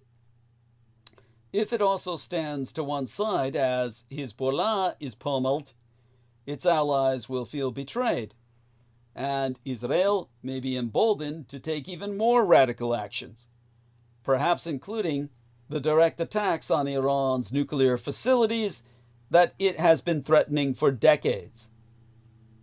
On the other hand, if Iran gets directly involved in a war with Israel, the regime's survival would be at risk, particularly since the American empire might well get drawn into the conflict. The Americans have sworn off further wars in the Middle East, at least in theory, but they are also firmly committed to the defense of Israel and have demonstrated that they are capable of bringing about regime change in the Middle East. The bloody, chaotic aftermath of the United States-led war in Iraq remains a recent and painful memory in Washington. But the fact that Iran is known to be very close to having the capacity to build a nuclear weapon will increase the temptation for Israel to strike now. Some excited supporters of Israel are comparing the current moment to the Six-Day War of 1967, a sudden and unexpected Israeli victory that changed the balance of power in the Middle East.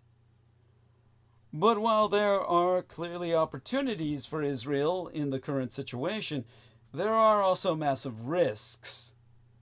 Hezbollah is reeling, but it may still be able to deploy what remains of its arsenal of missiles and hit Israel's major cities repeatedly. If Israel follows through on its threats of a ground invasion of Lebanon, it could find itself in a quagmire-like conflict that runs for years, at a time when its forces are already at genocidal war in the Gaza. Over the long run, the death and destruction in Lebanon caused by Israeli aerostrikes is likely to generate an entirely new generation of Hezbollah soldiers. Some 60% of Hamas fighters are known to be orphans from previous conflicts. Hezbollah and Hamas are both grievously damaged, but Greater Israel has yet to answer how the Gaza will be governed after the war is over. Lebanon's weak caretaker government may well be incapable of moving into any vacuum left by Hezbollah, in which case Israel could have a failed state on its borders. Netanyahu may dream of bringing about a regional order in the Middle East, but regional chaos, with all the dangers that it brings, seems a far more likely outcome. There, we've got my analysis on the Middle East. Christopher Rimel says, that's true. Such understanding as conveyed here is indeed unique. Thank you for keeping to provide such service. Donation will follow eventually. My thanks, Christopher Rimel. Thank you. Profoundly. I appreciate your expressing your support. Now, we turn, with such a Germanic fellow, how could I not, to Europa. The dominant theme of European politics in 2025 will be the European Union and the United Kingdom overcoming political paralysis to meet pressing internal challenges and guard against external threats, whether from the Russian dictator Vladimir Putin, the communist Chinese dictator Xi Jinping, or the American dictator-elect Donald Trump once he absconds with the Oval Office on the 20th day in January. This brings us to the war in Ukraine on the European front. Russia's sabotage campaign against the West will only intensify throughout Ukraine's precarious year ahead, as outsourced criminal hackers get a free pass so long as they are targeting the West. This year is shaping up to be a nail-biter for Ukraine after a year of significant gains for the Russian Empire and the incoming presidency of Donald Trump, who has pledged to end the war in a single day, especially since he has indicated that he is completely subservient to Moscow's arguments. Point. Thus, on New Year's Day, Ukraine halted the flow of Russian gas to several European countries in a strategically preemptive surgical strike, bringing an end to Moscow's decades-long dominance over Europe's energy markets. Point. The widely expected move marks an end to a 5-year transit agreement between Russia and Ukraine, with neither side willing to strike a new agreement amid the ongoing war. Point. My biological sires, Vaterland, is fatherland of the Österreich. Austria has insisted it is well prepared for the stoppage, but Slovakia's prime minister, a nation created by my biosire Adolf Hitler, his Slavic wedge, now governed by Robert Fico, has threatened to cut electricity supplies to neighboring Ukraine because they are now, once again, a fucking Iron Curtain satellite of the Russian Empire. This brings us to the topic of Russian sabotage itself. The great return of Kremlin agents to Europe and Finland's flagship effort to counteract the emergent Rus-American anti-civilizational alliance, amid fresh intelligence warnings that Russia is preparing violent acts of sabotage, targeting Europe and NATO member states. Security experts informed France 24 that they have already noted a significant uptick in covert Russian sabotage operations. Gray zone operations, hybrid warfare, slicing the salami, what the Germans in Berlin used to call Russia's meat grinder tactics. There are many terms for Russia's abuse of covert attacks that leave opponents unsure how to respond. The latest theater is obviously, or most urgently and immediately, the Baltic Sea. Twice in the past 12 months, commercial ships with Russian links have been proven guilty of damaging cables by dragging their anchors. When a DHL cargo plane crashed while approaching Vilnius Airport in November, the airport of the capital of, Estonia, I believe. Jesus Christ. Yeah, you gotta look at a map of my Baltic littoral states here. I know Estonia is farthest north, and it makes sense it would be there. No, that's Tallinn. Somebody in the chat can give me the capital map. Baltic. Here we are. I mean, even people like me, we need constant reminders at times.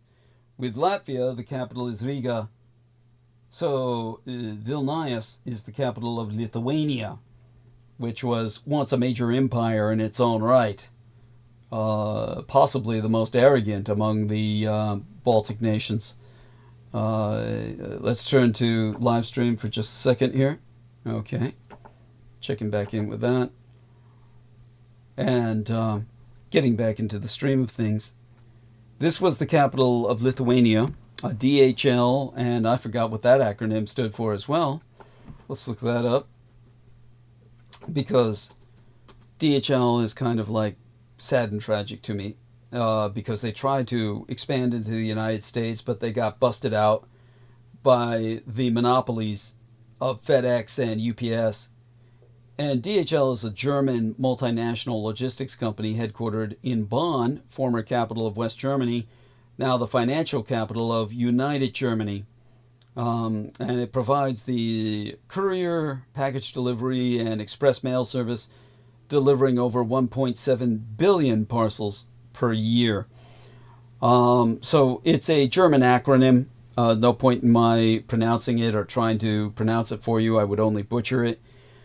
But when a DHL cargo plane crashed while approaching Vilnius Airport, the airport that serves the capital of Lithuania, in November, killing one of its crew, it looked like a technical failure. But given that Russia was known to be behind a series of incendiary devices which ignited on DHL flights and in warehouses throughout the summer, inevitably, we can only conclude Moskva's dead hand lay heavy on that atrocity. The suspicion is likely to be the point. In the past year, the Russians have stepped up their disruptive activities in Europa, from cyber attacks to assassinations, with the evident aim, the self-evident objective, of generating chaos and a climate of fear as much as anything else. In other words, they can never aspire to our quality of life in the West. They can only aspire to bring us down to their level of non-subsistence. In February, a Russian defector was gunned down in Spain in what seems to have been a hit commissioned by Moscow but carried out by gangsters. In March, petty criminals hired by the GU, that's the Russia's military intelligence, torched Ukrainian-owned warehouses in Leighton, East London, an act of war with the Greater British Empire against Great Britain itself.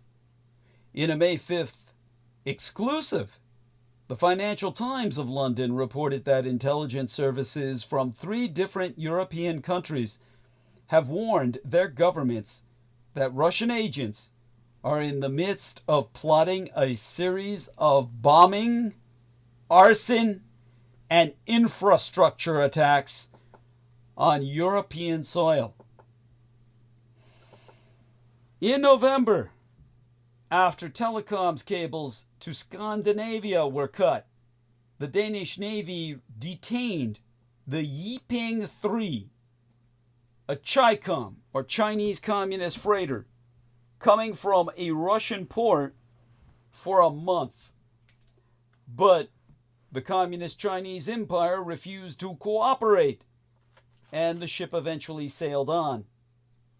Then, on Christmas Day, an electric cable between Finland and Estonia was severed, allegedly by the Eagle S, a tanker shipping Russian oil under a Cook Islands flag. Talk about a false flag operation. The tanker had at one point been kitted out as a Russian spy ship. Finland took a stronger approach. Coast Guards boarded the ship and took it to a Finnish harbor. Finnish prosecutors are preparing criminal charges. In April, noting that the attacks would come with a high potential for damage, Thomas Halden Wang, the head of German domestic intelligence, told a security conference that we assess, he said. Very hard for me to translate the German as well as Brendan does. He said, we assess the risk of Russian state-controlled acts of sabotage to be significantly increased. There we are. Arson and sabotage. A senior European government official told the press that NATO is also on alert, saying that the alliance's security services have brought to the table clear and convincing information on Russian mischief. Now, the Kremlin, of course, scoffed at the evidence, rejecting proof as unfounded and not serious. But the warnings are not all that easy to dismiss, especially as they have come amid a spate of sabotage attacks in both Europe and these United States in recent months, with suspected links to Russian intelligence services. And the list of incidents continues to grow. A London warehouse containing aid shipments to Ukraine was destroyed in a fire on March 21st, for example. Then on April 15th, an American artillery shell factory that shipped some of its products to Ukraine went up in flames. 2 days later, on April 17th, an explosion rocked British defense contractor BAE Systems' factory in Wales. That factory also manufactures weapons for Ukraine. And on April 18th, a man linked to the Russian intelligence services was arrested in Poland after trying to collect information about security at the country's Rzeszów airport. That same day, Die Neue Vereinigte Deutschland, the new United Germany, arrested 12 German-Russian nationals, meaning ethnically German Russian citizens, suspected of plotting sabotage attacks in United Germany, including on United States military facilities. Then we come to the targeting of Europe's railway network. Rail is to Europe and Russia what highways are to the United States. Larger infrastructure networks being targeted as well. Last month, Czech authorities accused Russia of having made thousands of hacking attempts to sabotage European railway systems and their ability to transport Western arms and material to Ukraine. According to the country's transport minister, the campaign began shortly after Russia launched its full-scale invasion of Ukraine in 2022 and has included attacks on signaling and ticketing systems. Kevin Riele, an intelligence and security expert at Brunel University in London, said that one of the reasons for the presumed Russian sabotage is that Moscow already sees itself as being at war with the West. The dictator Vladimir Putin made this fairly clear on March 28th when he said that any Western military bases hosting F-16 fighter jets destined for Ukraine would be considered legitimate targets for the Russian army, qualifying that the increase in sabotage operations also comes as Ukraine has intensified its own attacks on Russian soil and that they can be viewed as a sort of payback. Mark Ghigliotti, director of the London-based think tank Mayak Intelligence and author of the work titled Putin's Wars, subtitled From Chechnya to Ukraine, said that as the West continues to pile pressure on Russia, we should not be surprised by a pushback. As far as Putin is concerned, Ukraine does what it is told. When he sees Russian factories being attacked, he sees the hands of the CIA, of NATO. And it's all about perfect timing. Confirming that there has been a notable increase in the number and intensity of Russia-linked incidents for the past year, Jenny Mathers, a specialist in Russian intelligence services at Aberystwyth University in Wales. That Welsh language is something else. She concludes that the attacks also serve a strategic purpose in Ukraine, in the sense that Russia is trying to coordinate the wider sabotage campaign with its push on the ground in a bid to create a greater military advantage. Referring to the fact that most of the targets are either ammunition depots intended for the Ukrainian army or infrastructures in the supply and delivery chain, the supply and delivery chain such as rail networks or airports, Mathers has gone on record to say that there is a psychological impact on the West, but also a material one for Ukraine, adding that we are likely to see an acceleration of this trend. Daniel Lomas, an expert in intelligence services at the University of Nottingham, agreed, saying the timing for Russia to put pressure on the West in this manner is opportune as well, especially as a certain war fatigue, evident in the American empire's long-delayed aid package for Ukraine earlier this year, has begun to set in. On top of that, Russian attacks on European soil are, in his words, an opportunity to sow more divisions in the West. To quote his T, one of their key priorities is to stop the flow of weapons to the Ukraine. And yet all this is considered just below the threshold. When the Financial Times of London warned that the attacks the Russian Empire is preparing will be carried out with little concern for civilian fatalities, the experts at France 24 spracketh with, they do not seem quite as worried. Riele of Brunel University noted that the main purpose of the Russian intelligence services has always been to reduce their adversaries' ability to conduct war rather than to rack up collateral victims. But this does not mean casualties do not happen. And I can point out to the 2018 Sergei Skripal case in Great Britain, where a woman died after accidentally being exposed to the nerve agent that the Russian Empire abused to target a former double agent. Galeotti, the aforecited gentleman, said that the Russians also seemed careful to avoid crossing any red line. Not killing people and going after infrastructure facilities show they still have political limits for the moment. Even if Putin speaks of a war against the West, in reality, he does not want an open conflict. So Russia is abusing operations that remain just below the threshold.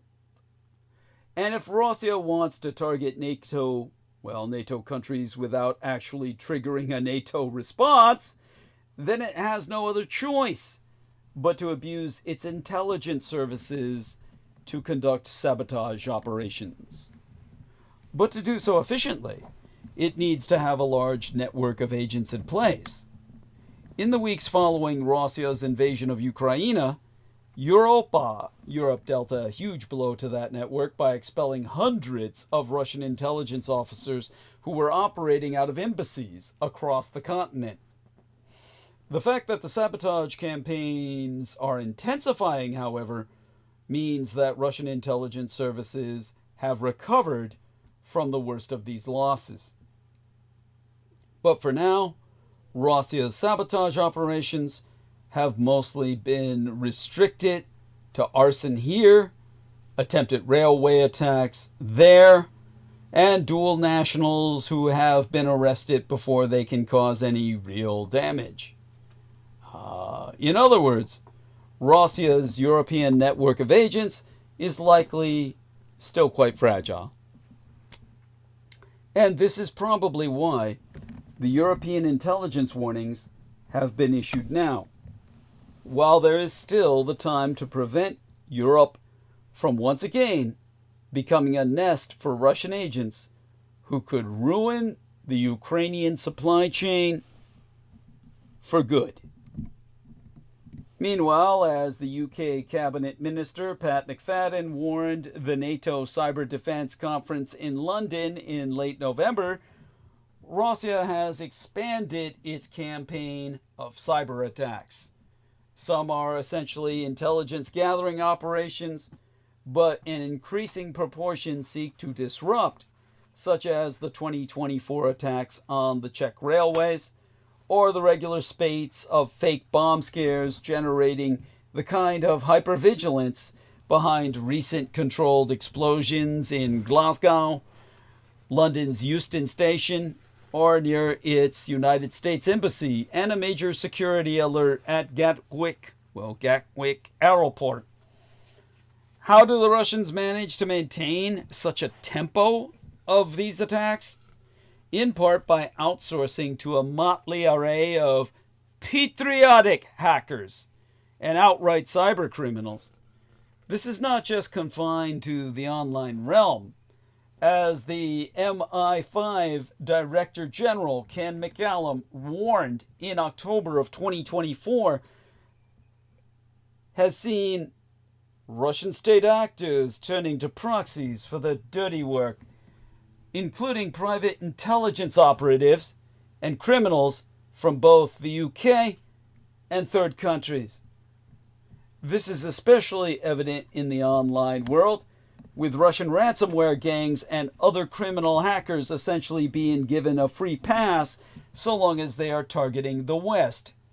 Yet it is also clear that criminals are being abused more broadly in everything from carrying out surveillance on behalf of Moscow's intelligence agencies to covering walls across Europe with divisive and Judeophobic graffiti, from planting firebombs to smuggling in sanctioned microchips. It should not be a surprise that the Russians are turning to criminals and private investigators. After Russia's full-scale invasion of Ukraine, some 750 Russian diplomats were expelled across the West. Since most spies work under diplomatic cover, this delivered a serious blow to Russia's espionage networks. Yet we could hardly imagine that this would stop the Kremlin from trying to find new ways to operate. Many proxies are hired anonymously online so that they may not even know they are working, doing Vladimir Putin's dirty work. Some have been carrying out surveillance under the belief that their clients are convinced their spouses are cheating on them or their employees are stealing. The real question is why Moscow has stepped up its campaign and what it could possibly hope to accomplish. Does it honestly believe that burning down a shopping center or daubing some graffiti will really make any kind of meaningful difference? The answer lies in Putin's own perception of the situation. He genuinely appears to believe that an implacably Russophobic West is committed to confining or dismembering the Russian Empire, and that Ukraine is essentially little more than a weapon aimed at the motherland.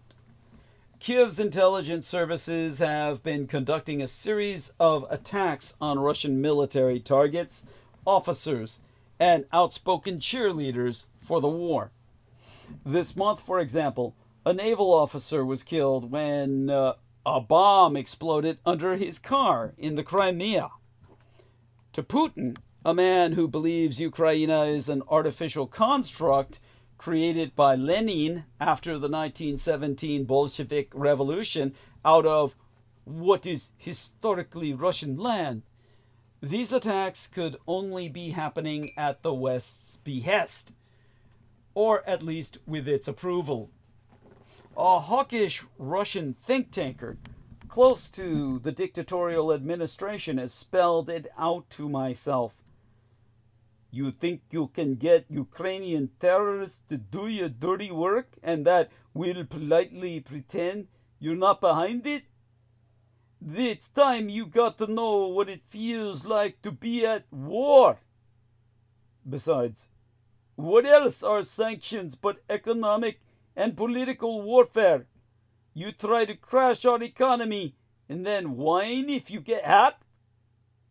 In the words of the MI6 director Sir Richard Moore, it seems that at some point in the middle of last year, a decision was made by the Kremlin to allow its intelligence agencies to go a bit feral, a bit wild. In part, this is simply revenge against Ukraine's allies, but it is also something more strategic. What one could call the weaponization of inconvenience. There is a sense in Moscow that the West has become too comfortable with the war, that we regularly write off a certain amount of money and part of our military arsenal to keep the Ukrainians fighting, without really feeling the costs. One could argue against this conclusion. Ukraine fatigue is a growing challenge, likely to be magnified when Donald Trump unloads a greater share of the war's costs onto Europe, but it seems to be a belief held in hawkish circles around Vladimir Putin. The campaign of cyber and proxy assaults, these attacks, is intended not only to further Moscow's usual goals of spreading division and demoralization, but also to convey to Europeans a sense that their country's continued support for Ukraine is affecting their lives negatively. A massive cyber attack of the sort that McFadden described, bringing down the national power grid, is unlikely because it falls squarely within the terms of NATO's Article 5 guarantee of mutual assistance. It also invites retaliation in kind, and it would be naive to presume that the West is not also seeking, naive to presume that the West is not also seeking backdoors into Russia's critical national infrastructure. if they had any of any worth. But what about a criminal ransomware attack on a British National Health Service pathology provider that forces more than 10,000 acute outpatient appointments to be postponed, as happened in June? Explosive packages on DHL flights that create delays for all deliveries. Cyber attacks on railway signaling and ticketing systems that could impose commuting misery on hundreds of thousands of people and large business losses. None of these comest anywhere near the threshold for direct retaliation, but they certainly make an impact, especially if we become so frightened of Putin's shadow that we ascribe every upset and accident to his machinations. This strategy helps to explain why Americans have so far avoided the worst of the attacks. In the run-up to the presidential elections, Moscow had no desire for the limelight, and now it doesn't want to risk forcing Trump to take a firmer line. Europe has no such immunity. So how should it respond? In November, Mark Galeotti's report titled Gangsters at War, subtitled Russia's Abuse of Organized Crime as an Instrument of Statecraft, actually an instrument of warfare, was published by the Global Initiative Against Transnational Organized Crime. And he embarked on the usual round of briefings. The author did, Mark Galeotti. After one, at NATO headquarters, Mark Galeotti was approached by two national representatives, one from a southern European country, the other from one of the Baltic states. The former was worried. What can we do against such campaign? We can hardly fight back in kind. His more seasoned Baltic counterpart's reply was blunt. We know the Russians. They will keep up the pressure so long as they think it's working.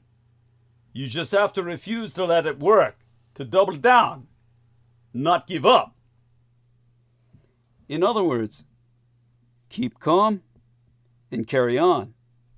The growing threat to undersea cables demands a robust response. Only Finland's seizure of a tanker shows how to fight Russian sabotage. Now on to this week's biggest frontier Western stories. Let me relate the top San Francisco stories I'll be watching in 2025, this side of the Golden Gate. It's the start of a new year, and that means resetting your news radar. Let's start with some good local news. Drug overdose deaths have plummeted in my own Golden Gate at San Francisco. So what's changed? Point, the city, and here in San Francisco, we have other cities around us, technically, South San Francisco, and Berkeley, stuff like that. But when they refer to San Francisco, they all simply say, with a capital C, the city. Recorded 586 fatal overdoses in the first 11 months of 2024. That represents a nearly 23% decrease, or 174 fewer deaths, compared with the first 11 months of 2023. Point, experts credit better access to overdose reversal medication and medications that ease opioid addiction, as well as the waning effects of the COVID pandemic. Now that brings us to the new Lurie mayoralty. Yes, San Francisco is under new administration. All eyes will be on Daniel Lurie when he's sworn in as San Francisco's 46th mayor this Wednesday before I begin hosting my next transmission. Point, the Levi's heir campaigned on a platform that emphasized the need for a more aggressive approach to public safety, promising to declare a fentanyl state of emergency on day one, and campaigned on a platform that emphasized the need for fully staffed law enforcement and a more aggressive approach to homeless encampments. Case in point, on Thursday, Lurie announced that former San Francisco Police Commander Paul Yep will serve as the city's first ever Chief of Public Safety to help coordinate criminal justice services. Yes, but skeptics say Lurie will have to make hard decisions on what to prioritize given our city's budget deficit, which is expected to rise to almost $1 billion over the next 12 years. As for what to watch, Lurie raised eyebrows by tapping major tech and business leaders to his transition team, a move indicating his embrace of an industry that's likely to play a key role during his own misadministration. He appointed OpenAI CEO Sam Altman as one of 7 co-chairs and named former Twitter CFO Ned Segal the city's first ever Chief of Housing and Economic Development, a maneuver indicating his embrace of an industry that's likely to play a key role throughout his first misadministration. Obviously, if he's heir to Levi's, Daniel Lurie is Jewish, and, well, that means we have a Jewish mayor. And that brings us to housing trends. San Franciscans will be eyeing incoming elected officials to see if they deliver on pledges to increase housing production and reduce the notorious red tape that slows our city's permitting and construction processes. And here's a stunning stat. Despite efforts to bolster development, San Francisco reached a goal. Well, our Golden Gate at San Francisco reached a 12-year low in housing production in 2024.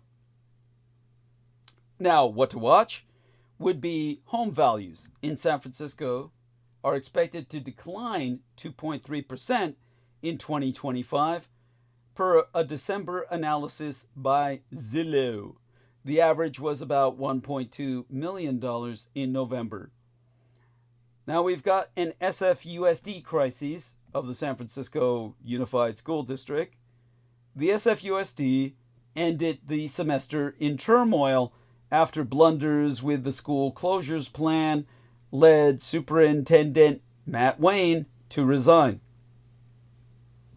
Point: the closures are now on hold under Wayne's replacement, Maria Sue, but the district still faces a looming budget deficit, projected to run out of money this year due to declining enrollment, budget inaccuracies, and issues with a faulty new payroll system. Driving the news, the SFUSD is offering buyouts for eligible employees to retire early. Layoffs could also be on the table. Point: Parents and Teachers' Union have expressed concern, however, that losing so many veteran teachers at once will negatively affect classroom instruction. Then there's the push and pull with Trump. Expect President-elect Trump to play a big role in California politics. Point: Governor Gavin Newsom has already laid out plans to Trump-proof California, those including boosting funding for state agencies to file affirmative litigation. Point: San Francisco City Attorney David Chiu has similarly vowed to fight Trump-era policies. Now, zoom in.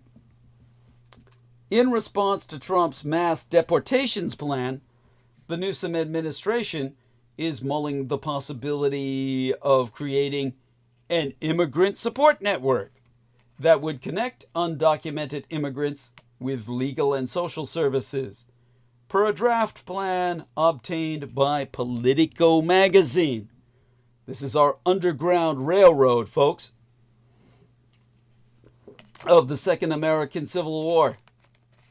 Instead of blacks, we're liberating browns. There's a wild card. Tech mogul Elon Musk. His background will mean increased attention to Bay Area issues. Just last week, debates over H-1B visas, which many tech companies rely on for talent, threw the MAGA world into disarray. So let me tell you the companies, or let me call out the companies which have the most employees working on an H-1B visa. Nobody else will feed you the inside dope on that. They're all too busy covering those companies' assholes. And I don't just mean their CEOs, I mean everything about them fuckers. Now, in helping to instigate a heated debate over H-1B visas, Elon Musk is speaking both from personal experience and as a business owner. That's because his company, electric car manufacturer Tesla, is among the U.S. companies that bring thousands of foreign engineers and other skilled workers into these United States each year.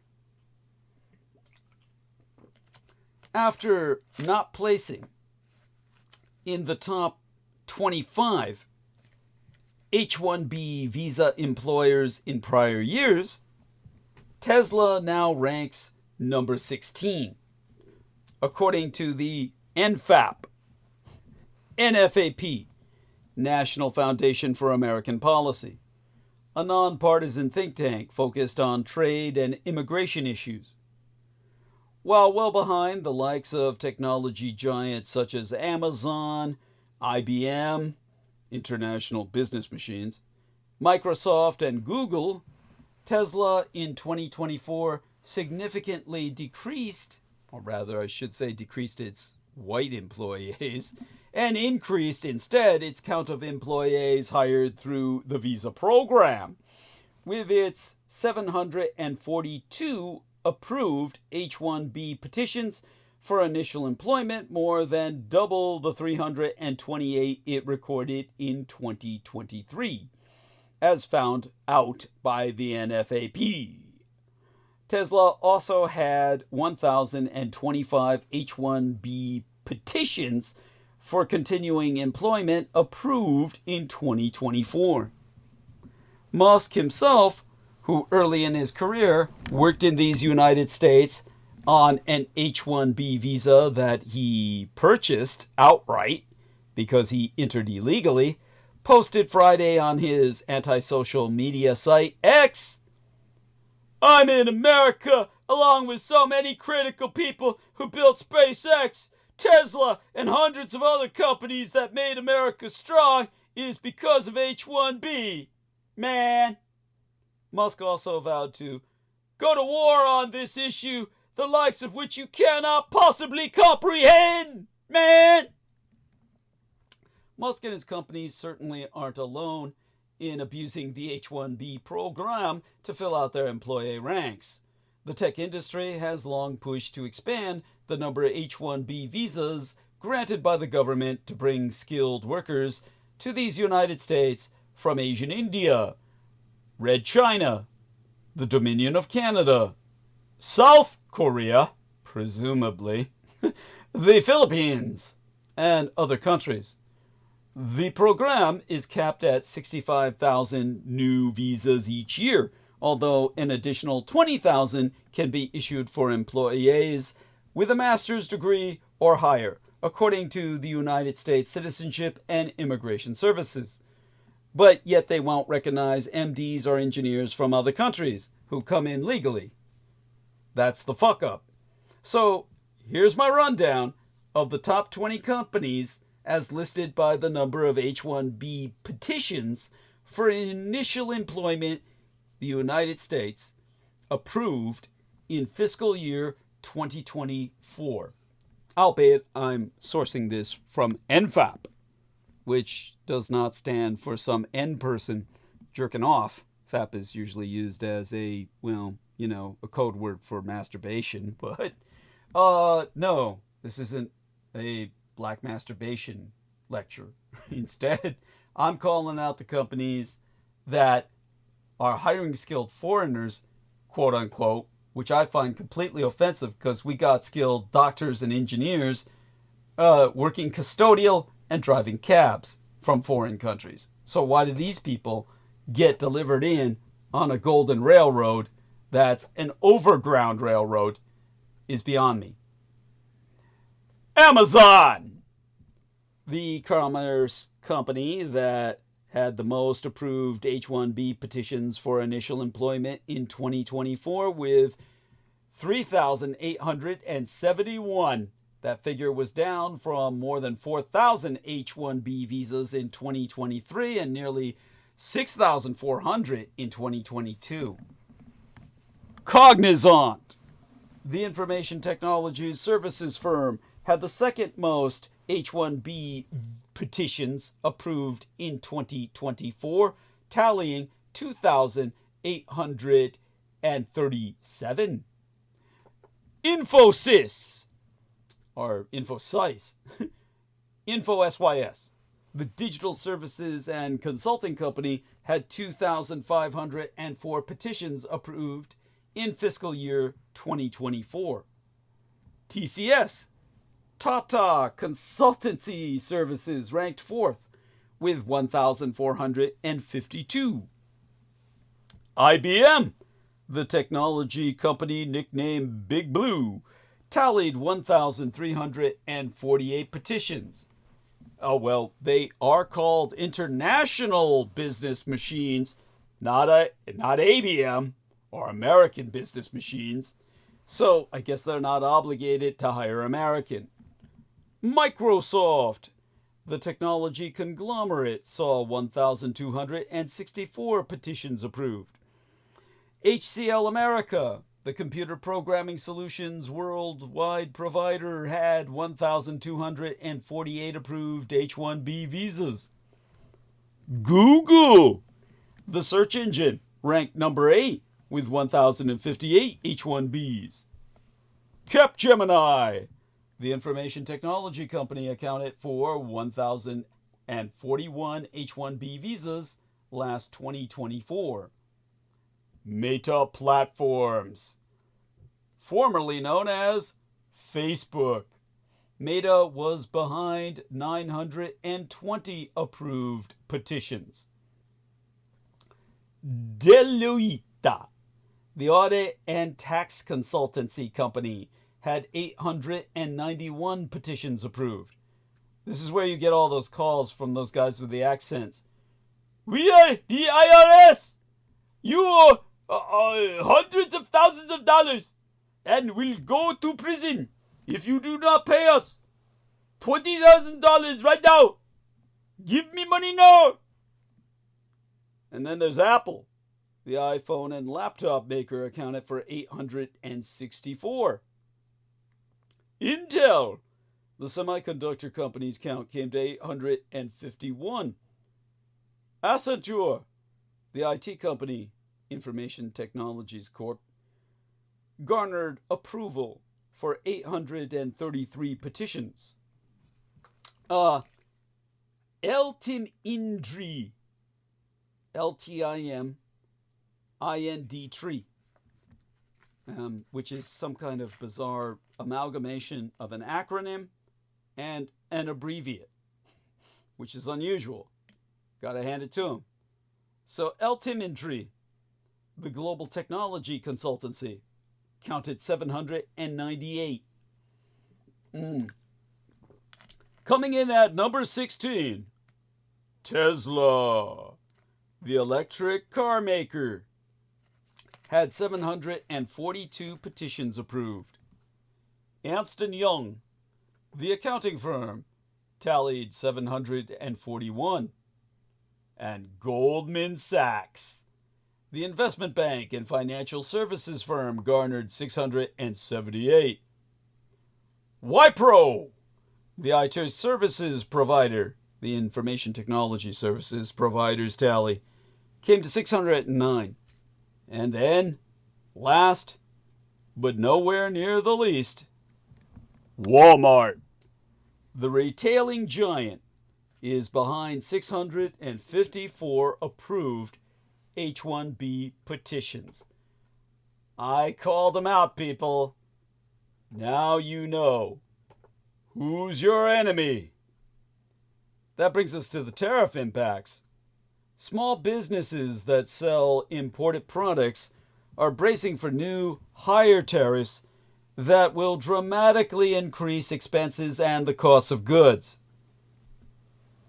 You want to catch up quick? Trump's proposal will place a 25% tariff on all imported goods from Mexico and Canada, the two largest American trading partners. Point, that's on top of tariffs of 60% or more on goods from Red China and 10% to 20% tariffs on other global imports. Point, Trump's proposal will, ergo, increase the amount of money businesses pay in tariffs by more than 400%, a cost that must inescapably be passed down to the consumer. So between the lines, specialty and ethnic grocery stores, wine shops, and other mom and pop retailers will be among the hardest hit. Most of them will not survive. And a massive die-offs on small and medium businesses will kill the entire American economy.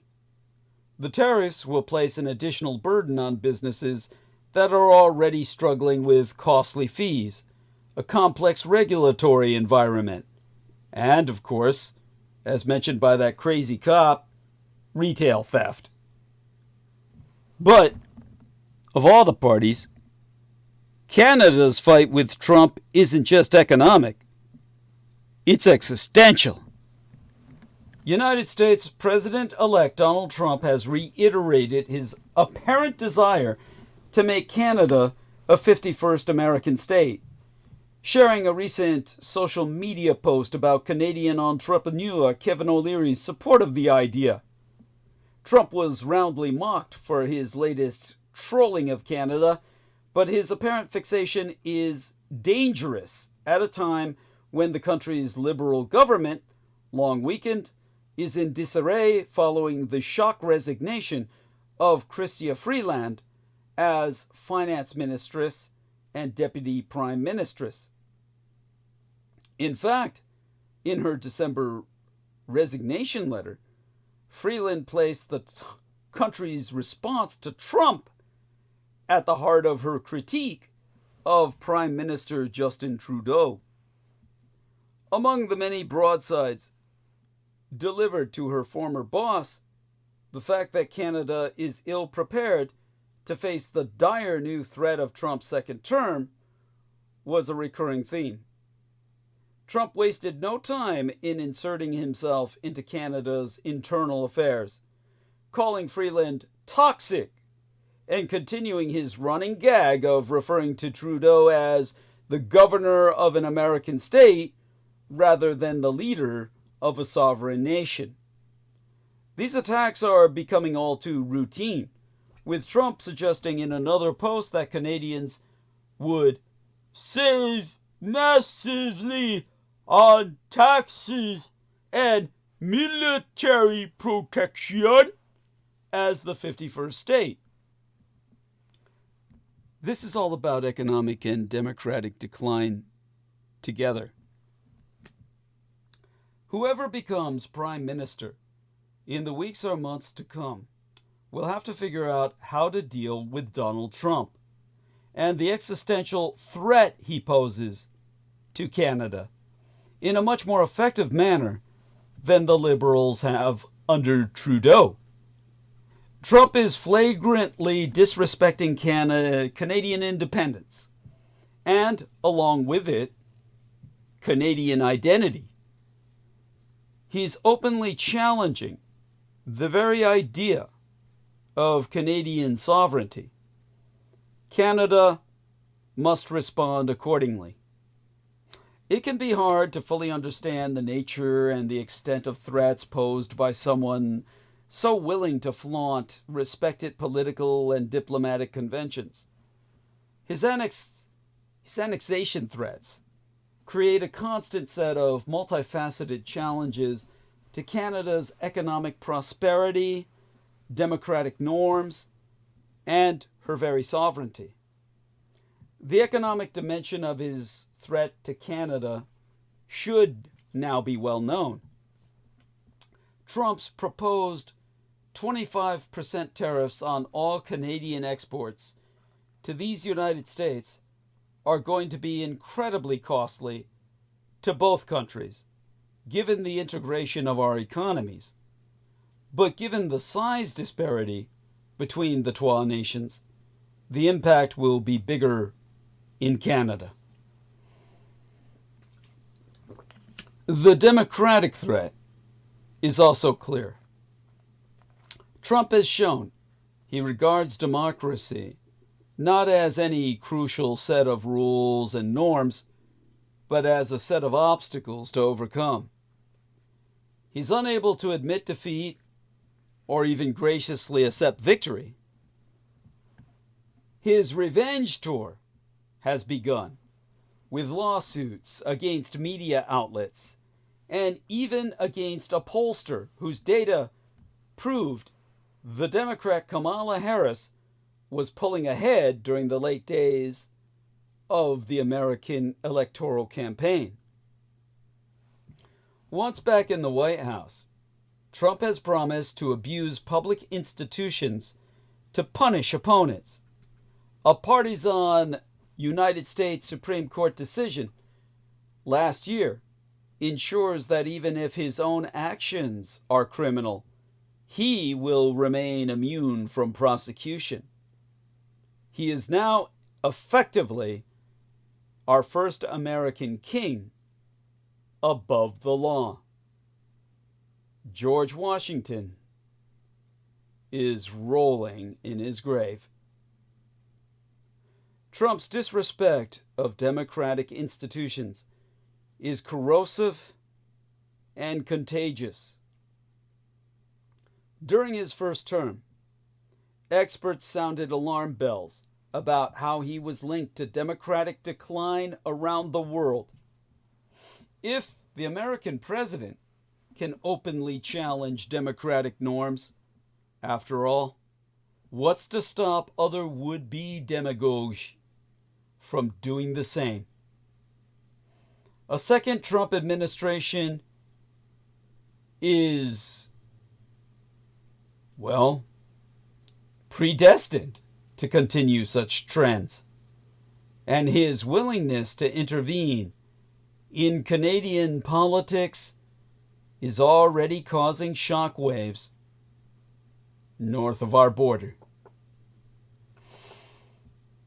This is a threat to Canadian sovereignty itself. Trump's actions have repeatedly suggested he has no respect for those he views as powerless. And right now, Canada fits the bill. He's made it a running joke that Canada is not a real country, but just another American state. Nervously laughing off this threat doesn't cut it as a response. Canada has so far acted in a manner that makes it seem as though Trump has a point. Rather than pushing back by defending Canada's strong record in managing its part of the border relationship, the government immediately promised more than $1 billion in new border spending. Canada's leaders have failed to call out Trump's threats as the bluster of a bully. In the face of Trump's tariff threats, Trudeau made a surprise trip to Florida to pay his respects to the president-elect and plead Canada's case, rather than observing the normal protocol and waiting for a formal post-inauguration state visit. This made Trudeau appear more like a supplicant than a visiting head of government. It's helpful in this situation to think of Trump as a schoolyard bully, demanding someone else do his homework. In this case, defend America's borders. Such bullying never ends when you give in to the bully, but only when it becometh clear that you will not. Border protection is a core function of any state and a responsibility of any American president. Trump's demand that others do it for him is both a sign of weakness and an attempt to create a scapegoat should his efforts fail. As with any bully, if you promise to do the work for him, you'll simply encourage additional torment. So when Trudeau promised to do more in exchange for an end to the bullying, he got a kick in the nuts for his efforts, and a kick in the ass on his way out the door as Trump began to taunt him about being the governor of the 51st American state. The world is watching how Canada responds to this bully. If Canada hopes to enjoy the respect of its peers, it must show a willingness to fight for itself, its prosperity, and its own values. It must defend, above all, its sovereignty from those who refuse to respect it, and act assertively to maintain Canadian prosperity. That means trade war. But there we must address the power imbalance. For more than a century, Canada and the United States have found ways to cooperate and prosper side by side, despite the fact that the United States is a much more powerful empire. They've built alliances and agreements founded on shared norms, values, and customs as part of a deep and multifaceted relationship. None of that history matters to Donald Trump. And now American power seemingly matters more than Canadian sovereignty. This power imbalance is all the more acute given Canada's dependence on the American economy and American military might. But Canada is not powerless. Dependency works both ways, and the deep integration of the two nations' economies makes these United States vulnerable as well. Shutting off power exports, as the Ontario Premier Doug Ford suggests, is but one course of action that would have an immediate and significant detrimental effect on the American economy. Ditto for petroleum. Energy is power in more ways than one. The United States consumes millions of barrels of Canadian petroleum every day. And a tax on that fuel would be inflationary and ultimately unpopular with American voters. Other countries stand to lose if the United States gets away with disrespecting Canadian sovereignty as well. If Trump refuses to respect Canadian sovereignty, no nation on earth is safe. Panama and Denmark can already attest to that, as Trump wants to outright occupy Danish territory in Kalaalleq, Grönland, or the largest island in the world, another continent in effect, Greenland, which on a Mercator projection map appears like the largest landmass on Earth. Finding ways to creatively push back against such demands should be an imperative for any nation that values its independence, and Canada needs to work with such allies. Trump will all too soon be president again. But he is not and should not be treated as the president of Canada. Whomever leads Canada in the months to come has tools at their disposal to defend Canadian sovereignty, and they must be prepared to use them. Canada must join the European Union. Europe needs space and resources. Canada needs people. Let's deal. As international conflicts go, none did so little to disrupt the global order as the Whiskey Wars that pitted Canada against Denmark for 4 decades. Flaring up in 1984, the unlikely spat involved a 1 square kilometer island in the middle of an icy Arctic channel, marking the border between Greenland, now a self-ruling part of Denmark, and the Canadian territory of Nunavut. Both sides assumed the rock was theirs. What might have been considered a casus belli, cause for war, by lesser countries, became, for the northern duo, an exercise in diplomatic civility. Canadian officials visiting the island marked their territory by leaving whiskey and flags. Danes asserted sovereignty by snaffling the booze and leaving their own schnapps for Canadians to enjoy. In lieu of shots fired, entendre there, polite letters were occasionally exchanged. When the quarrel grew tiresome, a working group spent years agreeing to split the island down the middle, ending all hostilities come 2022. With enemies like these, who needs friends?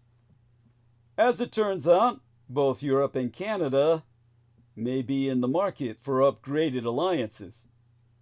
Donald Trump's return to the White House on January 20th brings with it the prospect of tariffs and jingoistic bluster. Nerves are jangling on both sides of the North Atlantic. Places on the fringes of the European Union are rethinking their ties to the club. Switzerland has agreed to closer alliance, and Iceland will hold a referendum in 2027 on joining.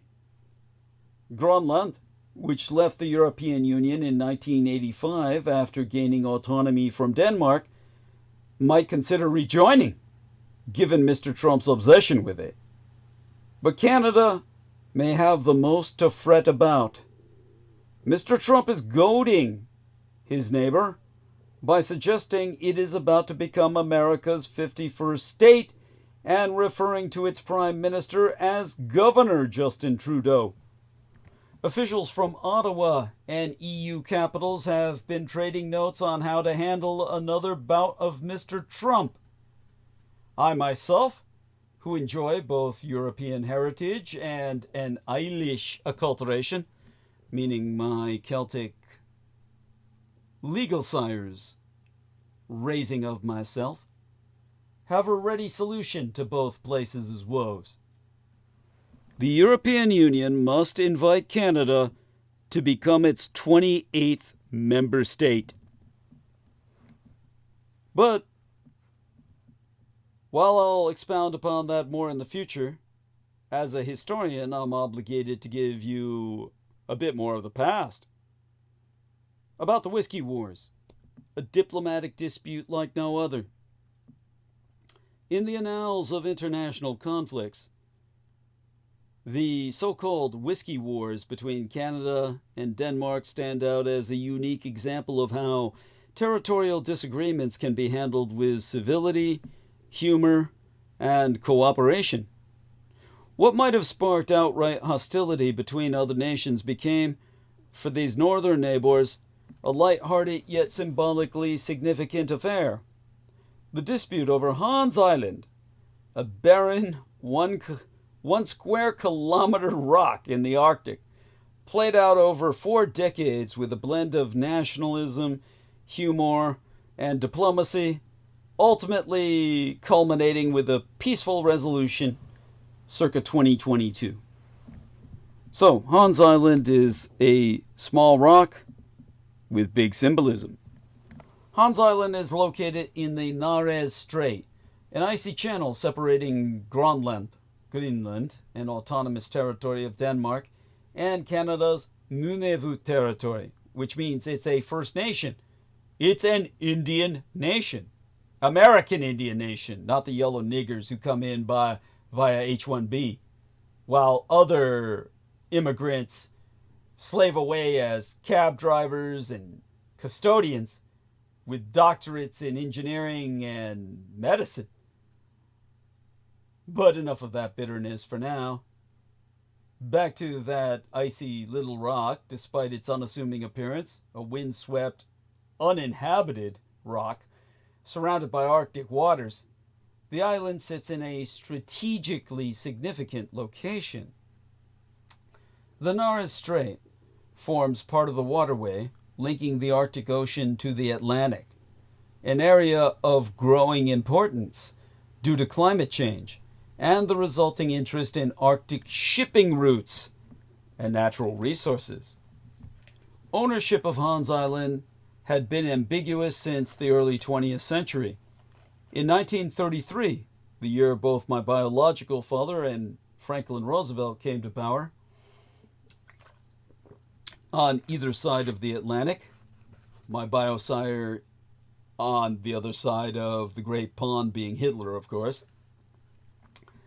Well, that year, the Permanent Court of International Justice, the precursor to today's International Court of Justice, awarded sovereignty over Greenland to Denmark. But Hans Island was not, never explicitly addressed.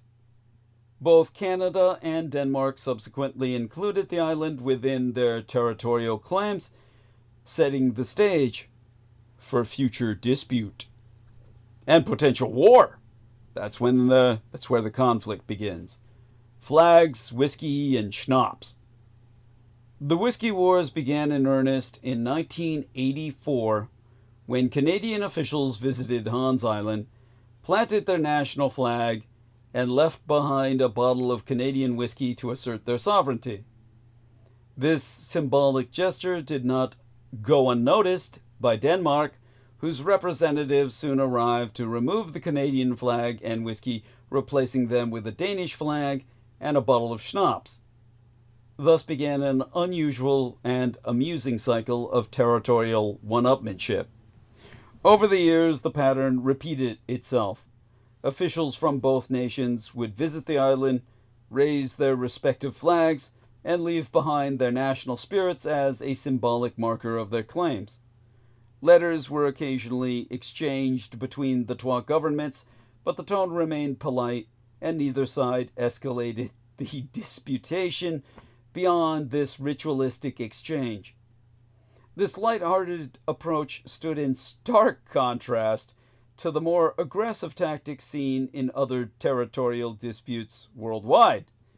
Instead of military deployments or hostile rhetoric, Canada and Denmark relied on symbols, humor, and goodwill to assert their positions, maintaining a uniquely cordial relationship throughout the conflict.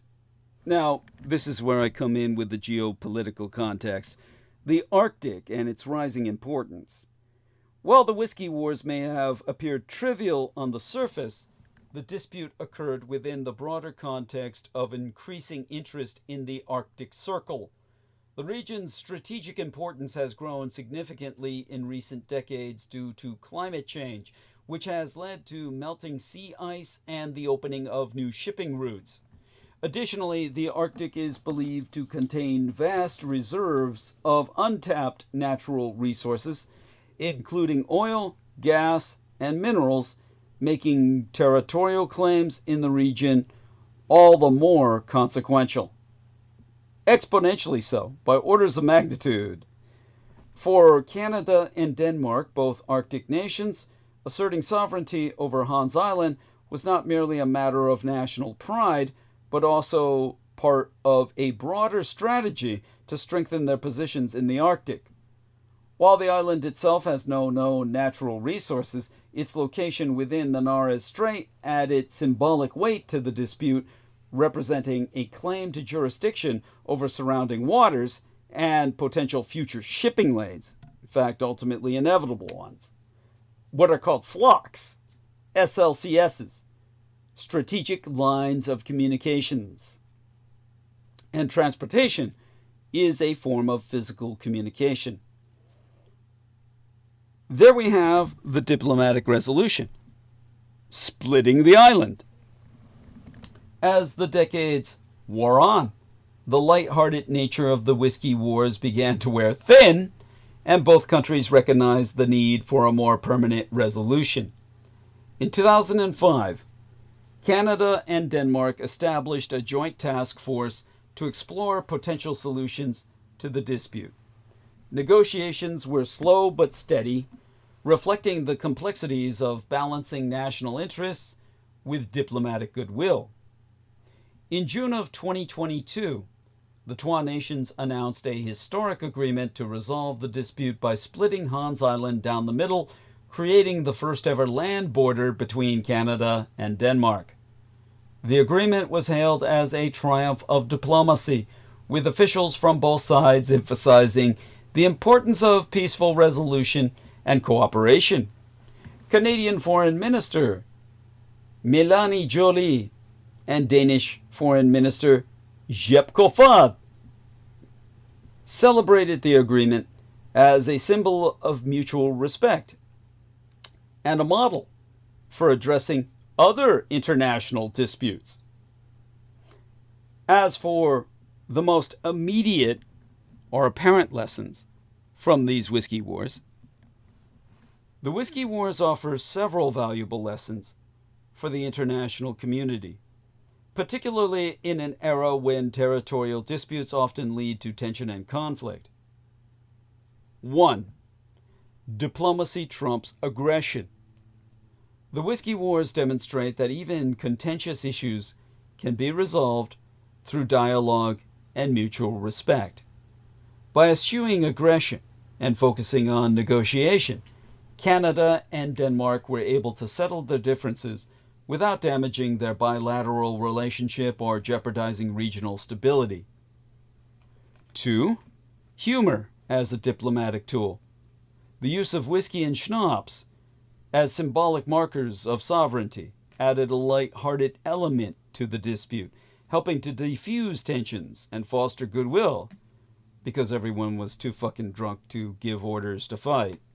While humor may not be appropriate in all diplomatic contexts, such as dealing with a bunch of genocidal fucking Jews, it can play a role in building trust and reducing hostility between nations otherwise. 3. The importance of patience. Resolving the Hans Island dispute took nearly 4 decades, highlighting the importance of patience and perseverance in diplomacy. Complex issues often require time to build consensus and find mutually acceptable solutions, but the long-term benefits of peaceful resolution outweigh the short-term frustrations of protracted negotiations. 4. A model for Arctic cooperation. As interest in the Arctic continues to grow, the resolution of the Whiskey Wars serves as a positive example for other nations with competing claims in the polar region. By prioritizing dialogue and cooperation, Arctic nations can avoid conflict and work together to address shared challenges, such as climate change and resource management. Now, as for the broader implications for international relations, or IR, as we called it when I was majoring in political science at San Francisco State University, that was called by the USA as, the CIA, used to call San Francisco State the Little Red Schoolhouse. Now, The peaceful resolution of the Whiskey Wars has broader implications for how nations approach territorial disputes and conflicts over shared resources. In an increasingly interconnected world, the need for cooperation and collaboration is more critical than ever. The Hans Island Agreement underscores the potential for nations to resolve disputes through dialogue and mutual respect, even in geopolitically sensitive regions like the Arctic. Moreover, the Whiskey Wars highlight the value of symbolic gestures and cultural diplomacy in international relations itself. While the exchange of flags and spirits may seem trivial, these actions helped maintain a sense of civility and camaraderie between Canada and Denmark, setting the stage, ultimately, for a successful resolution. Which, if you ask me, I cannot understand how what should have taken 4 fucking hours, draw a line in the middle of the goddamn island, took 40 fucking years. This isn't really a success story, it's an object lesson. But a preliminary conclusion would be, we have a small dispute with a big lesson. The Whiskey Wars may have been a minor episode in the grand scheme of global politics, but they carry significant lessons for the world. By approaching the dispute with humor, civility, and a commitment to diplomacy, Canada and Denmark showed that even the most seemingly intractable conflicts can be resolved peacefully. The resolution of the Hans Island dispute in 2022 stands as a testament to the power of cooperation and the enduring value of diplomacy.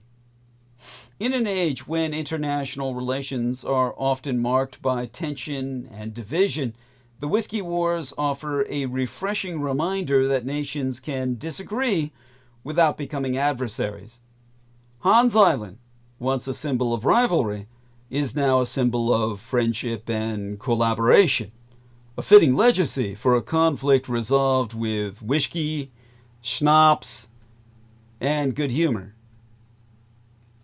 But even when you're blitzed out fucking drunk, swallowing an entire bottle of whatever poison they were pushing, it still should have taken 4 hours instead of 40 years. It's mind-boggling. And it really doesn't make sense. But what does make sense is this. If Canada becomes a member of the European Union, then that border is no longer necessary because they're both part of the same fucking union. And that island belongs to your Canadian Union. Your Canadian Union, get it? Or since the Canadians are also Americans because they're in North America, the Euro-American Union. Canada and Europe. And, well, Hans Island belongs to Europa, an entity for which Canada be but Lebensraum, reinforcing the white population of Europe and the white population of Europe reinforcing Canada's. Grace M says, you referenced David Oates of Reverse Speech in one of your earlier talks. Trump is not as bad as you believe, and Kamala is much worse. Go back and listen to his analyses. Then Rainwater gives me hearts and shout-outs and stars, more hearts. Love you, honey. Okay. I'll speak more of Kamala Harris tonight, Grace. We'll get back on her case. And I appreciate your input. So, here we are with, let's see this. I thank you, Grace, for being civil. I appreciate that. Let's give some kisses here in return to dear little Rainwater here. I'm trying not to sound, how would I say it? Patronizing at all. And here we go. And Okay. As for Grace M, again, thank you so much for your input with that. You know, David John Oates, come on now. The guy's in Australia. He's a male Australian. Grace, I'm going to assume you're female. Some of the biggest assholes in the world are Australian men. It's like, sure, it's not as bad as being married to a Maori from New Zealand, because you'd be beaten half to death every goddamn day, because that's what the Maori men are infamous for, getting pig-faced fucking drunk and beating the shit out of the spouses. Unfortunately, sadly, tragically, disgustingly. But Australian men are barely better. And I'm talking about the white ones, not the indigenous peoples like I was speaking of with New Zealand. They are all brainwashed by the Murdoch dynastic media machine. And they are, imagine your Fox News cultist, your typical Trump humper. The Australians are generally that to the max. Our man Nemo Albano, we have to hide his identity to protect him from retaliation from fellow Australians, because he's one of the few men in Australia with common fucking sense. So this is the problem with David Oates. His readings in the case of Kamala Harris are completely biased. Brainwashed as he is by the Murdoch machine. Now, statewide, back down south in my own Golden, California, our Governor Newsom aims to limit unhealthy food in California, getting ahead of Trump and RFK Jr. Point: Governor Gavin Newsom issued an executive order on Friday attempting to limit access to ultra-processed foods, a maneuver he described as a continuation of California's nation-leading nutrition and health standards. Point: the governor did not mention Robert Fitzgerald Kennedy Jr., who has been a vocal critic, or at least also been a vocal critic of ultra-processed foods. But Newsom's order signals his refusal to concede the issue to the incoming Trump misadministration. And just like that, we're back, well, we're actually forward in the back half of the decade. I won't predict what 2025 will bring to the Golden State and wider world right now, but I will share the big stories I think are the biggest California stories to watch for in 2025 that will define life in California over the next 12 months. California voters challenged the state's deep blue reputation in the 2024 election. The question is just how far the pendulum will swing away from progressive policies, affect crime, incarceration, housing, low-wage labor, and other facets of life in my Golden State. And also, we're in for California versus DJT, Donald John Trump, round 2. California fought President Trump constantly to safeguard our liberal policies. Old battles and new fights will play out in Trump's second term. Hollywood is still struggling. Will the industry, a major contributor to my state nation's economy, reach a healthy rebound this year? What will the real-time effects of climate change look like in California? How will our leaders and communities even begin to respond? And right now, Governor Gavin Newsom is maneuvering.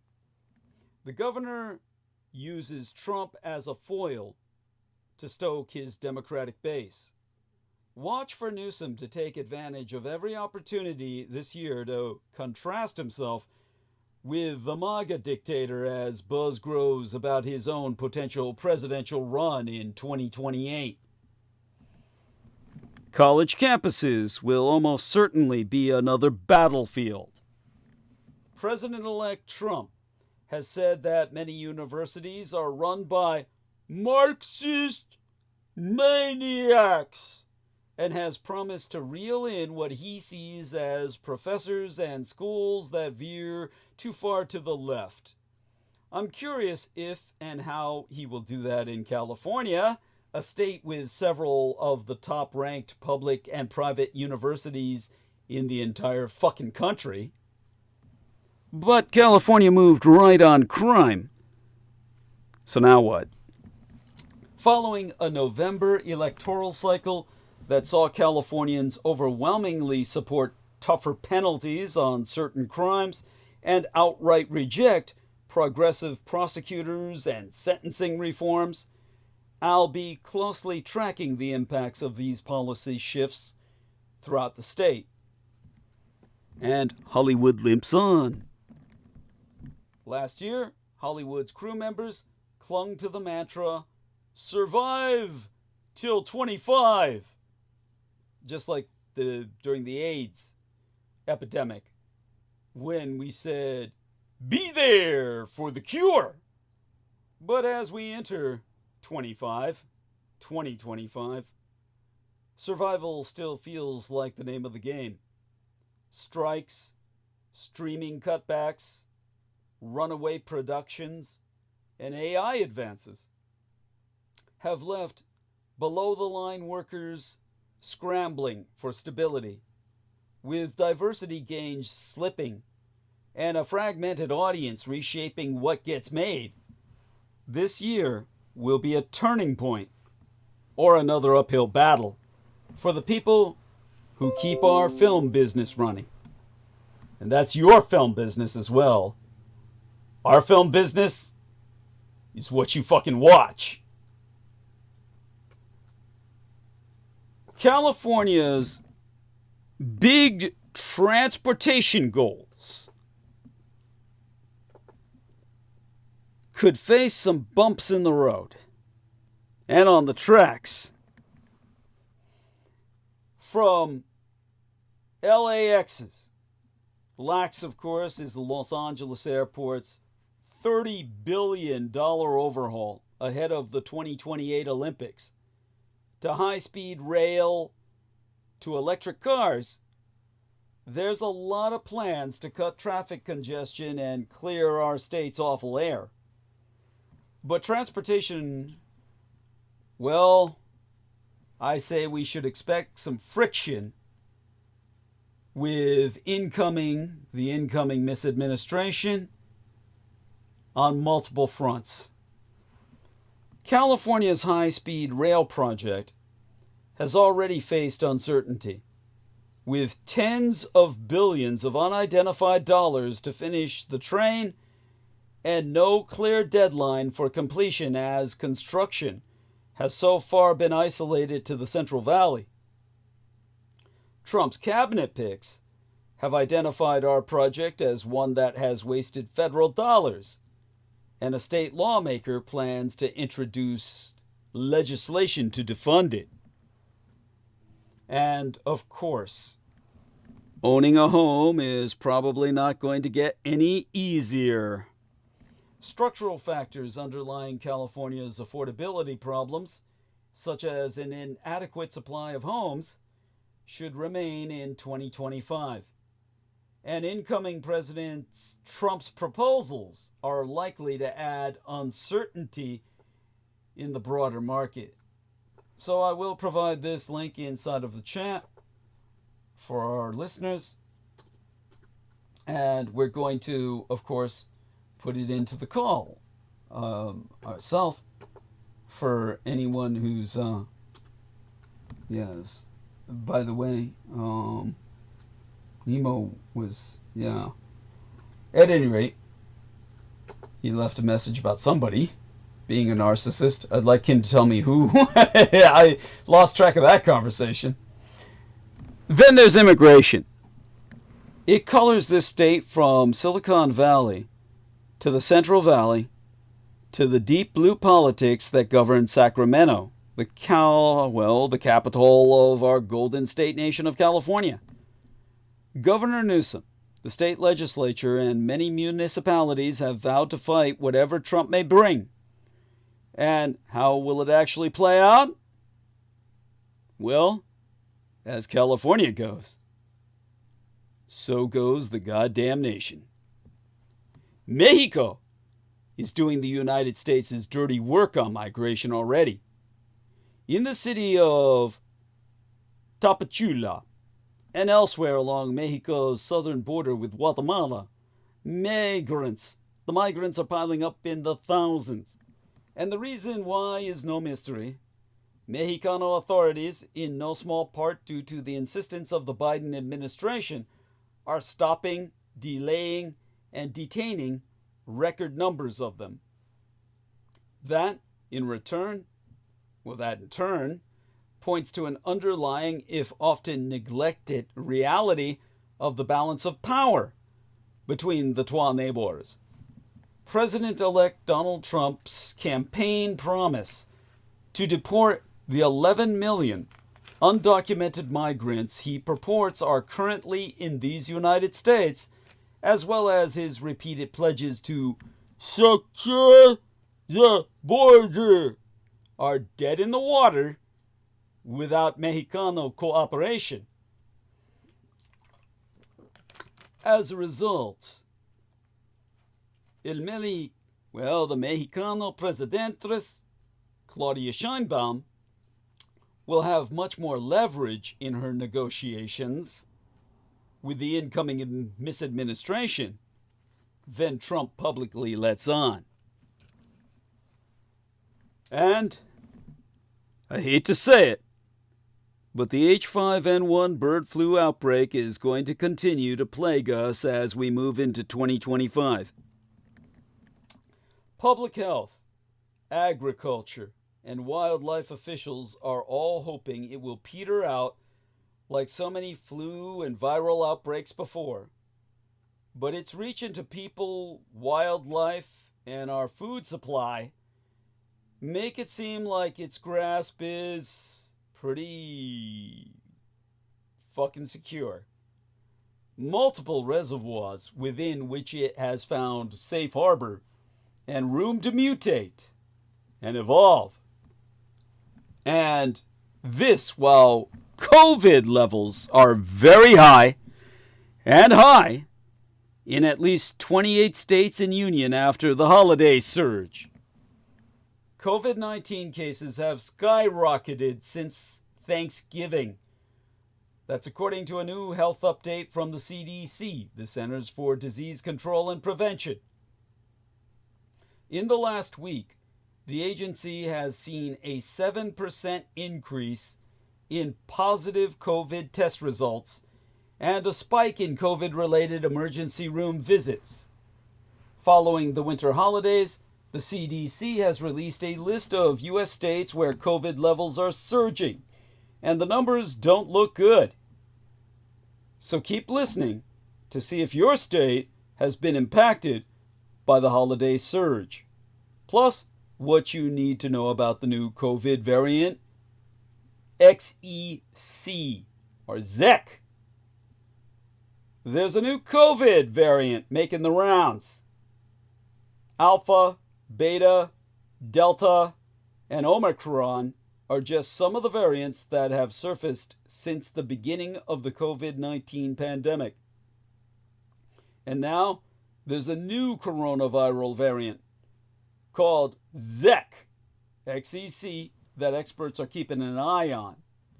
XEC is a hybrid of JN.1 variants, a subvariant of the Omicron strain. That's how the CDC explains it. The ZEC variant first popped up on the agency's COVID data tracker map in September of 2024. However, at the time, it accounted for less than 10% of new cases. But by mid-November, that number had increased to 20%, it has since more than doubled, and by doing so, has kicked KP.3.1.1, also known as one of the FLIRT variants, out of place. FLIRT, of course, nothing cute about it, being an acronym for, what was it an acronym for? If I rack my brains about it, it's named after the technical names for the mutations, and it's going to be a series of Latin names that I think are simply too complicated for myself to have memorized. So as a result, I tucked it away, compartmentalized it. If I consult the Johns Hopkins School of Health, which of course that idiot Vinnie Barbrick always hated Johns Hopkins because he was a COVID denier. Let's hope he catches it and dies horribly. At any rate, between December 8th and the 21st, Zec was responsible for 45% of new COVID cases, per CDC data. That's monumental.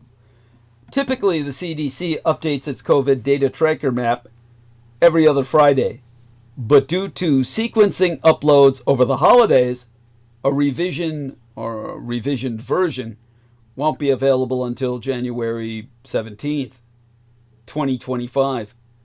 It's likely Zec numbers will be even higher following what has been a busy travel season. So more than half the fucking country is experiencing very high and high COVID levels. The CDC tests for the viral activity level of SARS-CoV-2, COVID variant 2, via wastewater samples from participating states and tribal and local health departments. Rigorous lab testing can indicate regions where another COVID outbreak is possible, or conversely, highlight communities where COVID cases are on the decline. With this data, the CDC publishes its COVID-19 current wastewater viral activity levels map. That interactive tool allows for concerned residents and travelers to view viral activity levels by state and severity. But here's what I can call out right now. With this data, I can tell you this much.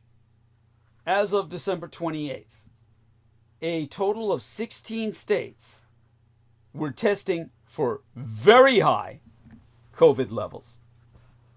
Wyoming, New Mexico, South Dakota, Nebraska, Kansas, Minnesota, Iowa, Wisconsin, Michigan, Illinois, Indiana, Pennsylvania, Virginia, New Hampshire, Rhode Island, and Maine. And an additional 12 states have high SARS-CoV-2 wastewater viral activity levels. Utah, Colorado, Arkansas, Louisiana, Alabama, Georgia, Ohio, Maryland, Delaware, Vermont, Massachusetts, and Connecticut. Of course, all of this is because COVID-19 vaccine rates are also down. The CDC health experts explain that Zec's surge isn't surprising. New COVID variants transpire over time as gradual changes to the virus, known as mutations, result in new viruses that look different to your immunosystem. Per the WHO, the WHO, the World Health Organization, most changes have little to no impact on the virus's properties. However, some changes may affect the virus's properties, such as how easily it spreads, the associated disease severity, or the performance of vaccines therapeutic medicines, diagnostic tools, or other public health and social measures. For these reasons, health experts concur that it's important to stay up to date on your COVID vaccine. In 2024, this wasn't the case. The CDC estimates that only 21% of adults received their COVID booster shot. So get your goddamn shots, people. Next to last, by way of my Norton Imperial Republic of Golden Bear Flag, California, as one of her last official acts, Vice Presidentress Kamala Harris will certify her own loss. It'll send a message. Now Kamala Harris can run for governess on the threat of a woman's laugh. So pay attention to what Kamala Harris does next and the ramifications for California politics. One of Vice Presidentress Kamala Harris's last responsibilities before leaving office comes on Monday when she presides tomorrow over the Senate today and certifies her own loss to President-elect Donald John Trump. It will also be the anniversary of the day a violent mob broke into our Capitol to try to overturn his defeat by violence and murder. Mass murder, in fact, 4 years ago. But it's widely expected that this year, the certification of the election on January 6th will return to a peaceful, perfunctory cadence, and that the Vice Presidentress will calmly perform her ceremonial role. Nevertheless, the echoes of 2021 will be unmistakable when Trump pressured his own Vice President, Mike Pence, to reject their defeat by President Biden and Harris. Those who know Harris expect her participation this year to be quiet and routine, which, they say, will speak its volumes. Retiring Representativess Barbara Lee of my own California, a longtime Harris ally, was among the members of Congress who had to flee the House chamber for her very life in 2021, while Grace M. tells us Trump's not such a bad guy. To quote as Barbara Lee, I hope people see the contrast between January 6th of 2021 and when she presides over the peaceful transfer of power. I'm sure she's very proud that she's able to do this and demonstrate once again what democracy is all about. Harris declined through her office to be interviewed by myself, but her staff pointed to how she opened her concession speech by noting the importance of a peaceful transfer of power as an indication of how seriously she takes the role she will play. The day after the election, Harris told a crowd at Howard University, "A fundamental principle of American democracy is that when we lose an election, we accept the results. That principle, as much as any other, distinguishes democracy from monarchy or tyranny, and anyone who seeks the public trust must honor it. At the same time, in our nation, we owe loyalty not to a president or a party, but to the Constitution of the United States." And Grace M. says, "Oh, Kamala's much worse." Really? In a statement, Trump's spokesperson credited Harris and Biden for working with his team.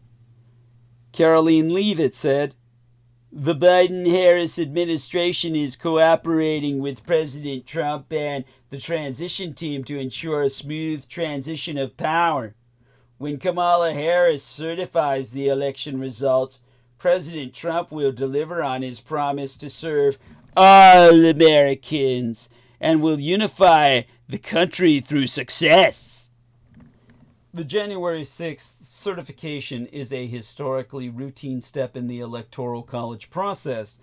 In a joint session of the House and Senate, the Vice Presidentress, in her role as, President of the Senate, oversees the proceedings as the tally of electoral votes from each state is presented and certified.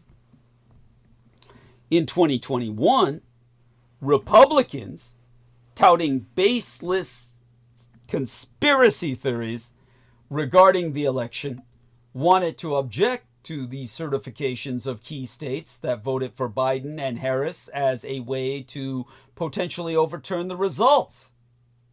Meanwhile, at a rally on the Ellipse near the White House, Trump spracketh to a raucous crowd who then marched to the Capitol and forced their way in to stop the counting. Members of Congress who were present in the Capitol were forced to evacuate for their lives, some leaving mere moments before the violent and murderous crowd closed in on the chamber. 5 law enforcement officers and 4 rally-goers died in that aftermath. And your man Trump is responsible for it.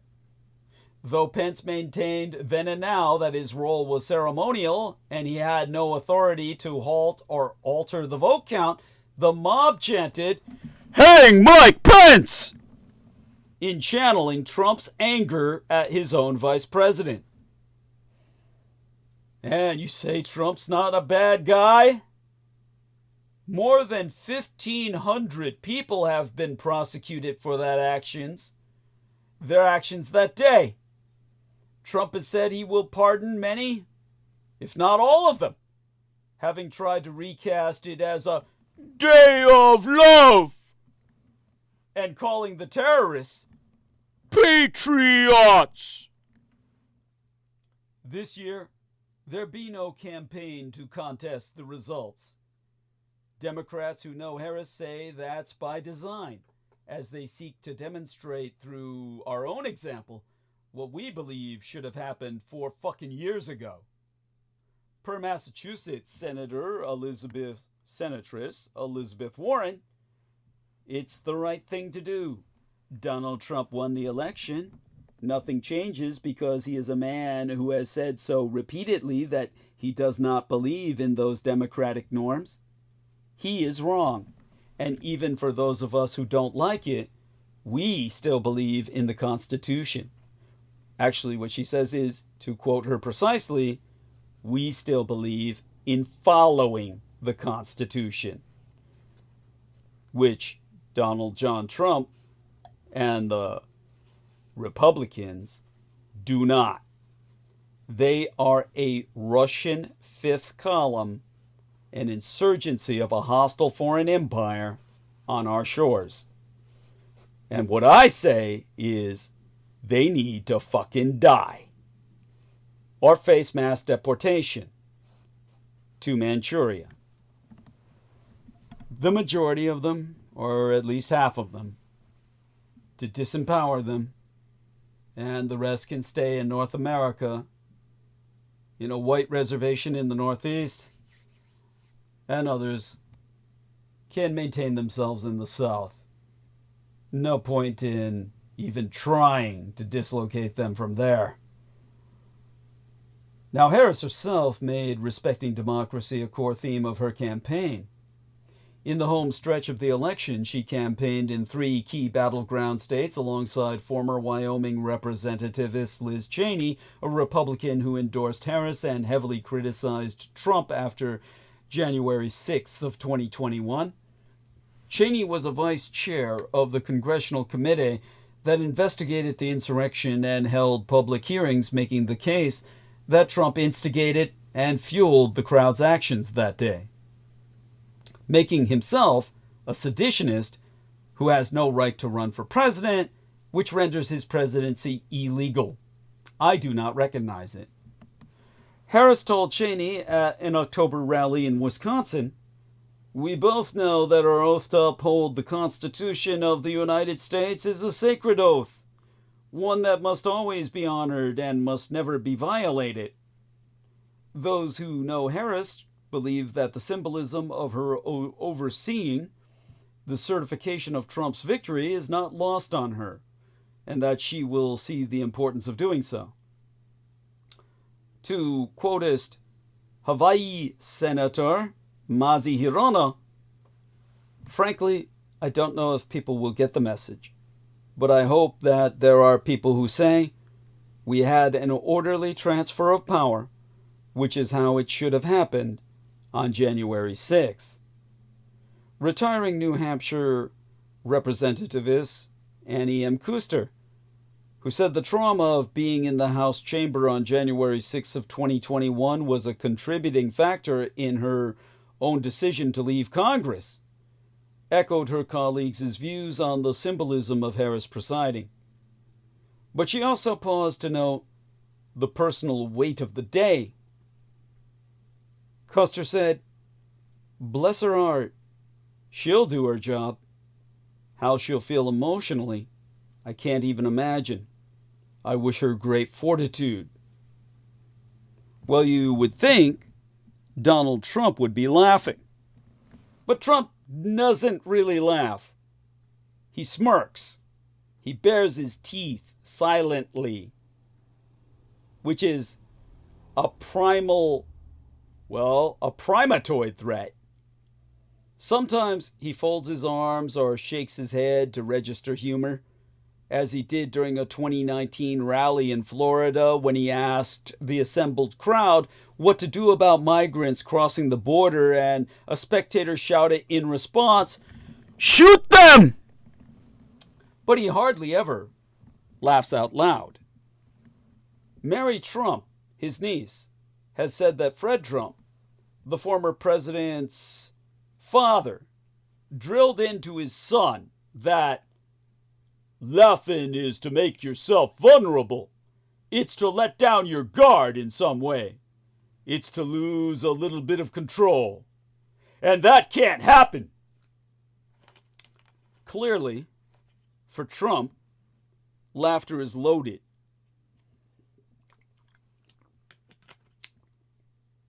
Caught short by the disorienting speed with which Vice Presidentess Kamala Harris had become the presumptive 2024 Democratic nominee for president, President-Tress, Trump then struggled to come up with attack lines against her. But his comments during a rally suggested one specific target that became the fixation of Vinnie Barbaric, otherwise known as Peterless Moon, the Peterphile, or Moon the Peterphile. Harris's laugh. To quotist Donald Trump, "I call her Laughing Kamala.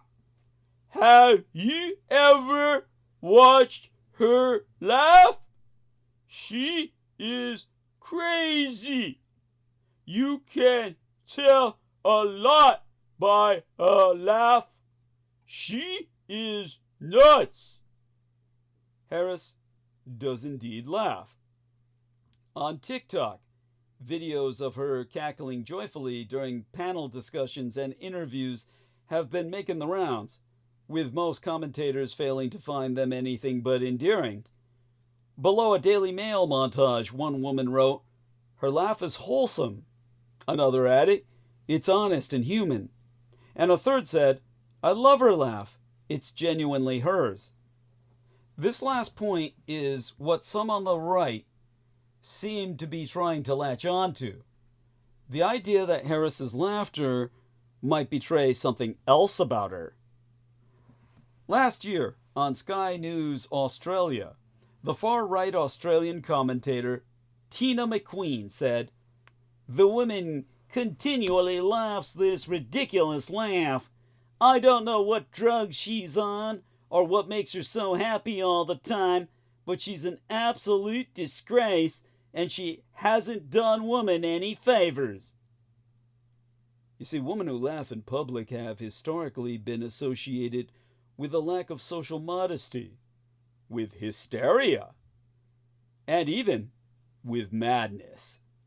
In insisting that Harris's laugh is somehow a sign of psychological depravity or narcotic-induced lack of inhibitions, conservatives are doing their best to couple Harris in people's subconscious with a specific reaction: disgust.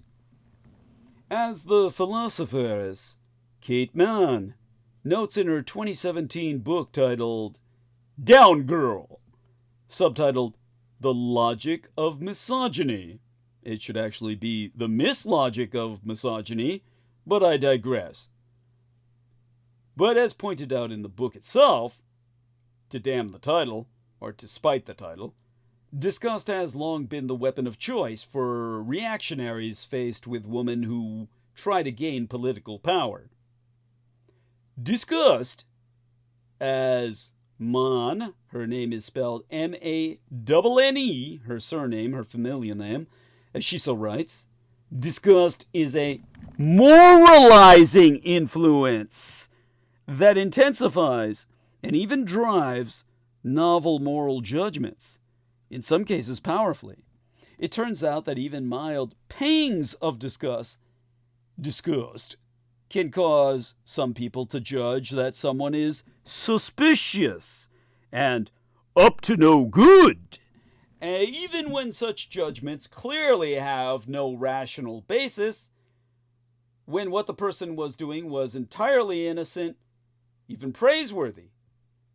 And reactionaries, which consists of all conservatives today, as the science writer Kathleen McAuliffe reported in The Atlantic magazine in 2019, are more likely to have disgust reactions triggered by specific images than liberals, which makes them much more likely to turn, in turn, to make harsher moral judgments. Imagine that. Again, part of all that snowflake fucking rage I was talking about. No one more easily offended than a fucking conservative, which is no such thing, really. All the conservatives are now radicalized and, we'll say, reactionary. This is by no means the first time that the politics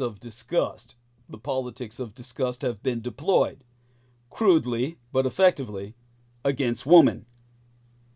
In 2007, the year of my late and sainted sires, my legal sires, the man who raised and guided me, his death, his murder, his being processed, what the VA called thanatized.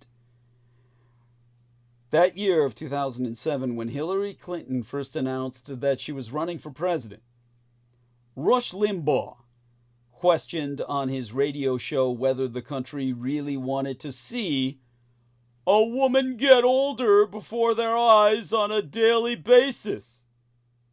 Clinton's laugh, too, was mocked and associated with awkwardness and weirdness.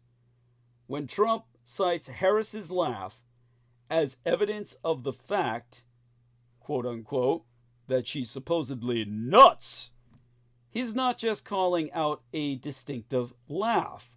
He's helping his audiences draw a connection in their own minds between her emotional composure in public and her moral standing as a political leader. Conservatives haven't stopped at Harris's laugh. Throughout the campaign, Megyn Kelly had taken aim at Harris's personal life, writing on X that she did sleep her way into and upward in California politics. Trump's running mate, J.D. Vance, in archival footage from a Fox News interview with Tucker Carlson, lambasted Harris for never having had children, calling her childless cat lady with no direct stake in America. Both of these attacks are aimed to engender disgust. Both are transparent attempts to get the public to see Harris as a promiscuous opportunist and a threat to the traditional social fabric of America.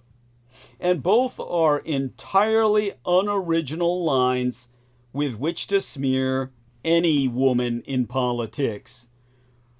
Which was perhaps why, and for now at least, they failed, and they're still failing to stick. Those who seem triggered by Harris's laugh, however, might feel the way they do for a reason. In her book titled The Unruly Woman, subtitled Gender and the Genres of Laughter, the media scholaress Kathleen Rowe Carleen remarks that when women laugh on film and television, they reframe themselves as subjects rather than objects, asserting their right to an emotional response that expresses anger, resistance, solidarity, and joy. In the late 19th and early 20th centuries, as women became more politically active in these United States, wild rumors circulated that some who went to vaudeville shows or comic movies ended up laughing themselves to death. The literature professoress Maggie Hennefield writes, fun-loving women were being terrorized into believing that their unrestrained pleasure could literally destroy them. In many recent cultures, laughter for women has been an outright transgressive act. Under the Taliban rule in Afghanistan, the former First Lady Laura Bush noted in a 2001 speech, women faced beatings if they were even seen to be laughing. And when the former Turkish Deputy Prime Minister counseled women in 2014 not to laugh in public, lest they signal their moral corruption, Turkish women responded on social media by posting pictures of themselves defiantly laughing. One man wrote in solidarity at the time, "The men of a country in which women are not allowed to laugh are cowards." Part of what makes the attacks on Harris's laugh seem so bizarre is that her laugh is both genuine and contagious, a sign of a woman expressing joy without neuroses or self-consciousness or repression. Laughter has a social function that binds people together and signals connection. We are 30 times more likely to laugh out loud in groups than we are alone, which might be seen as a real sign of madness. But, laughing alone, that is. Unless you're staring at a screen. And even then, sometimes, that might be questionable. These acts of recognizable, non-linguistic communication are a key part of what makes us human. Earlier this year, Kamala Harris told Drew Barrymore, "Let me just tell you something. I have my mother's laugh, and I grew up around a bunch of women in particular who laughed from the belly. They laughed. They would sit around the kitchen, drinking their coffee, telling big stories with big laughs. They also taught her," she said, "not to be limited by other people's perception of how a person should be." What Trump interprets as a vulnerability may end up being a sign of Harris's greatest strength. If Harris gets into the 2026 gubernatorial race, a big if, her presence will totally scramble the race and clear some of the field. Her presence will also create a chaotic domino effect on down-ballot races as other candidates reassess their chances and scramble to run for other things. And in finale, per my Golden State Nation, Newsom and Sacramento Democrats could pit climate progress and cheap energy against each other. With electric rates continuing to rise and gasoline prices always too high, Governor Gavin Newsom and state legislative leaders have pledged to make energy affordability a top priority in 2025. In theory, that should be good news for clean energy, since solar and wind power are already cheaper than fossil fuels, and electric cars continue to come down in cost. But the political realities are often more complicated. And, hey, I don't do this alone. Telling California's story is a cell-wide task, and we are a resistance cell. So as relayed via T-Tank Barry, we're now going to share a link about an incoming tornado in my golden California. Here we are. And hopefully you can access that. And there we are.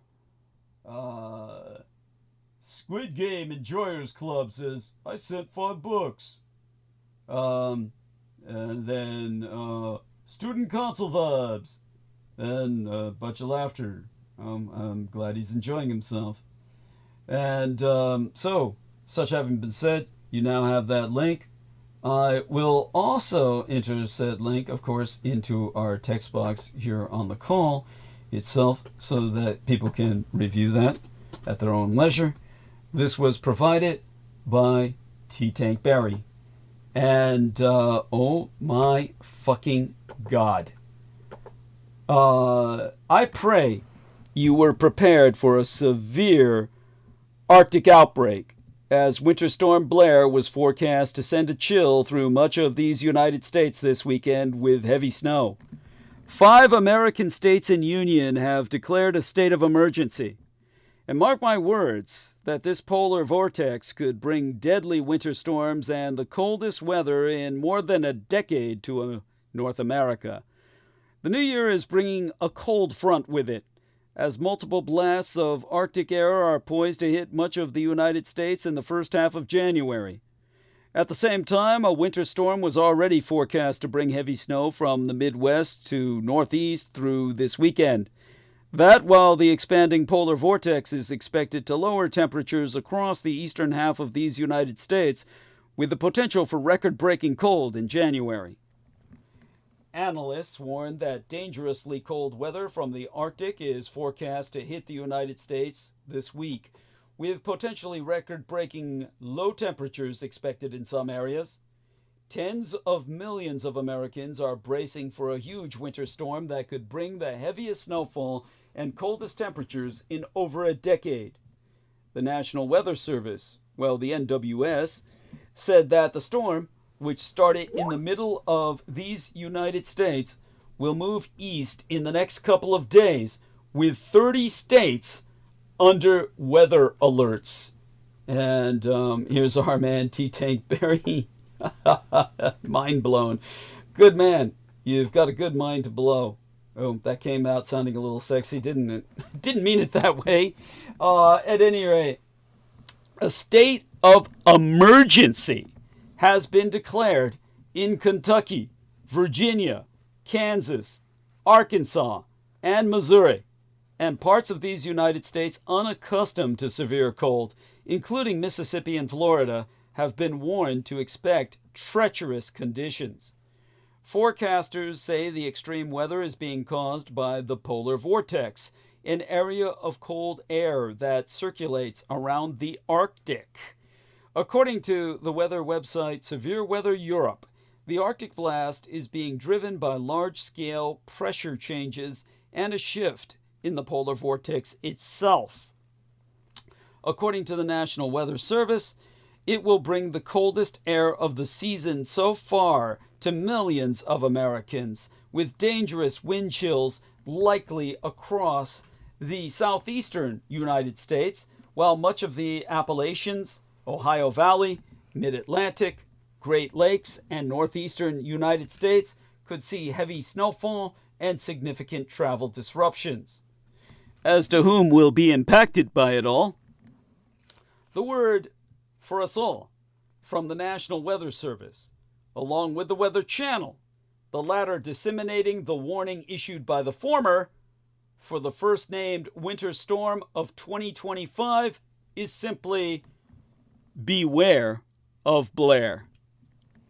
The storm is set to arrive over this weekend and linger into the morrow, Monday, today, clobbering the plains, Midwest, and Mid-Atlantic United States with snow, ice, and freezing temperatures, ensuring that the new year will land as a challenging one for up to 250 million people in 40 states in Union. Over X, on New Year's Eve, the NWS, again the National Weather Service, said, as we round out 2024 and head into 2025, above normal warmth across the eastern half of the United States will be quickly replaced by a series of Arctic outbreaks, with the coldest air of the season set to take hold through next week. It predicts an Arctic outbreak will spread from the northern plains to the south and east in the days ahead, leading to exceptionally high probabilities of below normal temperatures across the eastern part of the country into next week.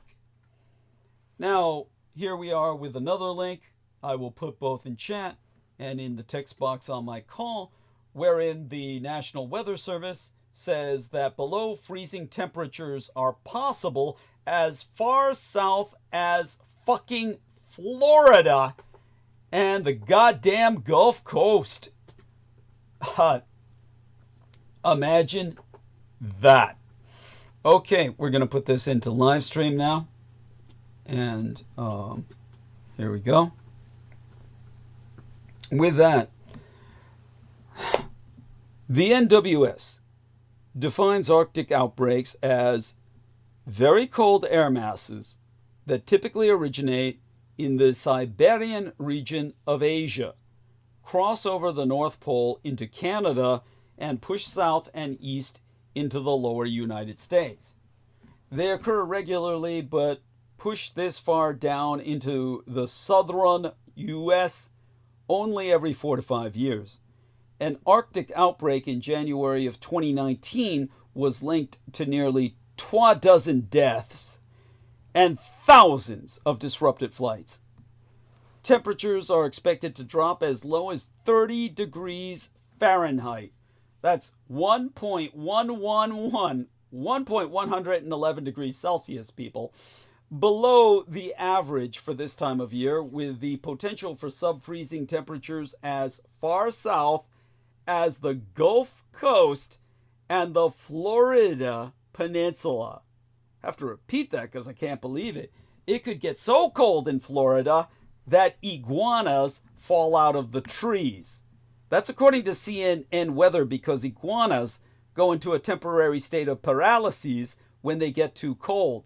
So they can't hold on to tree branches. So it's going to rain iguana meat in Florida. Pick it up and fucking eat it, people. They are edible. Cook those fuckers. They taste great. I envy you your harvest. Lucky motherfuckers. And that goes out there to you, Troy. I want you to eat iguana meat for me. Dig into that shit. It's healthier than the shit that made you 400 fucking pounds. Trust me. Which he's not anymore, to his credit, and we're all proud of him. Congratulations, dear Troy. But of course, it's thanks to your wife. And such being said, bring her home a stack of iguanas, or I'll make fun of you otherwise. I mean, come on. You're supposed to be the hunter, right? You're the big man. Bring home the dinosaurs. You can do it, Troy. You can do it. Hold a barbecue at school. Goddamn, I envy you. While it's too early for precise temperature forecasts, the weather website AccuWeather reported that this month could be the coldest January in more than a decade. The Arctic weather is expected to last until at least the middle of January. In the article I'm sourcing, Paul Pastelok, lead long-range forecaster at AccuWeather, said, "The key here is that the Arctic outbreak will involve many days and not just be a quick 1 to 3 day event. A trainload of Arctic high-pressure areas will move southward into the U.S. from the northern plains to the southeast states with the pattern. The polar vortex is an area of low pressure and cold air that circulates around the north and south poles.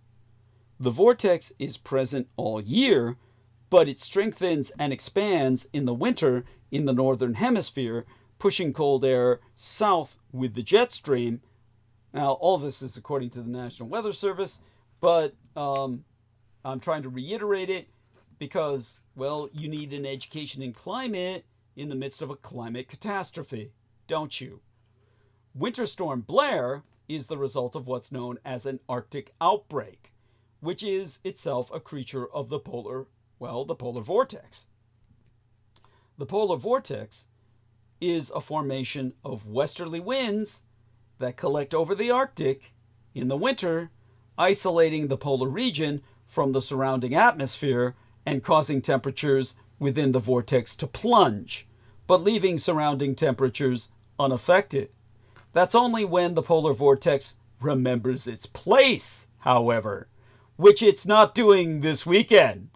Instead, a pair of high-pressure areas are forcing the jet stream to plunge southward, bringing the icebox air of the polar vortex with them into the lower 48 states in Union.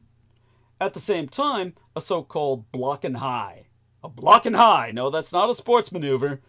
It's a static area of high pressure over Greenland is also forcing the jet stream itself and more cold weather therewith southward to provide lucky fucking Troy with a feast of guana meat.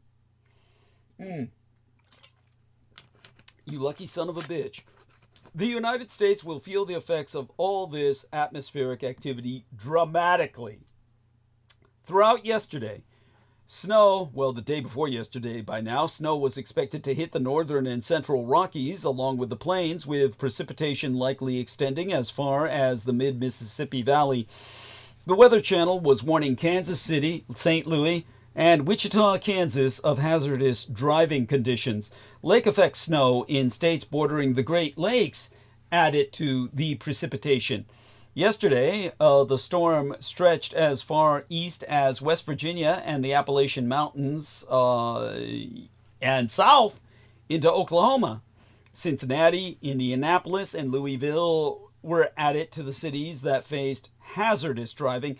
By Monday, which is today, Baltimore, Philadelphia, Pittsburgh, Charleston, South Carolina, and portions of West Virginia will get their turn to potentially be buried by snow.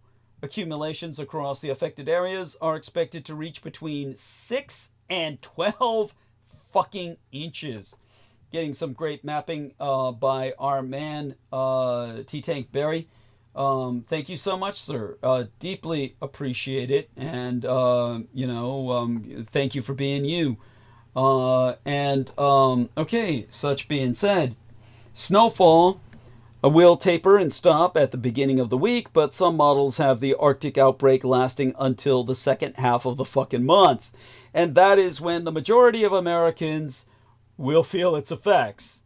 Even as early as, today, January 6th, 5th anniversary of the attempt to overthrow our fucking government by a convicted criminal who is now our king, but one who's not recognized by myself.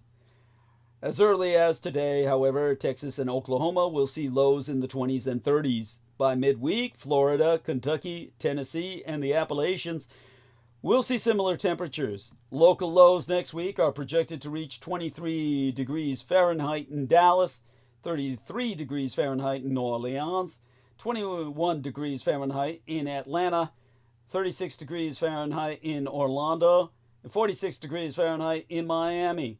The Weather Channel calls for lows in some parts of the plains, the mid-Mississippi Valley, and the Ohio Valley to touch 0 fucking degrees Fahrenheit. I am so fucking glad I'm not you. According to AccuWeather, the cold weather, well, the cold air from the far north will arrive in pulses with repeated blasts, keeping much of our country below average temperatures.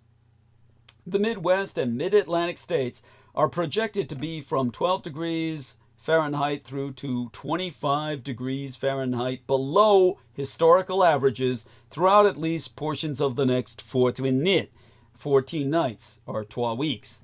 All 5 Gulf Coast states, Texas, Louisiana, Mississippi, Alabama, and Florida, may see snow and ice. Holy fucking shit. AccuWeather says a region extending 1,000 miles from western Nebraska to West Virginia could see up to 3 to 6 inches of snow, or enough to shovel or plow. And the more snow that falls, the colder it will get as the planet's albedo, or reflectivity, increases, meaning that incoming sunlight bounces from the white ground back into space rather than being absorbed by darker surfaces and increasing warming. Frigid temperatures already arrived in the northern plains midweek and are expected to spread south and east through the end of the weekend. Another more extreme Arctic outbreak is forecast to bring even colder temperatures to the same areas next week. CNN reporting that temperatures will be 5 to 20 degrees colder than usual for a large swath of the fucking country. It says high temperatures could be near the freezing mark in places like St. Louis and Cincinnati, while single-digit lows are expected in Nebraska, Iowa, and Illinois. In northern North Dakota, lows could reach 25 degrees below zero. Even Orlando, Florida, where highs are typically in the low 70s this time of year, could see those highs drop to the mid-50s. But the question of exactly how cold it will get and where remains somewhat up in the air. Forecasters say there's a chance the cold spell could bring with it a lobe of the polar vortex, the strong band of westerly winds that forms above the North Pole every winter and contains a large pool of extremely cold air. The polar vortex was a key factor in the February 2021 cold spell that brought record lows to Texas and broke its electric grid. We all remember we tried to send money to Crystal River while she was freezing her ass off. Oh my God. But she made the best of it. And all her neighbors did. They supported each other because it's God's country. The latest long-term outlook from the NWS Climate Prediction Center suggests the cold spells could last through at least January 15th. All told, according to AccuWeather, at the link that I will now enter into chat, the Arctic air could affect more than 250 million fucking people across, well, no less than, again, 40 fucking states in union. This is winter apocalypse, people. Why doesn't this thing enter? Oh, I put it in the wrong place. There we go. Here you go. All right. Oh, get a load of that. Yeah, make certain to access that and terrorize yourself.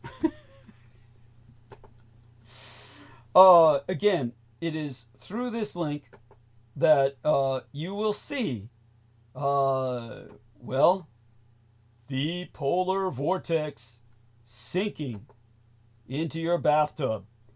The weekend storm adds snow and ice to the mix. Areas from the Central Plains to Mid-Atlantic have also seen heavy snow and hazardous ice as forecasters warn of a winter storm moving east from late Saturday through today. Forecasters say it will impact infrastructure and disrupt travel, especially in harder hit areas across the Appalachians, Ohio Valley, interior Mid-Atlantic, Great Lakes, and interior Northeast. According to the NWS, there be a high chance that areas between central Kansas and Indiana could get at least 8 inches of snow. Parts of upstate New York and Pennsylvania are under lake effect warnings through Sunday night, with New York Governess Kathy Hochul warning that certain counties could see up to 3 fucking feet of snow. Bury yourself in it, Richard K. Cole Jr. I hope you fucking die. Ha ha ha ha ha. Hope your gas goes out, motherfucker. The NWS explains, heavy lake effect snow is likely to enhance totals for areas downwind of the Great Lakes as the Arctic air pushes south across partially unfrozen waters. The Weather Channel, which has named the system Winter Storm Blair, says at least 6 inches of snow are likely in the Central Plains and Midwest, as well as portions of the Baltimore and Washington, D.C. metro areas. Heavy snow could in turn make temperatures feel even colder, since fallen snow both absorbs and reflects the sun's rays. The NWS is also warning of significant sleet and freezing rain this weekend in areas farther south, eastern Kansas and the Ozarks, as well as the Tennessee and lower Ohio valleys. It says the southern Appalachians could also see icing on Sunday, which was today, and, well, they've got it. Friday morning into this weekend, the NWS said treacherous travel conditions are expected, with power outages likely occurring in areas with over a quarter inch of ice accumulation.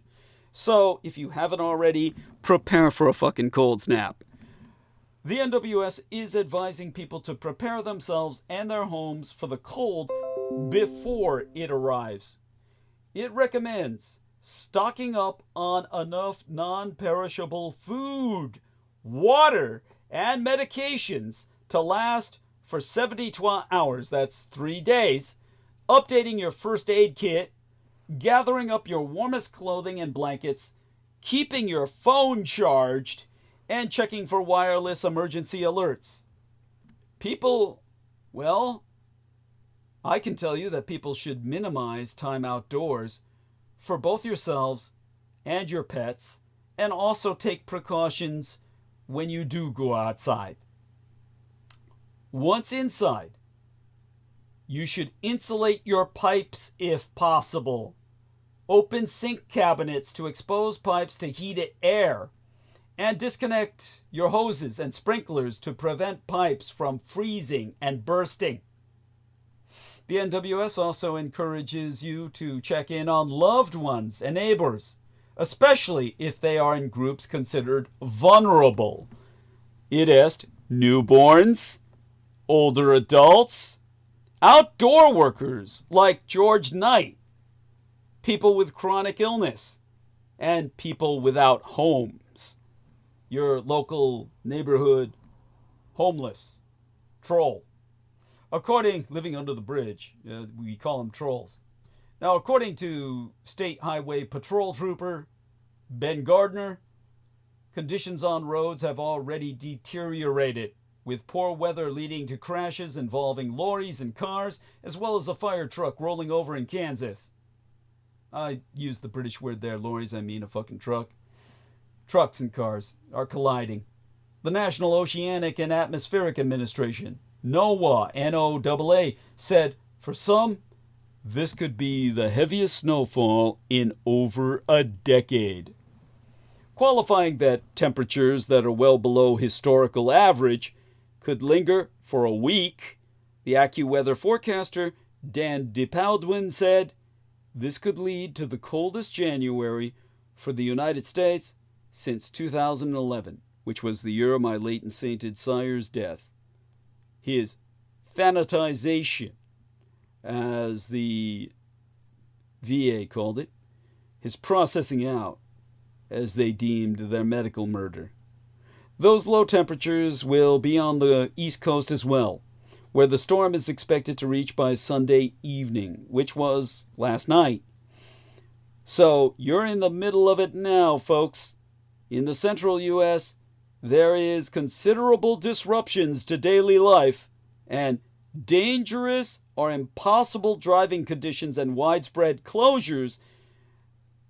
This is according to the NWS site I'm sourcing. Some areas of Kansas and Indiana could see at least 8 inches. That's 23.3 centimeters of snow for those of you in Europe. In parts of the Midwest, blizzards are possible. The NWS warning, whiteout conditions will make travel extremely hazardous with impassable roads and a high risk of motorists becoming stranded.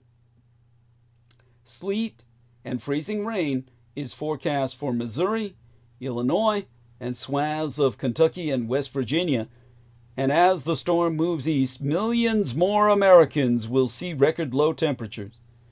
Cities including Washington, D.C., Baltimore, and Philadelphia are preparing for snowy and icy conditions from Sunday through today. Snowfall between 5 to 12 fucking inches will be recorded in parts of Virginia. Also, yesterday, portions of the southern United States, including Arkansas, Louisiana, and Mississippi, they have seen severe thunderstorms by now. Private meteorologist, Ryan Ryan Mui, M-A-U-E, said, "It's going to be a mess, a potential disaster. This is something we haven't seen in quite a while." American, Delta, Southwest, and United Airlines are waiving change fees for passengers because of the potential flight disruptions. Now, amidst all this, on the other side of the Atlantic, Ukraine just stopped Russian gas flows to heat Europe. So here's who's most at risk. On New Year's Day, across the Atlantic, the Ukraine halted the flow of Russian gas to several European countries, bringing an end to Moscow's decades-long dominance over Europe's energy markets. Russia's state-owned energy giant Gazprom confirmed gas exports to Europe via Ukraine stopped at around 8 a.m. local time, 5 a.m. London time, on Wednesday midweek last. The widely expected maneuver marked the end of a 5-year transit agreement between Russia and Ukraine, with neither side willing to strike a new deal amid the ongoing war. The Ukrainian President Volodymyr Zelensky said last month that Kiev was not prepared to prolong the transit of Russian gas, adding, "We will not give the possibility of additional billions to be earned in our blood." On our blood, he said, to translate from the Ukrainian correctly, which is basically a different kind of Russian, but don't ever tell a Ukrainian that. Russia, which has transported gas to Europa via Ukrainian pipelines since 1991, says European Union countries will suffer the most from the supply shift. Moscow can still send gas via the Turk Stream pipeline, which links Russia with Magyarország, which is Hungary, Serbia, and Turkey. Ukraine will lose up to $1 billion a year in transit fees from Russia due to the stoppage, according to Reuters, while Gazprom is poised to lose close to $5 billion in gas sales. It's a question of who can stand more pain. The European Commission, the EU's executive arm, said it had been working with EU member states most impacted by the end of the gas transit agreement to ensure the entire 27-nation bloc was prepared for just such a scenario, which is why they've got to let Canada into the fucking European Union, because as the 28th member state, it would replace the Russian gas like that. Like fucking nothing. Slovakia, Österreich, the Austria, and Moldova are among the countries most at risk from the stoppage. They were the European countries most dependent on transit volumes of Russian gas in 2023, according to Rystad Energy, with Slovakia importing roughly 3.2 billion cubic meters that year, the Österreich, or Austria, receiving 5.7 billion cubic meters, and Moldova getting 2 billion cubic meters. The Die Österreich, or of Austria, has insisted it is well prepared for the stoppage, but others were much more concerned. Slovakia's Prime Minister, Robert Fico, the Russian Fink, warned that Ukraine's termination of the gas transit agreement would have a drastic impact on the EU without harming the Russian Empire. Of course, he propagandizes for the Ruskies. Fico also threatened to cut electricity supplies to neighboring Ukraine. The Prime Minister, a vocal critic of the EU's support for Ukraine in the ongoing war, made a surprise visit to Moscow for direct personal talks while he sat on the lap of the Russian dictator Vladimir Putin shortly before Christmas so he could tell Santa his wish, which was, I guess, to return Slovakia to satellite status behind the Iron Curtain or some such shit. Look, my father Hitler created your country, motherfucker. You'd better stay European. In fact, you shouldn't even fucking exist. You belong to Gross Deutschland, not motherfucking Russia. Oh my God, I shake my head. Moldova, which is not a member of the European Union, declared a 60-day state of emergency last month over energy security fears. A total of 56 lawmakers of Moldova's 101-seat parliament voted in favor of a nationwide state of emergency, which the government said at the time would allow the country to supply a series of measures to prevent and mitigate the threat of insufficient energy resources. You know, now that Vinny fucking Barbaric, that white trash piece of shit who thinks he's fucking black, fancies himself to be black, actually flatters himself to be fucking black. Your dick ain't that big, Peter. We all know why you chose the name Peter, because you don't got one.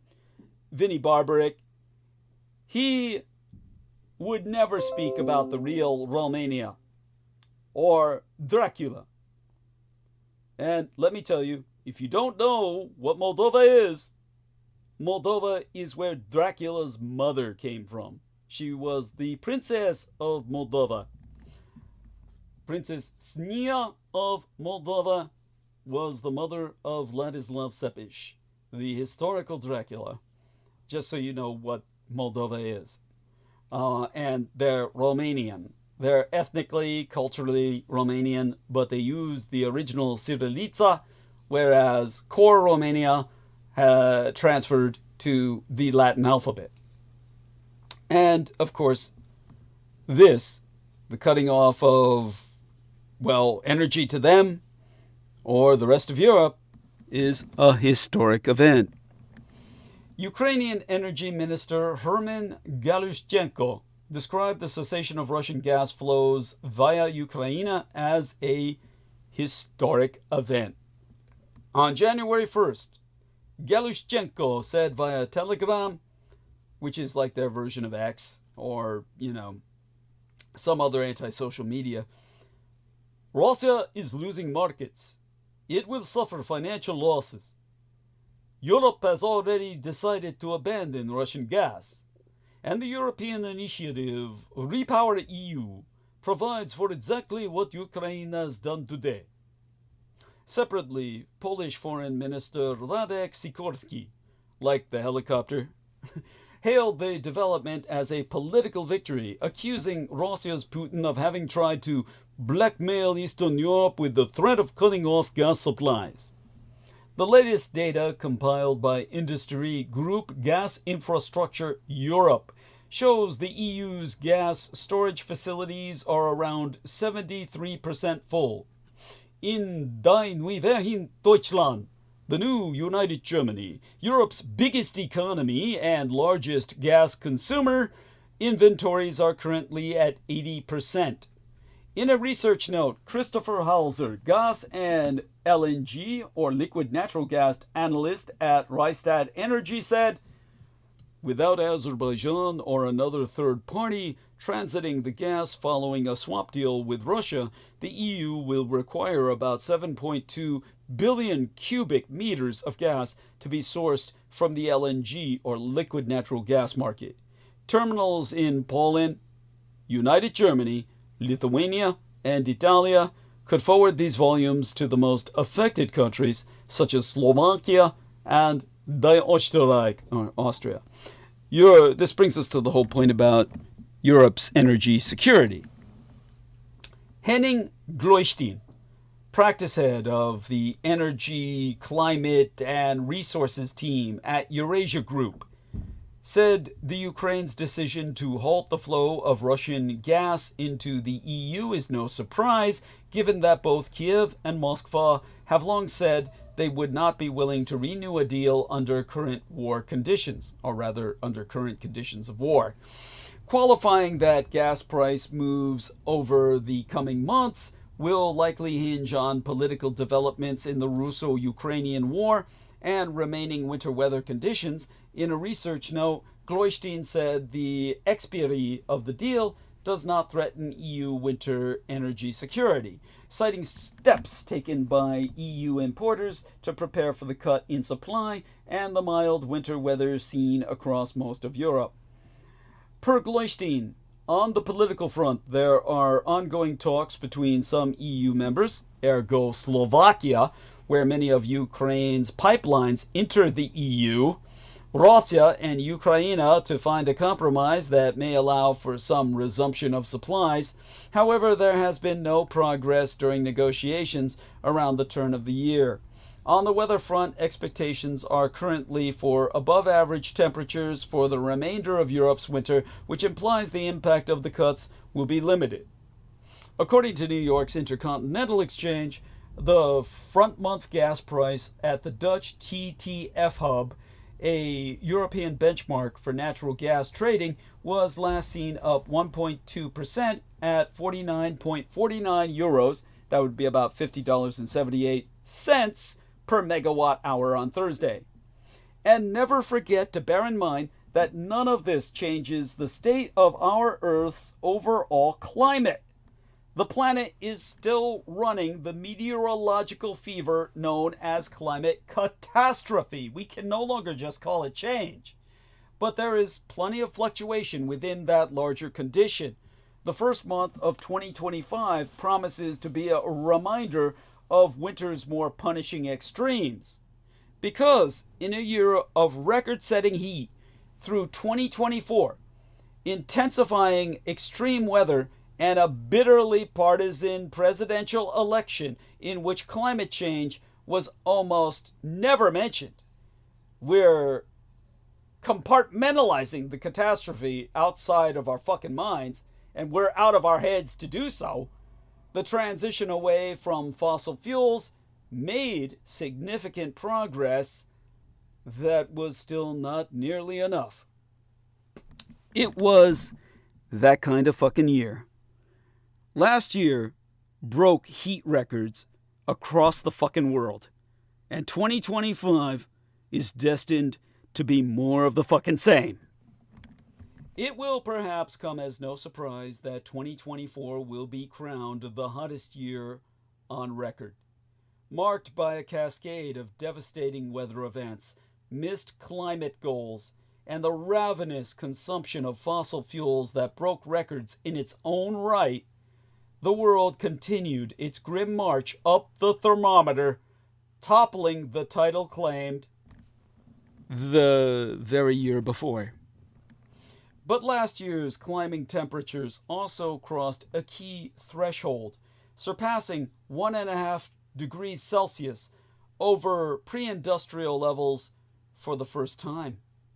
Dr. Nick Dunstone of the Met Office, the United Kingdom's National Meteorological Service, called the breach a sobering milestone in climate history.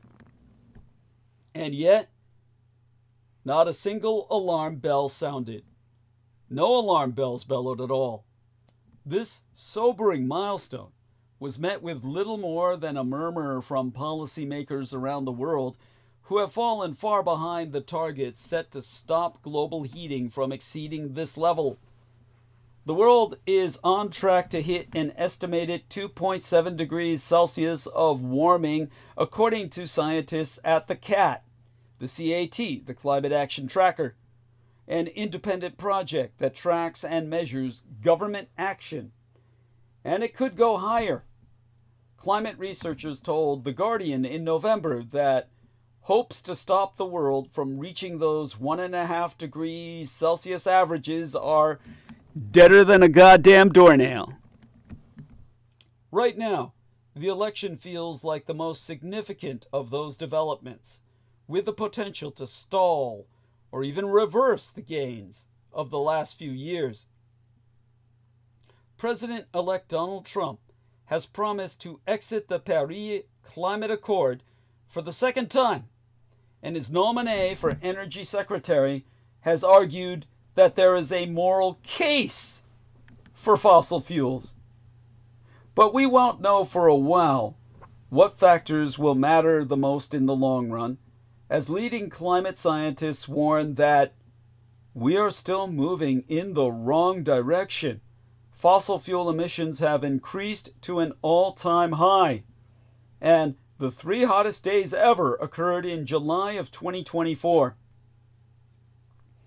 It's important for me to be clear. The consequences of inaction are already hitting home. More than 1,000 people perished in the flash floods that tore through Afghanistan and Pakistan last spring. Wildfires consumed an astonishing 46 million acres. Well, hectares in the European measurement. 46 million hectares would equal 113 million acres in America. In the Brazilian Amazon rainforest, Pantanal wetlands, and Cerrado biomes, all down there in Amazonia. Extreme heat killed at least 125 people in Mexico and took a devastating toll on the 1.7 million Palestinians displaced by Greater Israel's genocidal war in Gaza. Roughly a quarter of the global population grappled with at least 30 days of dangerous heat this year, while the planet hit its hottest day on record in July. In 2024, there were $24 billion weather and climate disasters from January through to November of 2024. A total second only to the 28 annual disasters experienced in 2023. Among them, the United States logged one of its deadliest hurricanes as the furious storm Helene, called up via a black book of occult spells, a grimoire abused by Vinnie Barbaric in his insane attempt to take out Brooke Elizabeth Gibson, roared across the southeast and swept through Appalachian mountain towns to threaten the supply chain of my own true homeland and heartland, Islas Formosa, the beautiful island, the 100 islands of my Taiwan, and our ability to produce the microchips that keep your world alive. The civilization you know extant. All threatened by a lunatic occultist, a Crowleyite, who lives by do as thou wilt is the whole of the law. Vinnie Chicken Shit Barbaric. Peterless and moonless. Conditions in the past year were fueled by the climate catastrophe, a crisis without equal, but also affected by a warmer shift in surface temperatures in the tropical Pacific, a pattern known as El Niño. This helped tip the scales, bringing the already climbing temperatures to a boil. That means there's at least some hope that 2025 will be cooler, according to Professor Adam Scaife, who led the team of scientists that produced the Met Office's global forecast for the year. Hey, there we go with Nemo. Nemo says, Peter Kuhn. Yes. Love it, Nemo. Love you too, Nemo. Thank you, Steve, so much. And,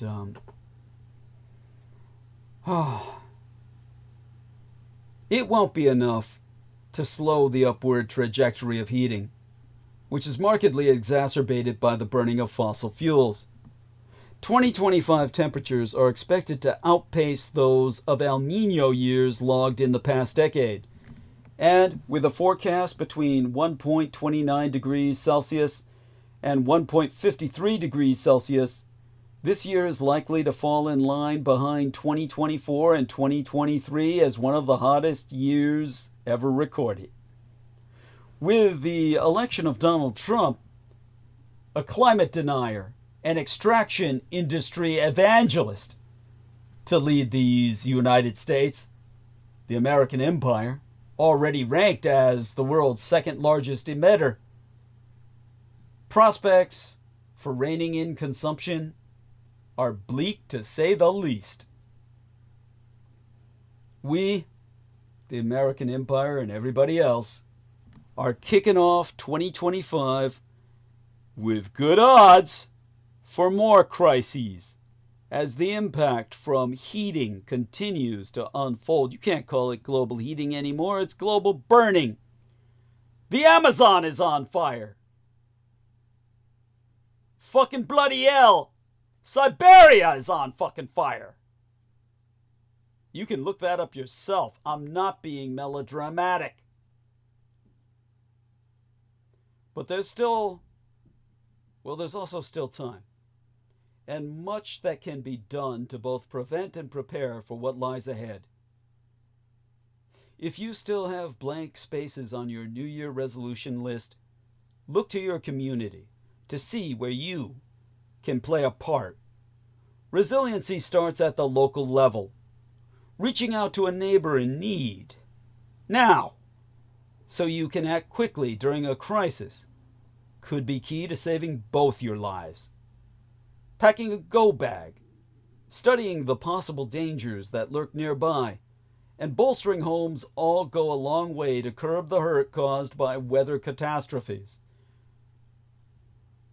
Jonathan Surrey, a senior staff associate at the National Center for Disaster Preparedness at Columbia University, EAST, a disaster expert, emphasizes that often these events are triggered one after the other, creating compounding or cascading hazards. An avalanche of disaster. Himself observing that, in his words, it's much more common now to see these extreme events not just occurring one at a time, but overlapping. It is extremely taxing on emergency management. It is extremely taxing on first responders. And it is also taxing on communities that are most directly affected. We know heat is coming and will get worse. Some parts of that we can't stop, but there are ways we can adapt our communities and livelihoods to better manage ourselves and our resources during future disasters. And now, or rather, and as with the weather, Americans have a warped view of the economy. The data proving that Trump is inheriting an economy that is about as good as it ever fucking gets. Feelings, of course, are not facts. economists having explained that the deeply partisan nature of America's economic gloom outlook was fueled by something far thornier than inflation: political feelings. Trump's election and politics fuel how America feels about the economy. A fourth wind knit ahead, 14 nights, 12 weeks ahead of the official start of his second presidency. Donald Trump is slamming these United States as a disaster on anti-social media. In a New York Times report published yesterday morning by now, White House correspondent Peter Baker laid out how current statistics defy the president-elect's claim. The New York Times correspondent Baker writes, "New data reported in the past few days indicate that murders are way down. Illegal immigration at the southern border has fallen even below where it was when Mr. Trump left office, and roaring stock markets finished their best 12 years in a quarter century. Jobs are up, wages are rising, and the economy is growing as fast as it did during Mr. Trump's presidency. Unemployment is as low as it was before the COVID-19 pandemic and near its historic best. Domestic energy production is higher than it has ever been. The America that Mr. Trump will inherit from President Joe Biden, beginning January 20th, is actually in better shape than that bequeathed to any newly elected president since George W. Bush came into office in 2001. That's when we had a surplus under the Democrats. But the Republicans fucked it up then, and they'll fuck you up now." Baker notes that during his 2024 presidential campaign, and just weeks before his second term, Trump claimed immigration, crime, and inflation are out of control. However, he adds, the president-elect is moving back into the White House with an enviable hand to play, one that other presidents would have dearly loved on their opening day. Oh, believe me, he'll squander that. He'll flush that hand down the fucking toilet. You watch. Moody's Analytics chief economist Mark Zandi told the Times that the MAGA leader is inheriting an economy that is about as good as it ever gets. The U.S. economy is the envy of the rest of the world, as it is the only significant economy that is growing more quickly post-pandemic than pre-pandemic.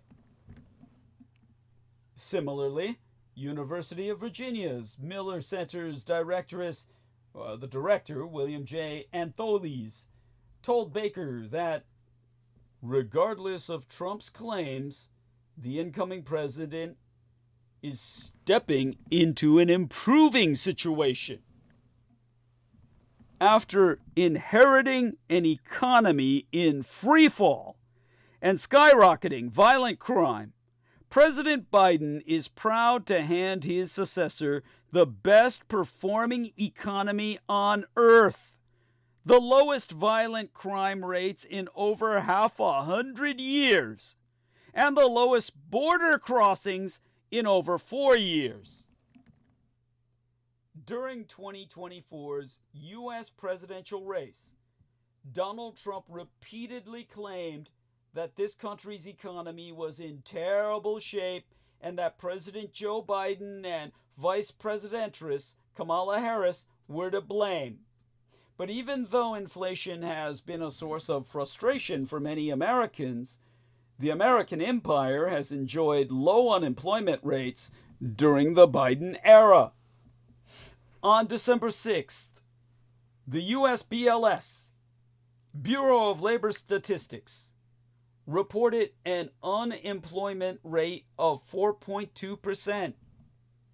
In an article published on January 2nd, Business Insider's Emily Stewart discusses the role that partisan politics can play in one's view of the economy, explaining, when people say the economy feels bad, they can mean a variety of things.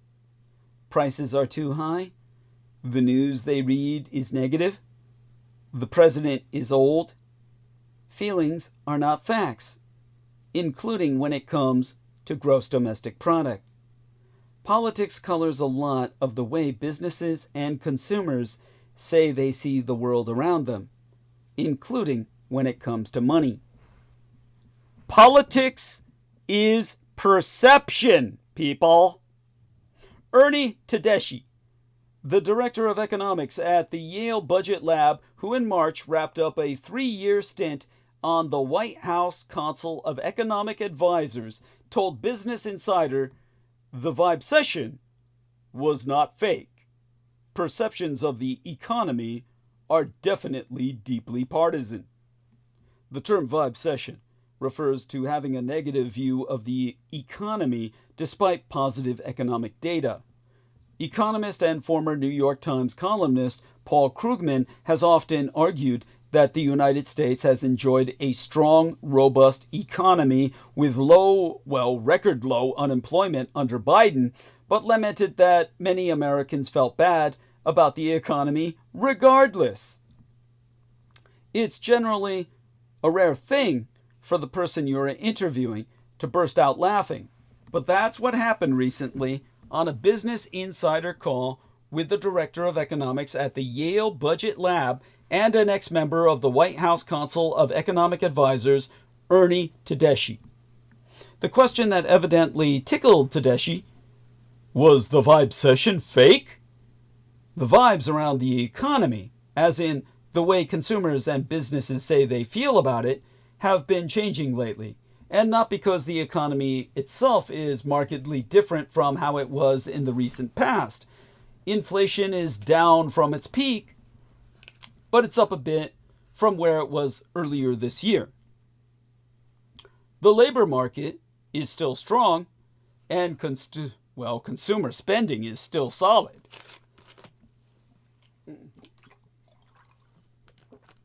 Despite this relatively stable and steady environment, people are feeling a whole lot more enthusiastic. In November, small business sentiment reached its highest level since June of 2021, which was ascertained by surveys for the National Federation of Independent Businesses Optimism Index. The number of business owners who said they expected the economy to improve and thought it's a good time to expand increased significantly. Corporate executives' expectations soared for the fourth quarter. The Business Roundtable's Economic Outlook survey proved this. CEO forecasts for hiring, capital investment, and sales improved. Consumer sentiment has been on the upward slope for multiple months. Surveys from the University of Michigan prove that, and it is continuing that trend heading into the end of this year. Well, last year by now. Underneath, that was when I looked at the survey from the University of Michigan in that case about consumer sentiment. Now, underneath the top line number, however, there's been a significant partisan shift. Republicans' expectations around the economy improved in December, while Democrats' got worse. It's part of a trend in economic sentiment. People feel a lot better about the economy and their own personal prospects when the political party they support is in charge. So Business Insider wanted to know, was Americans' deep sense of economic pessimism over the past year and the recent turnaround just a politically driven mirage? After the embarrassing for the Inquirer chuckle, Tedeschi responded, The short answer is no. The vibe session was not fake. The long answer is no but. Perceptions of the economy have to do more with more than the economy itself. That doesn't mean that people were lying or that their answers didn't have some real economic motivation, but there's clearly more to it than the material conditions in front of them. It's also about their ideological leanings and how that shapes what they believe is ahead. Tedeschi said, perceptions of the economy are definitely deeply partisan. When people say the economy feels bad, as I said, they might mean a variety of things. And most of what they mean is meaningless. Because it's easy to say the shift in sentiment is partisan flag waving. Now that Donald Trump is headed to the White House, Republicans are going to say that everything's great, and to the Democrats, it's all terrible. But that's not really what's happening. When people say their expectations are better or worse, it's not simply the outcome of the election they're responding to, but the policies they believe are on the horizon. Joanne Su, the directress of consumer surveys at the University of Michigan, argues that Trump voters whose views of the economy are improving are responding to specific policies they expect from his incoming administration. Herself telling Business Insider, with the election of Trump, people have an idea of how economic policy might change over the next year and over the next 4 years. So people are expecting tariffs. They're expecting action on immigration. The thing is that people across the population really disagree on whether or not these policy changes are a good thing or a bad thing for the economy. Democrats are worried that Trump's threatened tariffs and promise to undertake mass deportation efforts will make things pricier. Republicans, on the other hand, think that these policies will be good for the economy and that Trump will help bring down inflation. Joanne Su, the directress of consumer surveys at the University of Michigan, emphasizes that independents are in the middle. To a large extent, it makes sense that small businesses and corporate executives feel sunnier about the future. The deregulation and tax cuts will result from a Trump presidency are music to the business community's ears. Tedeschi said, they're optimistic that policies that they like are going to get enacted over the next 4 years. Businesses don't love the idea of tariffs, but many are hopeful that there are ways they can get around them or that the president-elect isn't so serious about them. Or they just plan to pass along any price increases to consumers anyway. There may be some amount of denial going on among corporate executives and Wall Street investors, all of whom seem to be ignoring any of the potential downsides of Trump's policy promises and the instability he represents. Overall, the response is fairly logical. If you think what's to come is good for you, you feel good about it. If you think it's not, it's the opposite. Over the past couple of years, there have been a lot of efforts to explain the vibe session.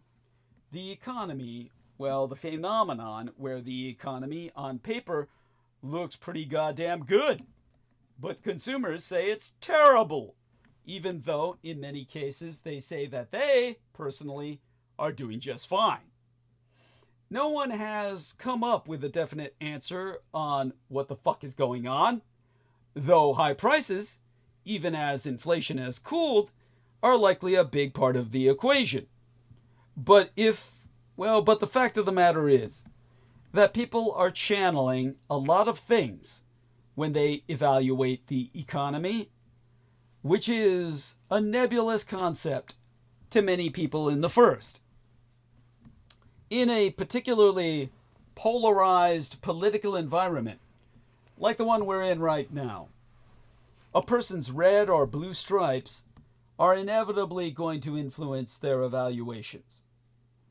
As much as it may be policy related, it is also partisan, and it's partisanship that's getting worse.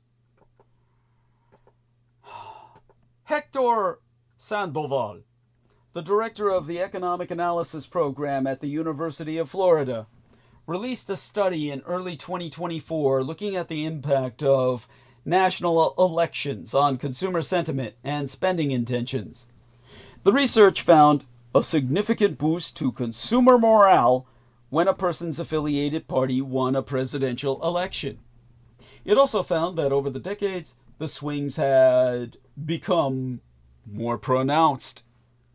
Sandoval observing, in his own words, it actually became more extreme, while citing that in 1992, when Bill Clinton was elected, there was some partisan change, but it's something one might not really even bother to know.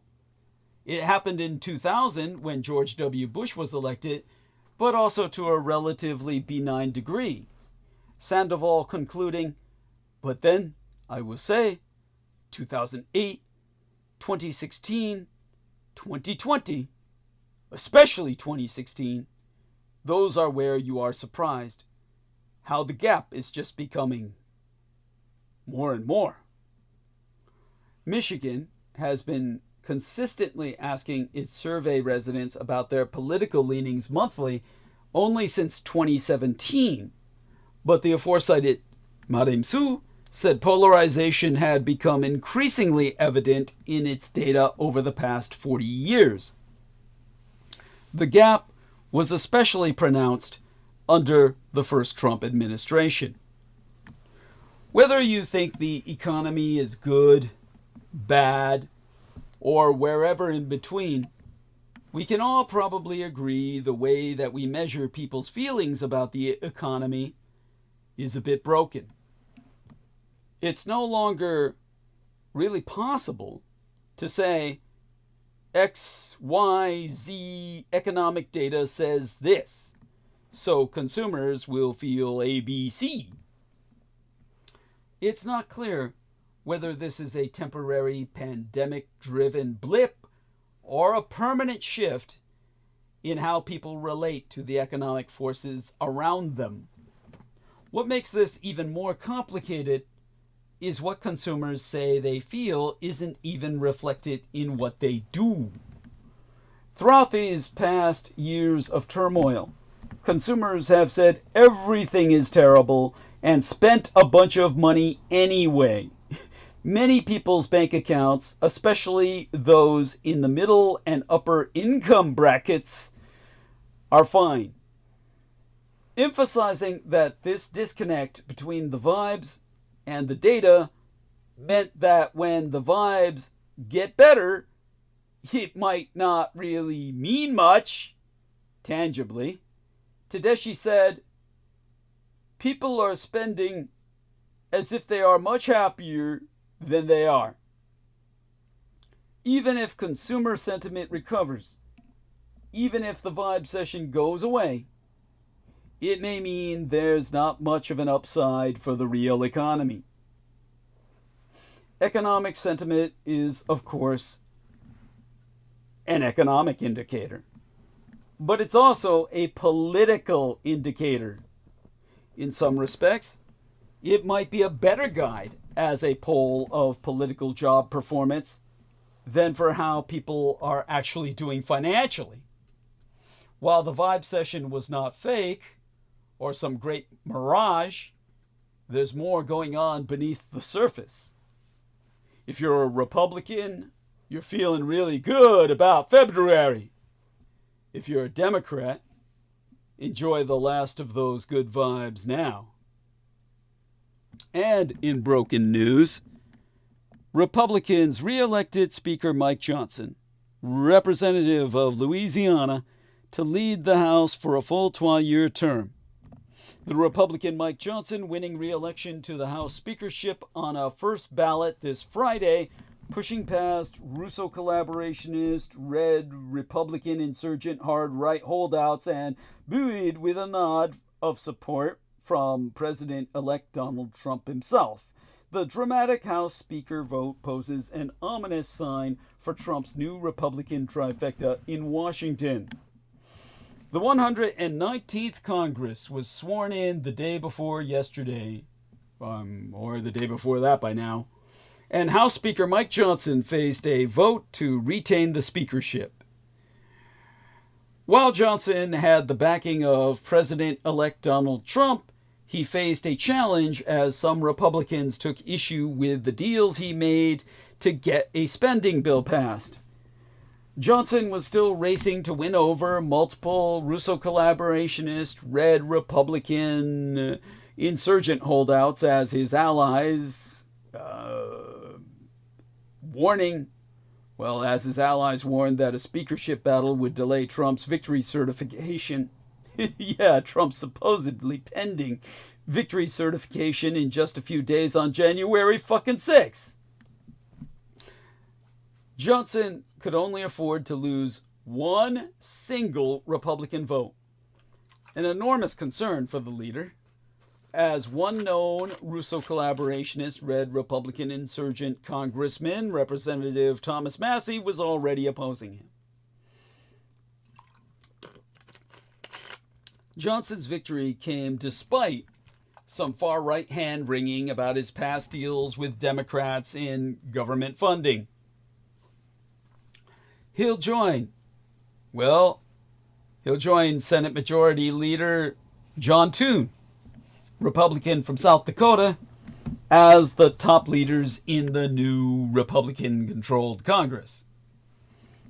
On Friday into this weekend, the start of a new Congress marked the dawn of what could be a golden era for the Republicans after winning unified control of the federal government last fall.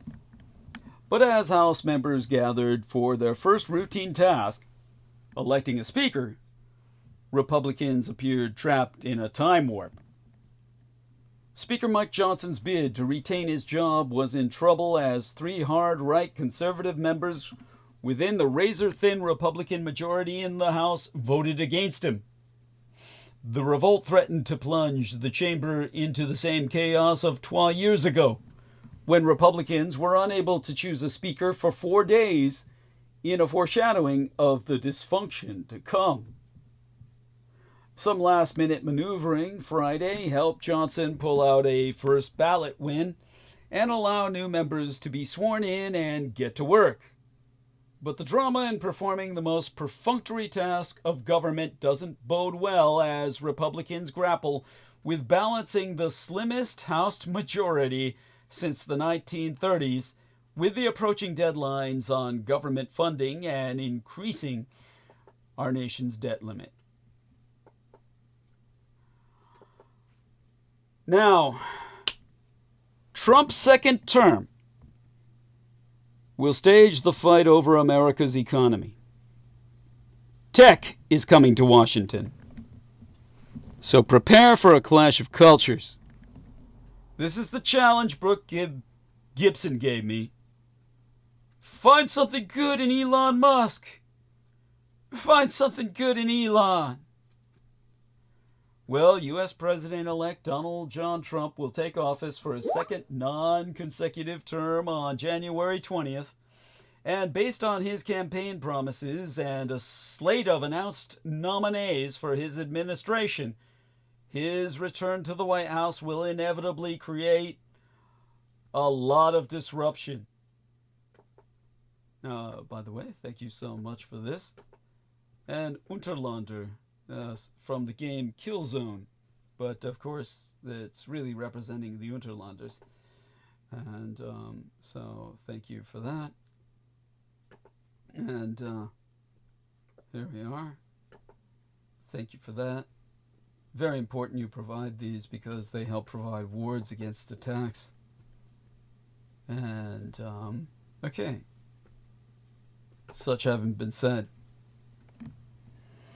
Donald Trump's raucous court of economic advisors includes people who are anti-trade, anti-immigration, and anti-regulation, as well as more traditional low-tax small government enthusiasts.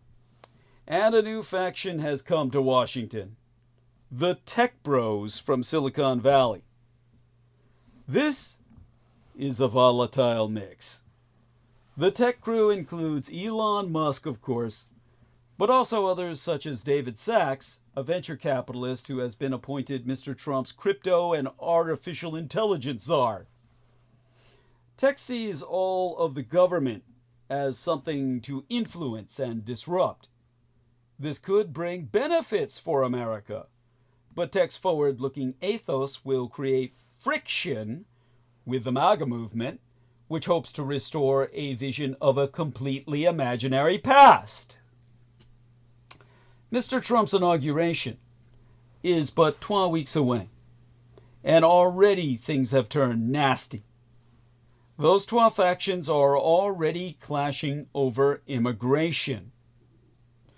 Donald Trump has not even got to the White House, and his raucous court of advisors have rounded on each other. In recent days, Elon Musk and other tech tycoons have traded insults with the MAGA crowd over highly skilled immigration, or migration would be the better term to use. What seems like a petty spat over visas is in fact a sign of a much deeper rift. For the first time, tech is coming to Washington, and its Weltanschauung, its worldview, is strikingly at odds with the MAGA movement. The ways in which these tensions are resolved and who gains the upper hand will profoundly affect America's economy and our financial markets over the next 4 years.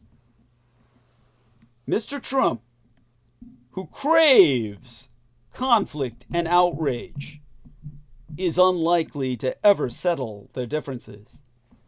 A combination of infighting, botched implementation, and self-dealing could hobble, well, I can guarantee it will straitjacket Mr. Trump's second term. But disaster is not foreordained. The factions could end up curbing each other's worst instincts. So out of Trumpian chaos and contradiction, something good might just emerge. That's the only positive thing I can say about Elon Musk, dear Brooke Elizabeth Gibson. As for the fiscally illiterate Trump's dumbest idea, tariffs will pay off our debt. That's Trump's worst idea yet. On Wednesday midweek last, Trump took to his misnomered website, Truth Social, which is neither truth nor social. It's lie antisocial, to once again lie to his cult. He posted his prognosis for America's fiscal future. He claimed that returning to the pre-income tax era and relying on tariffs for federal revenue was a winning idea. The tariffs and tariffs alone created this vast wealth for our country. Then we switched over to income tax. We were never so wealthy as during this period. Tariffs will pay off our debt and make America wealthy Again! Oh my God, somebody's rejoining with that. That's Aristides. He couldn't resist. Yeah, you're off mute, Aristides. Just so you know. And Yeah. yeah, welcome aboard. Yeah. Hey, is it still on? I mean, look, it's about time for it to. It should be. Or you restarted, so. Yeah, I restarted, but I'm closing down as soon as possible. I may talk about Lincoln on the next episode, but I'm trying to wind down a concept here. The anatomy, basically the anatomy of an insane idea. So, well, I forgot you had restarted, so that you weren't going to get cut off. So, right. Understood. Go on. Oh yes, thank you. So there'd be 12 problems with Trump's chest beating. One is factual, the other philosophical. Let's start by looking at the numbers and ask, does this work on paper? Or, well, going back to tariff-based revenues and deep sixing income tax reduce the national debt. Trump has floated the idea of a 25% tariff on all imports from our three largest trading partners, Canada, Mexico, and Red China. For the sake of argument, let's say he imposes the same 25% tariff on all America's imports, which in 2023 amounted to $3.83 trillion fucking dollars. Ceteris paribus, this would raise $985 billion in revenue. That's 3.83 T times 0.25. I'll round that to $1 trillion for convenience. In 2023, the federal government revenues included a total of $4.2 trillion in individual income tax. That's $2.2 trillion, people. Payroll tax, $1.6 trillion, and corporate tax at $0.4 trillion. Trump does not say what he means by income tax, but for the sake of argument, in the best scenario for him, let's say he just wants to get rid of personal income tax. His proposal would add $1.2 trillion to the deficit, plus 1 T US dollars new tariff revenue minus 2.2 T or trillion dollars in individual tax. If he means all income tax, the shortfall would be 3.2 trillion. These numbers don't even come close to working under ideal conditions. However, those are not the real conditions. If you add 25% to the cost of imported goods, American consumers are going to buy fewer imports. So tariff revenue will be significantly less than the ideal $1 trillion. And the madness is not just fiscal. Of course, not only will the American consumer be paying this new sales tax on imports, but American export businesses will shed jobs because the rest of the world isn't going to sit there and take it. Expect American exports to become less desirable. There will be an uptick in employment in domestic companies manufacturing products to replace the newly more expensive imports, but those goods will be more expensive than the fucking imports they replace. If they were cheaper, American companies would be making them right now. So, the wealthy will be the big winners. Again! The other problem with Trump's replacing income tax with tariff revenue is philosophical. It increases the less well-off's financial burden while easing the burden on the wealthy. The only way you can argue that this is an ethical improvement An ethical improvement is to argue that America's wealthy have suffered disproportionately under the current conditions, which, considering the expanding share of the national wealth at the top, well, the top 10/1/0.1% now own, is a crack pipe fucking fantasy. Taxes on consumer goods are regressive. The less money you have, the greater percent of your income you spend on stuff. The more money you have, the more you spend on investments, which are not good subject, well, they're not good subject to tariffs. The only thing trickling down will be the tax burden. In other words, that trickle you feel down your back is the piss of the rich guy that's riding on your fucking back. But he says that urine is what keeps you warm. In addition, getting rid of a progressive income tax benefits the wealthy far more than the middle class.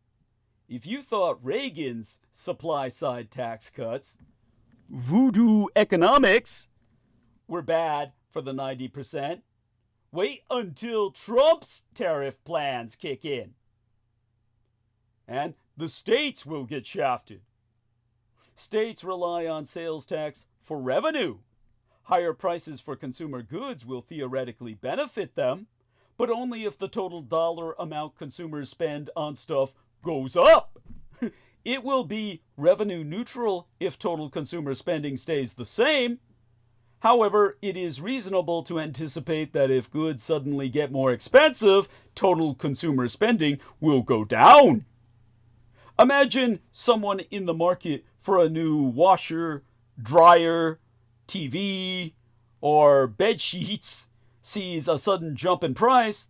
They may decide to just squeeze some more use out of what they already have and buy nothing. As for the upside for America's political future, from 1927 through 1930, Republicans controlled the presidency, the Senate, and the House. In 1929, Russo collaborationist Red Republican insurgent party policies led to the collapse of the stock market and exacerbated the ensuing Great Depression. In the 1930 midterms, the Democrats regained the House. In 1932, Franklin Delano Roosevelt led the Democrats to the presidency and substantial majorities in the Senate and the House. In final thought, in 1913, the 16th Amendment introduced the federal income tax. If Trump thinks the United States was richer in 1912 than it is today, we were never so wealthy as during this period, then Alzheimer's has won the battle for his brain. Now, as for one final reactionary personal finance theory explained, aka also known as how to lie with statistics, 9 MAGAs are sitting in a bar. Elon Musk walks in. One of the MAGAs turns to his friends and says, "What a great day! The average net worth of 90% of the people in this establishment just went up $45 billion. That's the voodoo-nomics we're dealing with today. Put your head between your legs and kiss your ass goodbye. Happy fucking New Year. And come back on Wednesday. Okay, with that, we'll end stream. And also, I need your money. I need financial help myself, so I can keep telling you just how fucked you truly are. Back on Wednesday, okay? All right. We're ending stream. And our man Nemo says 88. Hopefully that goes up.